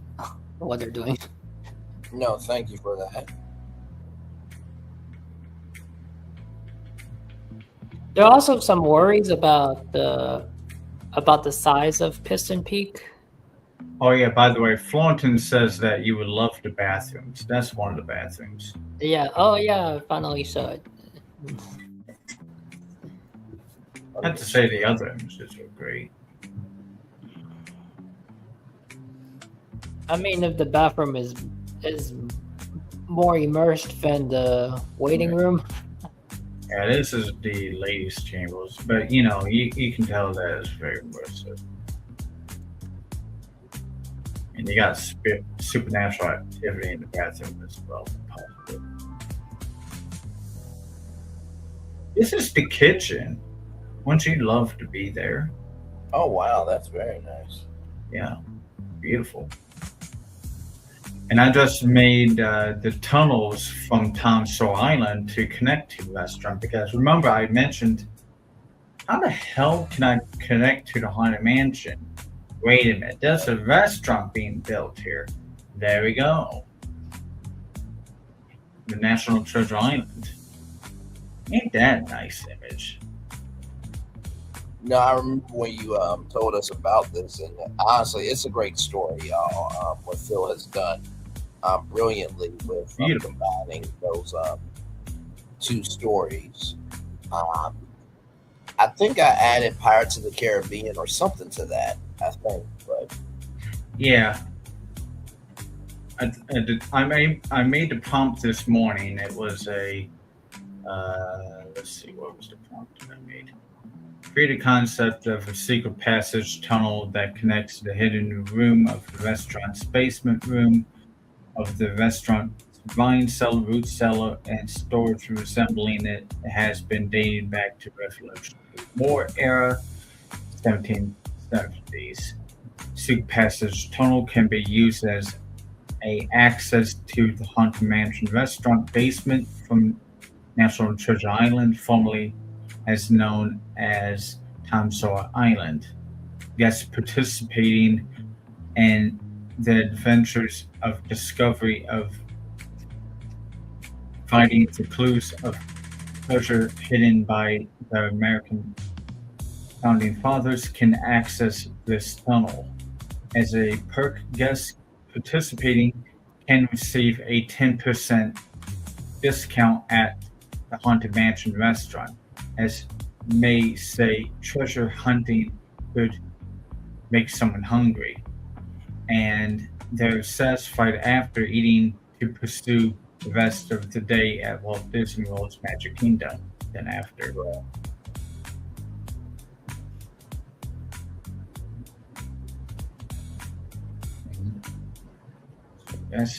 These are some of the images. This when you enter the root cellar. I mean, this is the tunnel. Real nice. Here's vine cellar. Here's that secret room that you may enter. And here's an image to enter basement of the restaurant there.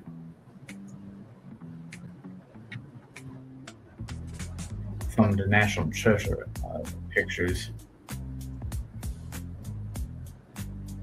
And you could descend up to the dining room from basement there. Right. And of course, you gotta have some utility doors for the cast members. Yes. So I made that. You told those for the cast members. No, I love it. You did a very good job with that. Like I said, I'm sure we will get to see more of that in a future review. And like we're saying, y'all, D23 is on the way. We found out tonight, actually, that the theme parks, the theme parks panel will be broadcasting live. Now, of course, the term is streamed live, of course, but I'm a broadcaster, so of course it is broadcasting live this Saturday at 9 Central on Disney Plus. So of course we'll be here with that. I won't be able to bring up Disney Plus, unfortunately, because there's this little tiny thing. Curse you, tiny toilet. Shout out to Despicable Me. Called copyright. So unfortunately, you can't do it.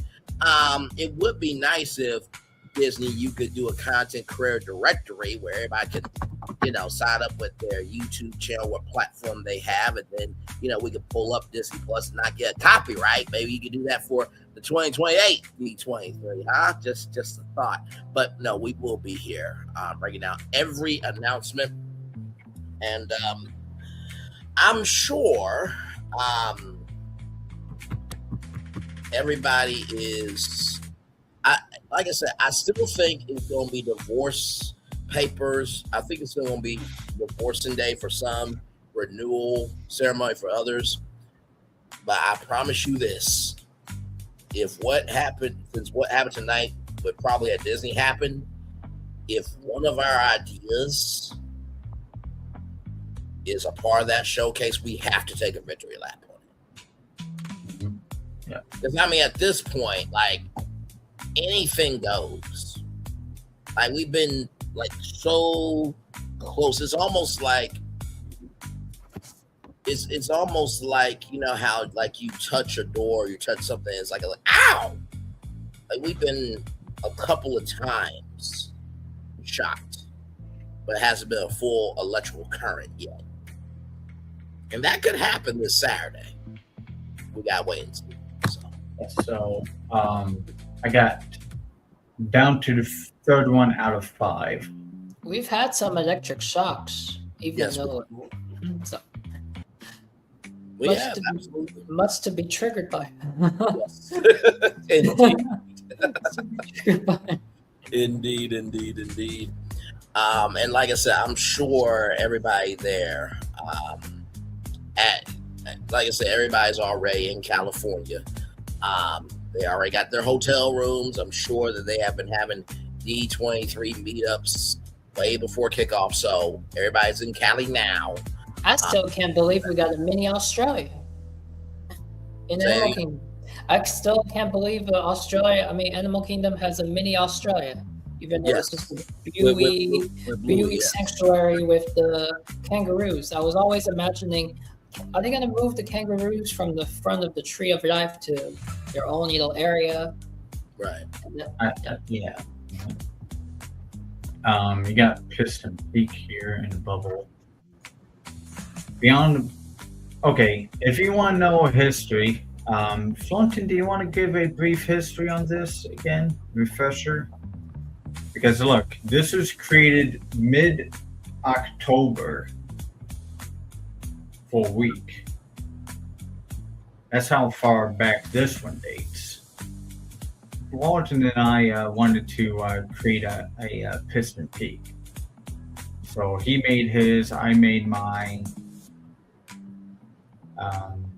This was just a week or two before we made the Tundra Land or Ice Age Land with you. I don't remember I made my own Piston Peak. Wasn't that when I was making Piston Peak as a miniature model?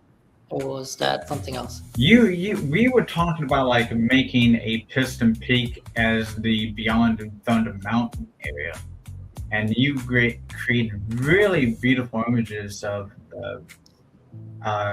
Green's racers. No, because me, my Beyond Big Thunder was always a desert desert. And you made really beautiful images of the. And I made Sora videos where the two cars race from the back of Big Thunder, and next to it you have the Liberty Bell. Yeah. So. Right, and you made that famous, iconic image. Oh yeah, I got an image of that. You know, not in action, but. So Gemini's saying, no, that's not impossible. So I tell him it is possible. Boy, this was way back when you see how much projects we do. It's like, oh boy. I see the sidebar. I see the work. I definitely see it. October 13th. Oh, you care about your business, friend. That's so nice. That is so nice. Where? I'm looking at one image. Oh wow, is that the one? No. This is one of the first Oh images. I remember now. I made some Beyond Big Thunder pictures. Yes. It wasn't Piston Peak, it was Beyond Big Thunder. Yes. Beyond Big Thunder.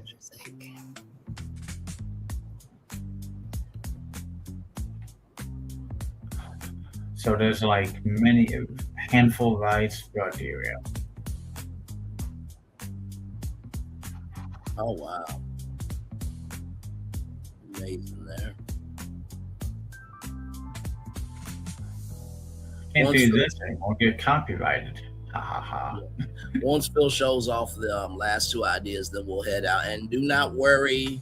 There it is. Here's the image that is there's the most iconic. famous. That's the iconic image there. That is the iconic image you can see on Instagram. Or That is the view actually on the. X. That's the view on the riverboat because you're standing this is the on view the. from the riverboat.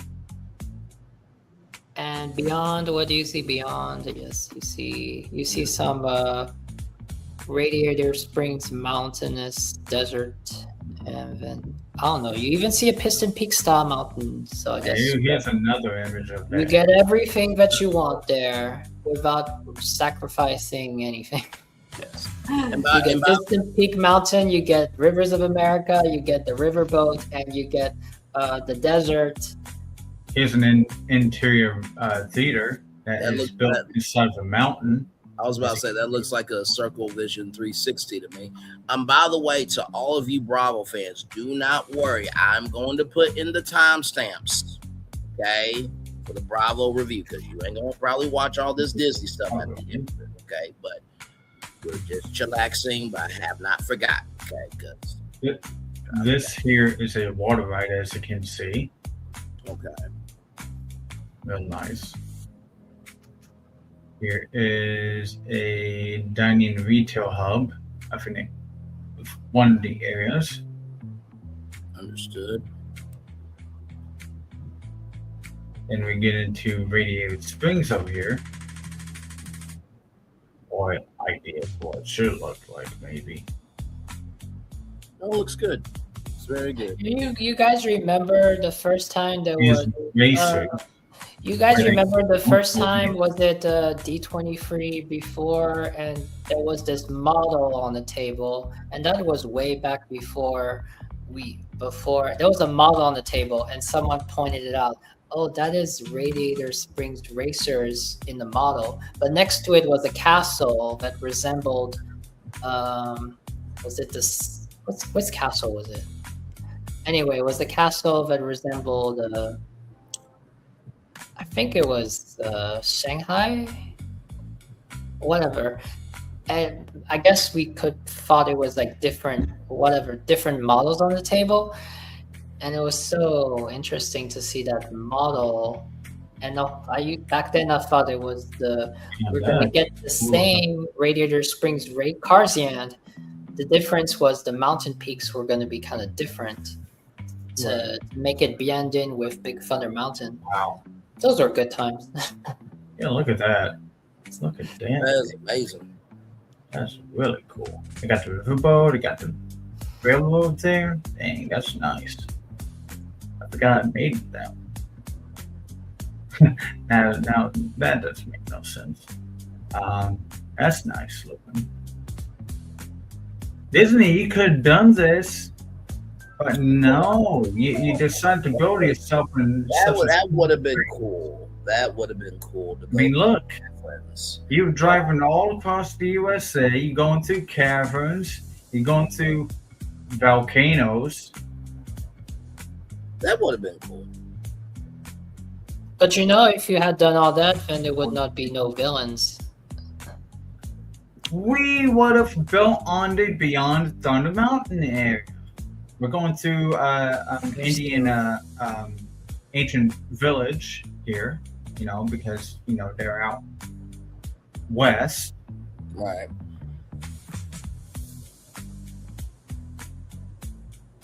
You can drive through a waterfall. You can go through the deep south. Right. From there, you can go through the Colorado mountains, revisiting going back to the concept of going through the swamp. Maybe it's got ghosts. This must have been way back before we even before we knew Sora, right? Oh yeah, this was back in October. Good God.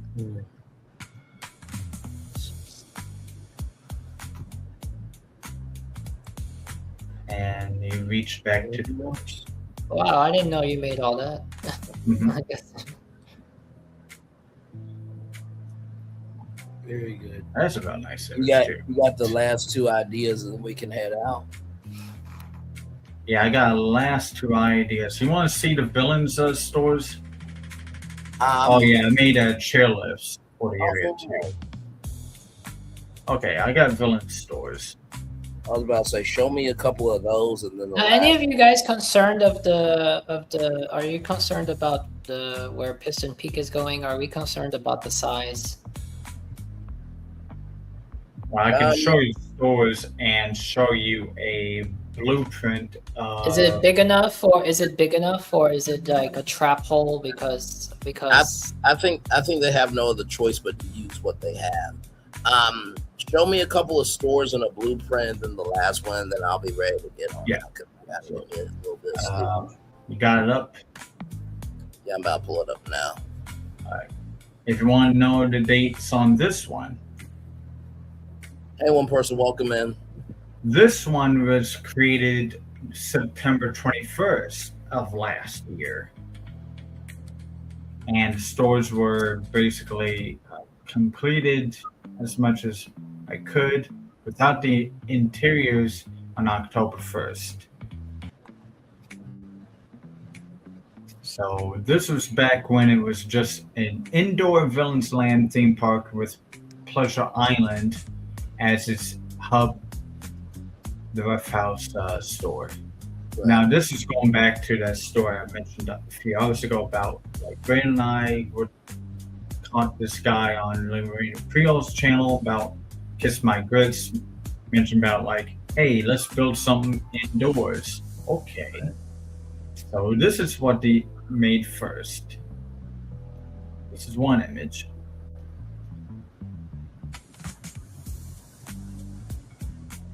So then I made the stores. Right. The Evil Queen candies. No descriptions, just a bunch of images. Yes. The Magnificent Sewing Company. Oh yes. Going back to the spinning wheel. Yes. Yes. Stromboli's Marionette Theater. So we have a lot of puppets, entertainment, Stromboli's strings. The Coachman's Tavern, also from Pinocchio. Yes. A Stop for the Lost. Now I get why it's too much for one building. Yes. Yeah, I mean, Coachman's Tavern's along Main Street of Villains Land. Because I figured, wouldn't it be interesting to have a villain's land? And then it started building rides in the foreground, as you can see.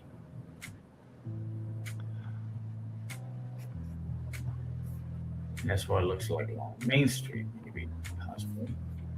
That's why I located Coachman's Tavern with a nice foreground Ferris wheel in the background. Very good. Lady Tremaine's fancy footwear, because you know what happened in Cinderella. Mm-hmm. Place her shop in a different location, of course. You know, just to make sure it belongs. Gaston's Sports and Sundries. Wait, Biggest, did you strongest, best- say? Wait, is that what it's called, or did you just say you had this idea for Pleasure Springs?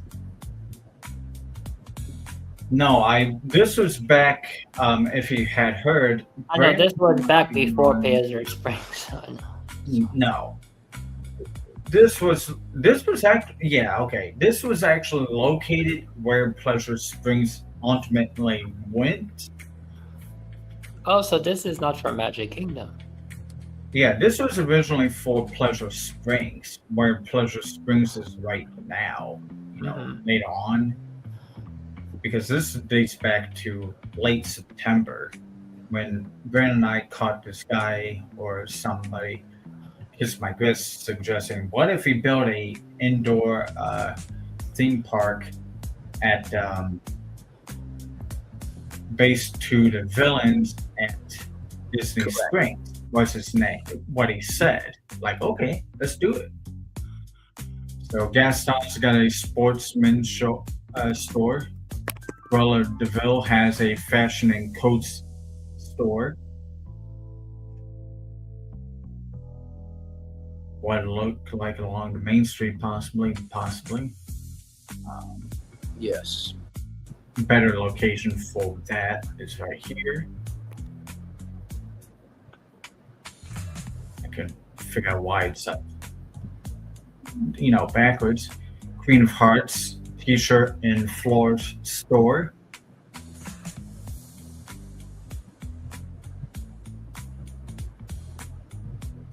Ursula Seafood Restaurant, finest catchers from the deep, I guess. I don't know what that's last word says, but you can dine on a sunken ship. Yes, you can see it there. Madame Medusa's Souvenirs, because she runs a pawn shop. Right. From the Rescuers. Jafar's Diamond in the Rough store, selling the greatest jewels you can find.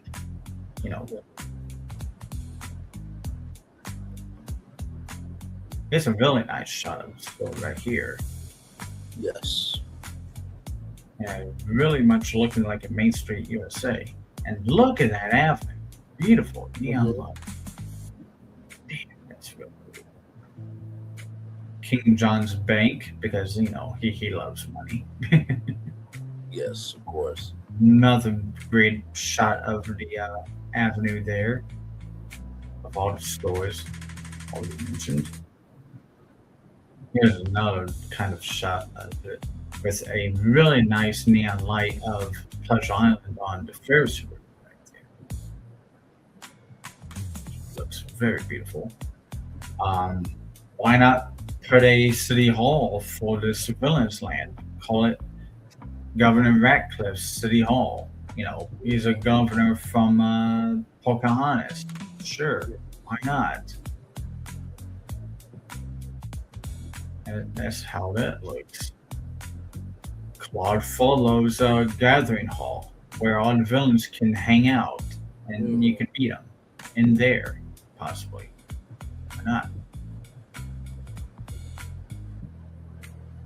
Or I renamed it to Claude Frollo's Hellfire Hall, which was, was. Here's a death. One look. I changed it to look like the from the film.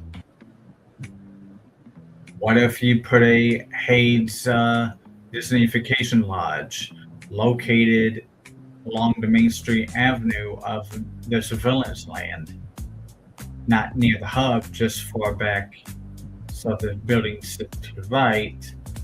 Right. Disneyfication Club Lodge, Hades. Mm-hmm.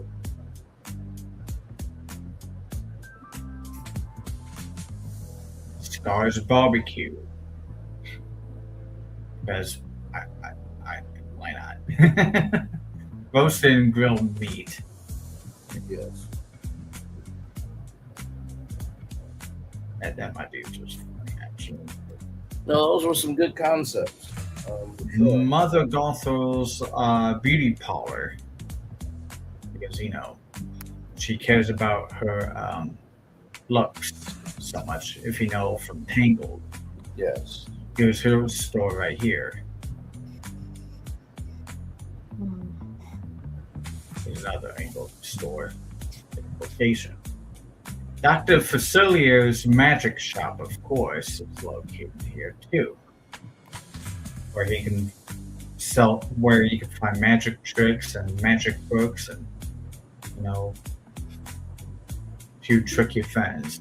King Candy's game store, sweetest games in town, or you just get candies from there, So he's mentioned. Syndrome's comic book store. Your destiny awaits. So you can find comic books there. Being that, Disney is has a Marvel Studios, and they can sell comic books in there, and they can sell Disney comic books in there too. That is a cool flip on the on how that villain's able to have a spot there. It's not what you typically would think, but I do like that. Yes. Yeah, and an interesting spot. You have a comic book store too. I mean, you don't see that ever. I made Captain Hook's breakfast ship too. That's situated next to a seafood boat there. So you can eat with Captain Hook and Smee and la on that boat. There's another angle of that ship into the lagoon there. We're getting close to the end, or Bill Sykes All-Store Warehouse. Another store in the area. Bill Sykes is from Oliver and Company. yeah, There's like a landlord or a boss of some sort. That's his building here. The different angles of what his store would look like, the building would look like. And I had his car parked in front. This image. Professor Radigan's bookstore for the criminal mind, sinister stories and schematic secrets. So, I mean, he'll sell you books of like how to, be more intelligent, maybe, or more devious, or secrets, or trivia, or how to be a criminal mind, to get away with things. The Pete Lanium Theater. Now that's a joke from the House of Mouse show, when he wanted to take over the House of Mouse one day. Yeah. So maybe let him take over the House of Mouse for one day, I recall. And it didn't work out. So there was a commercial at the end of the House of Mouse episode where Pete Lanium, starring nobody else but Pete himself. And, so it's a joke on that. So that's why this is here. Edgar Belsaw's pet store because he wanted to send some um, cats to Timbuktu because he was like jealous that they were going to get the inheritance from the old lady instead of him. So finest fowl and felines are located here. I mean, I could have gone with Krug for that spot, but she's ultimately a fashion designer. Here's a dimly lit apartment spot dedicated to the Phantom Blot, one of the villains from Mickey's comic books.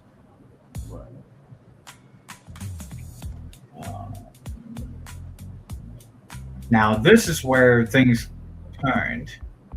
Carnival Souls, based upon Ray Bradbury's tale of called Something This Way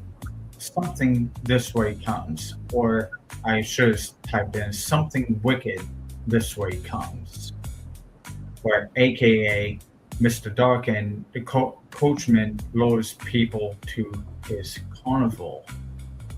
That was the angle I had at first. So this is where things turn to something beyond the dome here.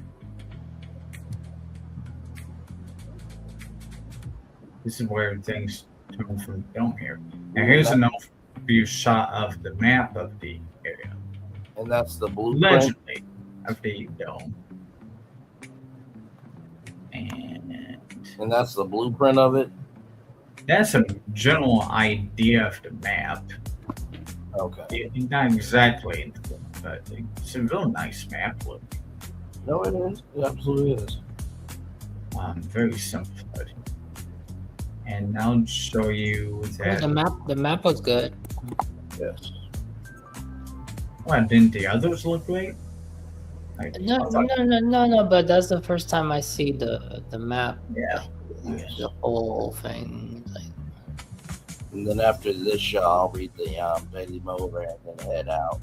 And like I said, y'all will put in the timestamps for all you Bravo fans because I know how y'all are. So don't worry. Oh yeah, we're gonna have to put a timestamp of like where we got off the rails and ended up talking about Disney. The Ray Bradbury's Carnival Souls is where it, turned out to be. I have to start out a new prompt for making a land for this. An indoor Villains Land theme park with Pleasure Island, but has a Carnival Souls based upon Ray Bradbury's tale, Something This Way Comes, or aka Something Wicked This Way Comes, where Mr. Darkin, aka Mr. Coachman, lures people to his carnival. This was dated. Gosh, it's so big it doesn't give me the date. Oh my goodness, it was so 909 interactions, people. Good grief. I have a Dog Carnival Experience for the first concept, Villains Land Dark Side Attractions, which one has a Descent of Man, so for the Ferris wheel, Crossroads of Fear, so like Carousel of Life. Here's a image of that first concept. That's where you can wrap the show because there's a whole bunch more, 20 different villain rides within this area.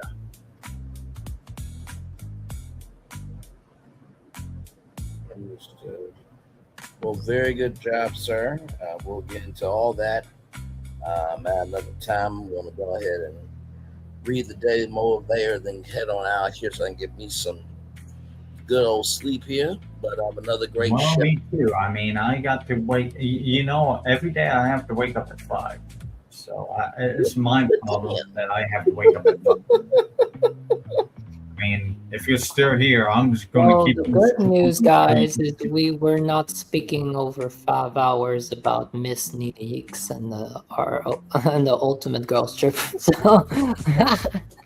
5 hours so on the Ultimate Girls Trip. It's my dream. It's always been my dream for the Ultimate Girls Trip. So 5 hours, baby. Yes, no, that is no, very good point for it. And no, we did not talk about the Housewives for 5 hours. Maybe we'll get our if we did for 5 hours, I mean, we might get a shout out.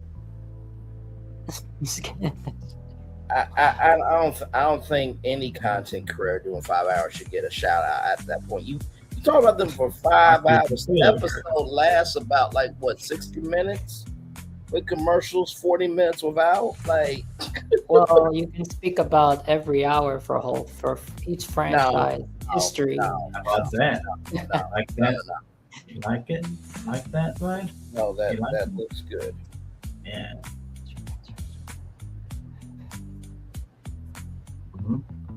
That's the cue line for it. The Welcome Suckers pre-show. Then you enter the ride. And this is what you encounter during the ride.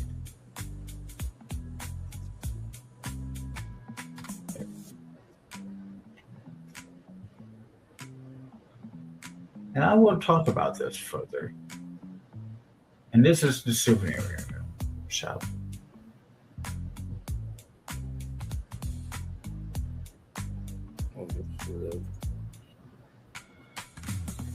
Thank you, like I said, sir. there's 18 rides, and I showed you 3 other rides of that particular land in 2-3 different episodes in the past. One of them was the Hunchback of Notre Dame with Claude Follow on Halloween night. No, you did a very, very good job, good sir. Thank you for all of that greatness.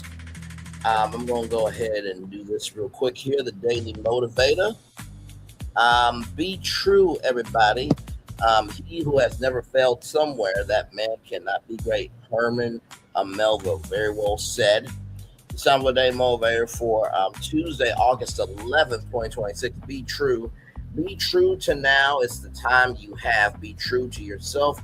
Though it can sometimes be painful, you deserve and benefit from authenticity. Be true to others. You can't fool anyone, not really. So choose to take the high road. Be true to the possibilities, especially the ones that challenge you and inconvenience you. They're worth the effort, and so are all the strengths you'll gain. Be true to your purpose, your values, your potential, and keep your regrets to a minimum. Be true to life and all that encompasses. You are an essential part of the miracle. So think, act, and live like it every day. Ralph Morrison. The biggest thing about being true to yourself is I have learned over time to go with the flow of things. When you are more stressed out about the outcome than being in the process, it will cloud your creativity and your judgment, right? That's the first thing I want to tell you. The second thing I want to tell you about being true is recognizing that your truth of what matters to you will come over time. No one really, the truth is always changing based on how you feel about it. That's the second thing I want to tell you. And finally, the third thing I want to tell you is this. When I think about what is going to happen in California this week with D23, right? I think about maybe it's a little kid's first time going to D23. I think about,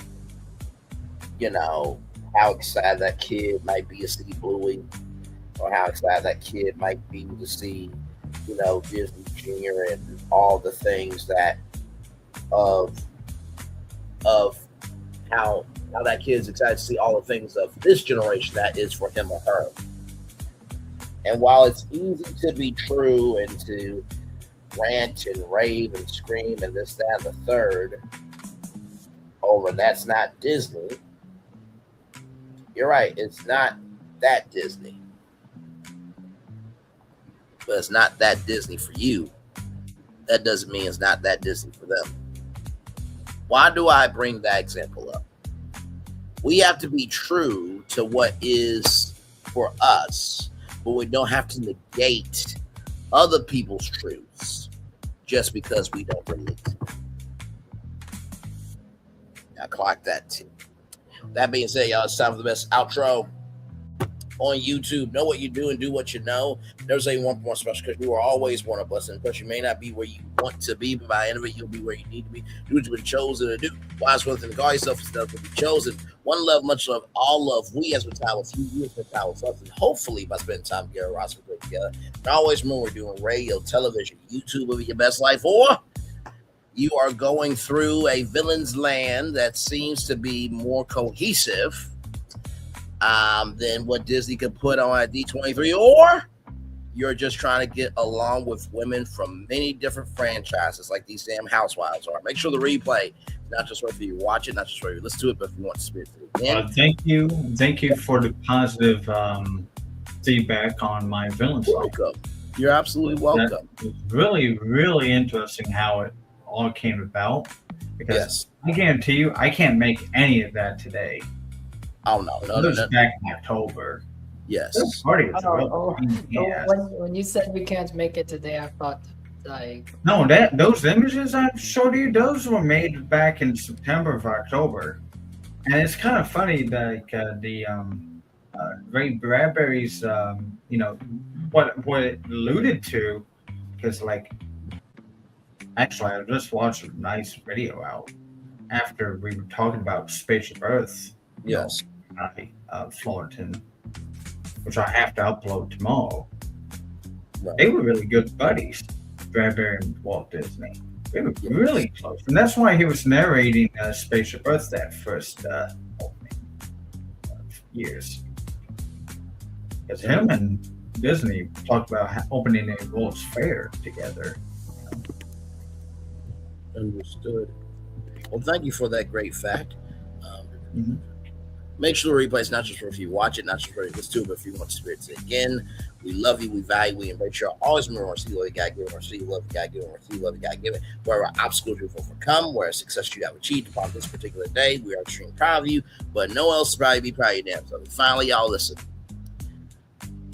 If NeNe Leakes could come back to Bravo, then maybe there might be some hope that Disney hasn't forgot who the fuck they are.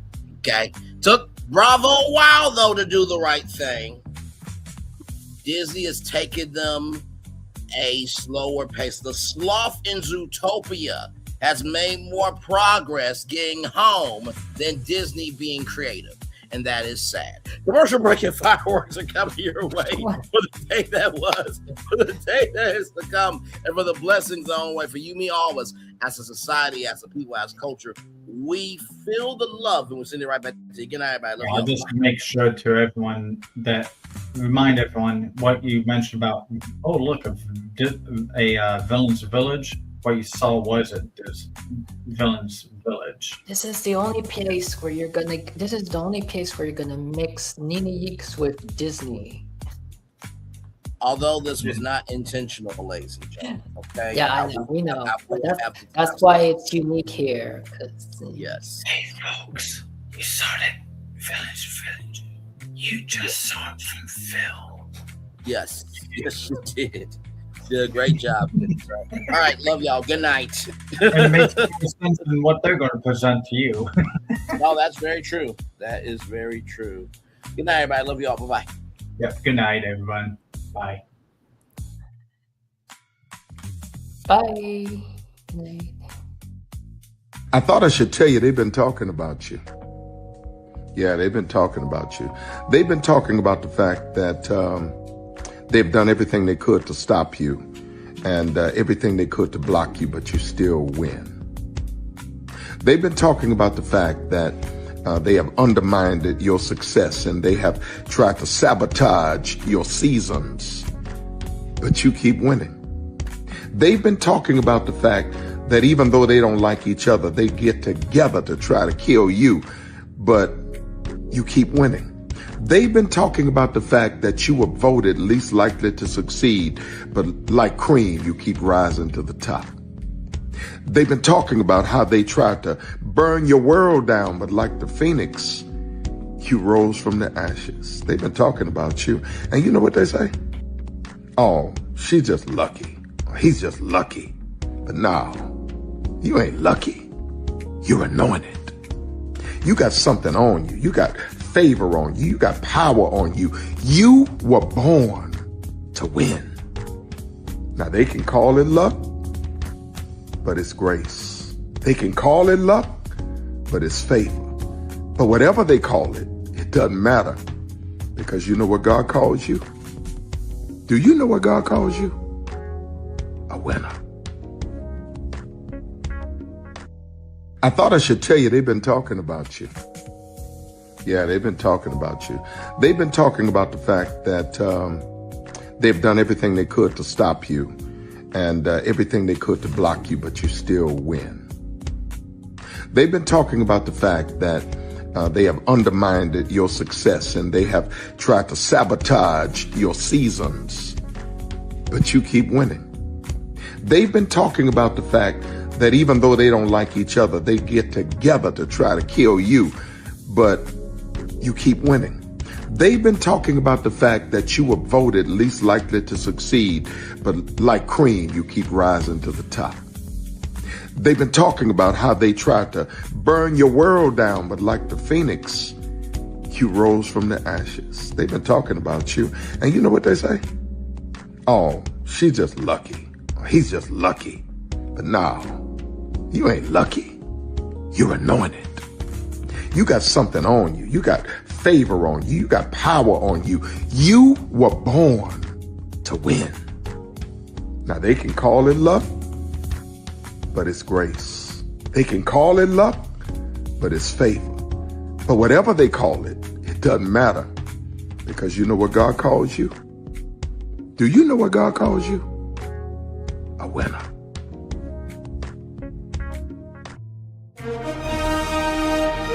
Prepare for a journey beyond imagination,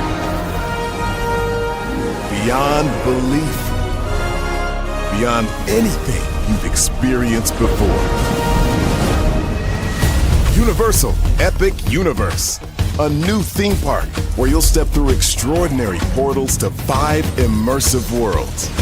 Prepare for a cosmic voyage of discovery, an isle of fire-breathing excitement, a shadowy world of monsters and mystery, new wonders in the wizarding world, and a new way to play. Plus the splendor of a magnificent resort hotel overlooking the park. It's all new excitement at Universal Orlando Resort. A week's worth of vacation thrills with 4 amazing theme parks, a variety of spectacular themed hotels, and incredible dining and entertainment. It's all at Universal Orlando Resort, where you'll find new adventures every day. Explore the astonishing worlds of Universal Epic Universe at Universal Orlando Resort.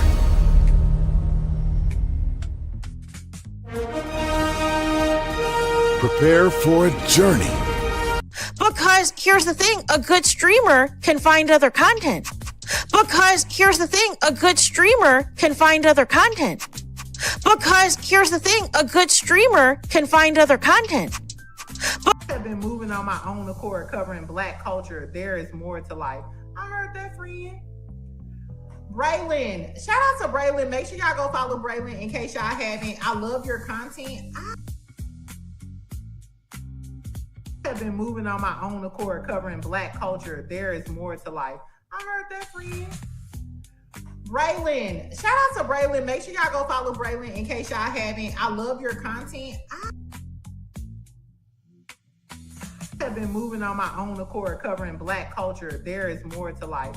I heard that, friend. Braylon, shout out to Braylon. Make sure y'all go follow Braylon in case y'all haven't. I love your content. Child, Braylon been over there doing his thing, minding his GD business, staying out of trouble, trying to get the folks some positive stuff to talk about. Besides lying all the damn time. Child, Braylon been over there doing his thing, minding his GD business, staying out of trouble, trying to get the folks some positive stuff to talk about. Besides lying all the damn time. Child, Braylon been over there doing his thing, minding his GD business, staying out of trouble, trying to get the folks some positive stuff to talk about. Besides lying all the damn time. Power 923 Jams and the Arkansas Minority Health Commission encourages you to take the COVID-19 vaccine to help keep you and your loved ones safe. Involved in our community, the People Station, Power 923 Jams. KIPR Pine Bluff, Little Rock, KFOG, Little Rock, a Cumulus media station. And now, back to the jams. Hip-hop. Drake. Girls want girls where I'm from. Yeah, well, girls want girls where R&B. J. Howell. Just 'cause I love you and you love me. And now, bumping back-to-back continuous music with another fresh new jam. Heard here first on the People Station, Power 923 Jams. Power 923 Jams and the Arkansas Minority Health Commission encourages you to take the COVID-19 vaccine to help keep you and your loved ones safe. Involved in our community, the People Station, Power 923 Jams. KIPR Pine Bluff, Little Rock, KFOG, Little Rock, a Cumulus media station. And now, back to the jams. Hip-hop. Drake. Girls want girls where I'm from. Yeah, well, girls want girls where R&B. J. Howell. Just 'cause I love you and you love me. And now, bumping back-to-back continuous music with another fresh new jam. Heard here first on the People Station, Power 923 Jams.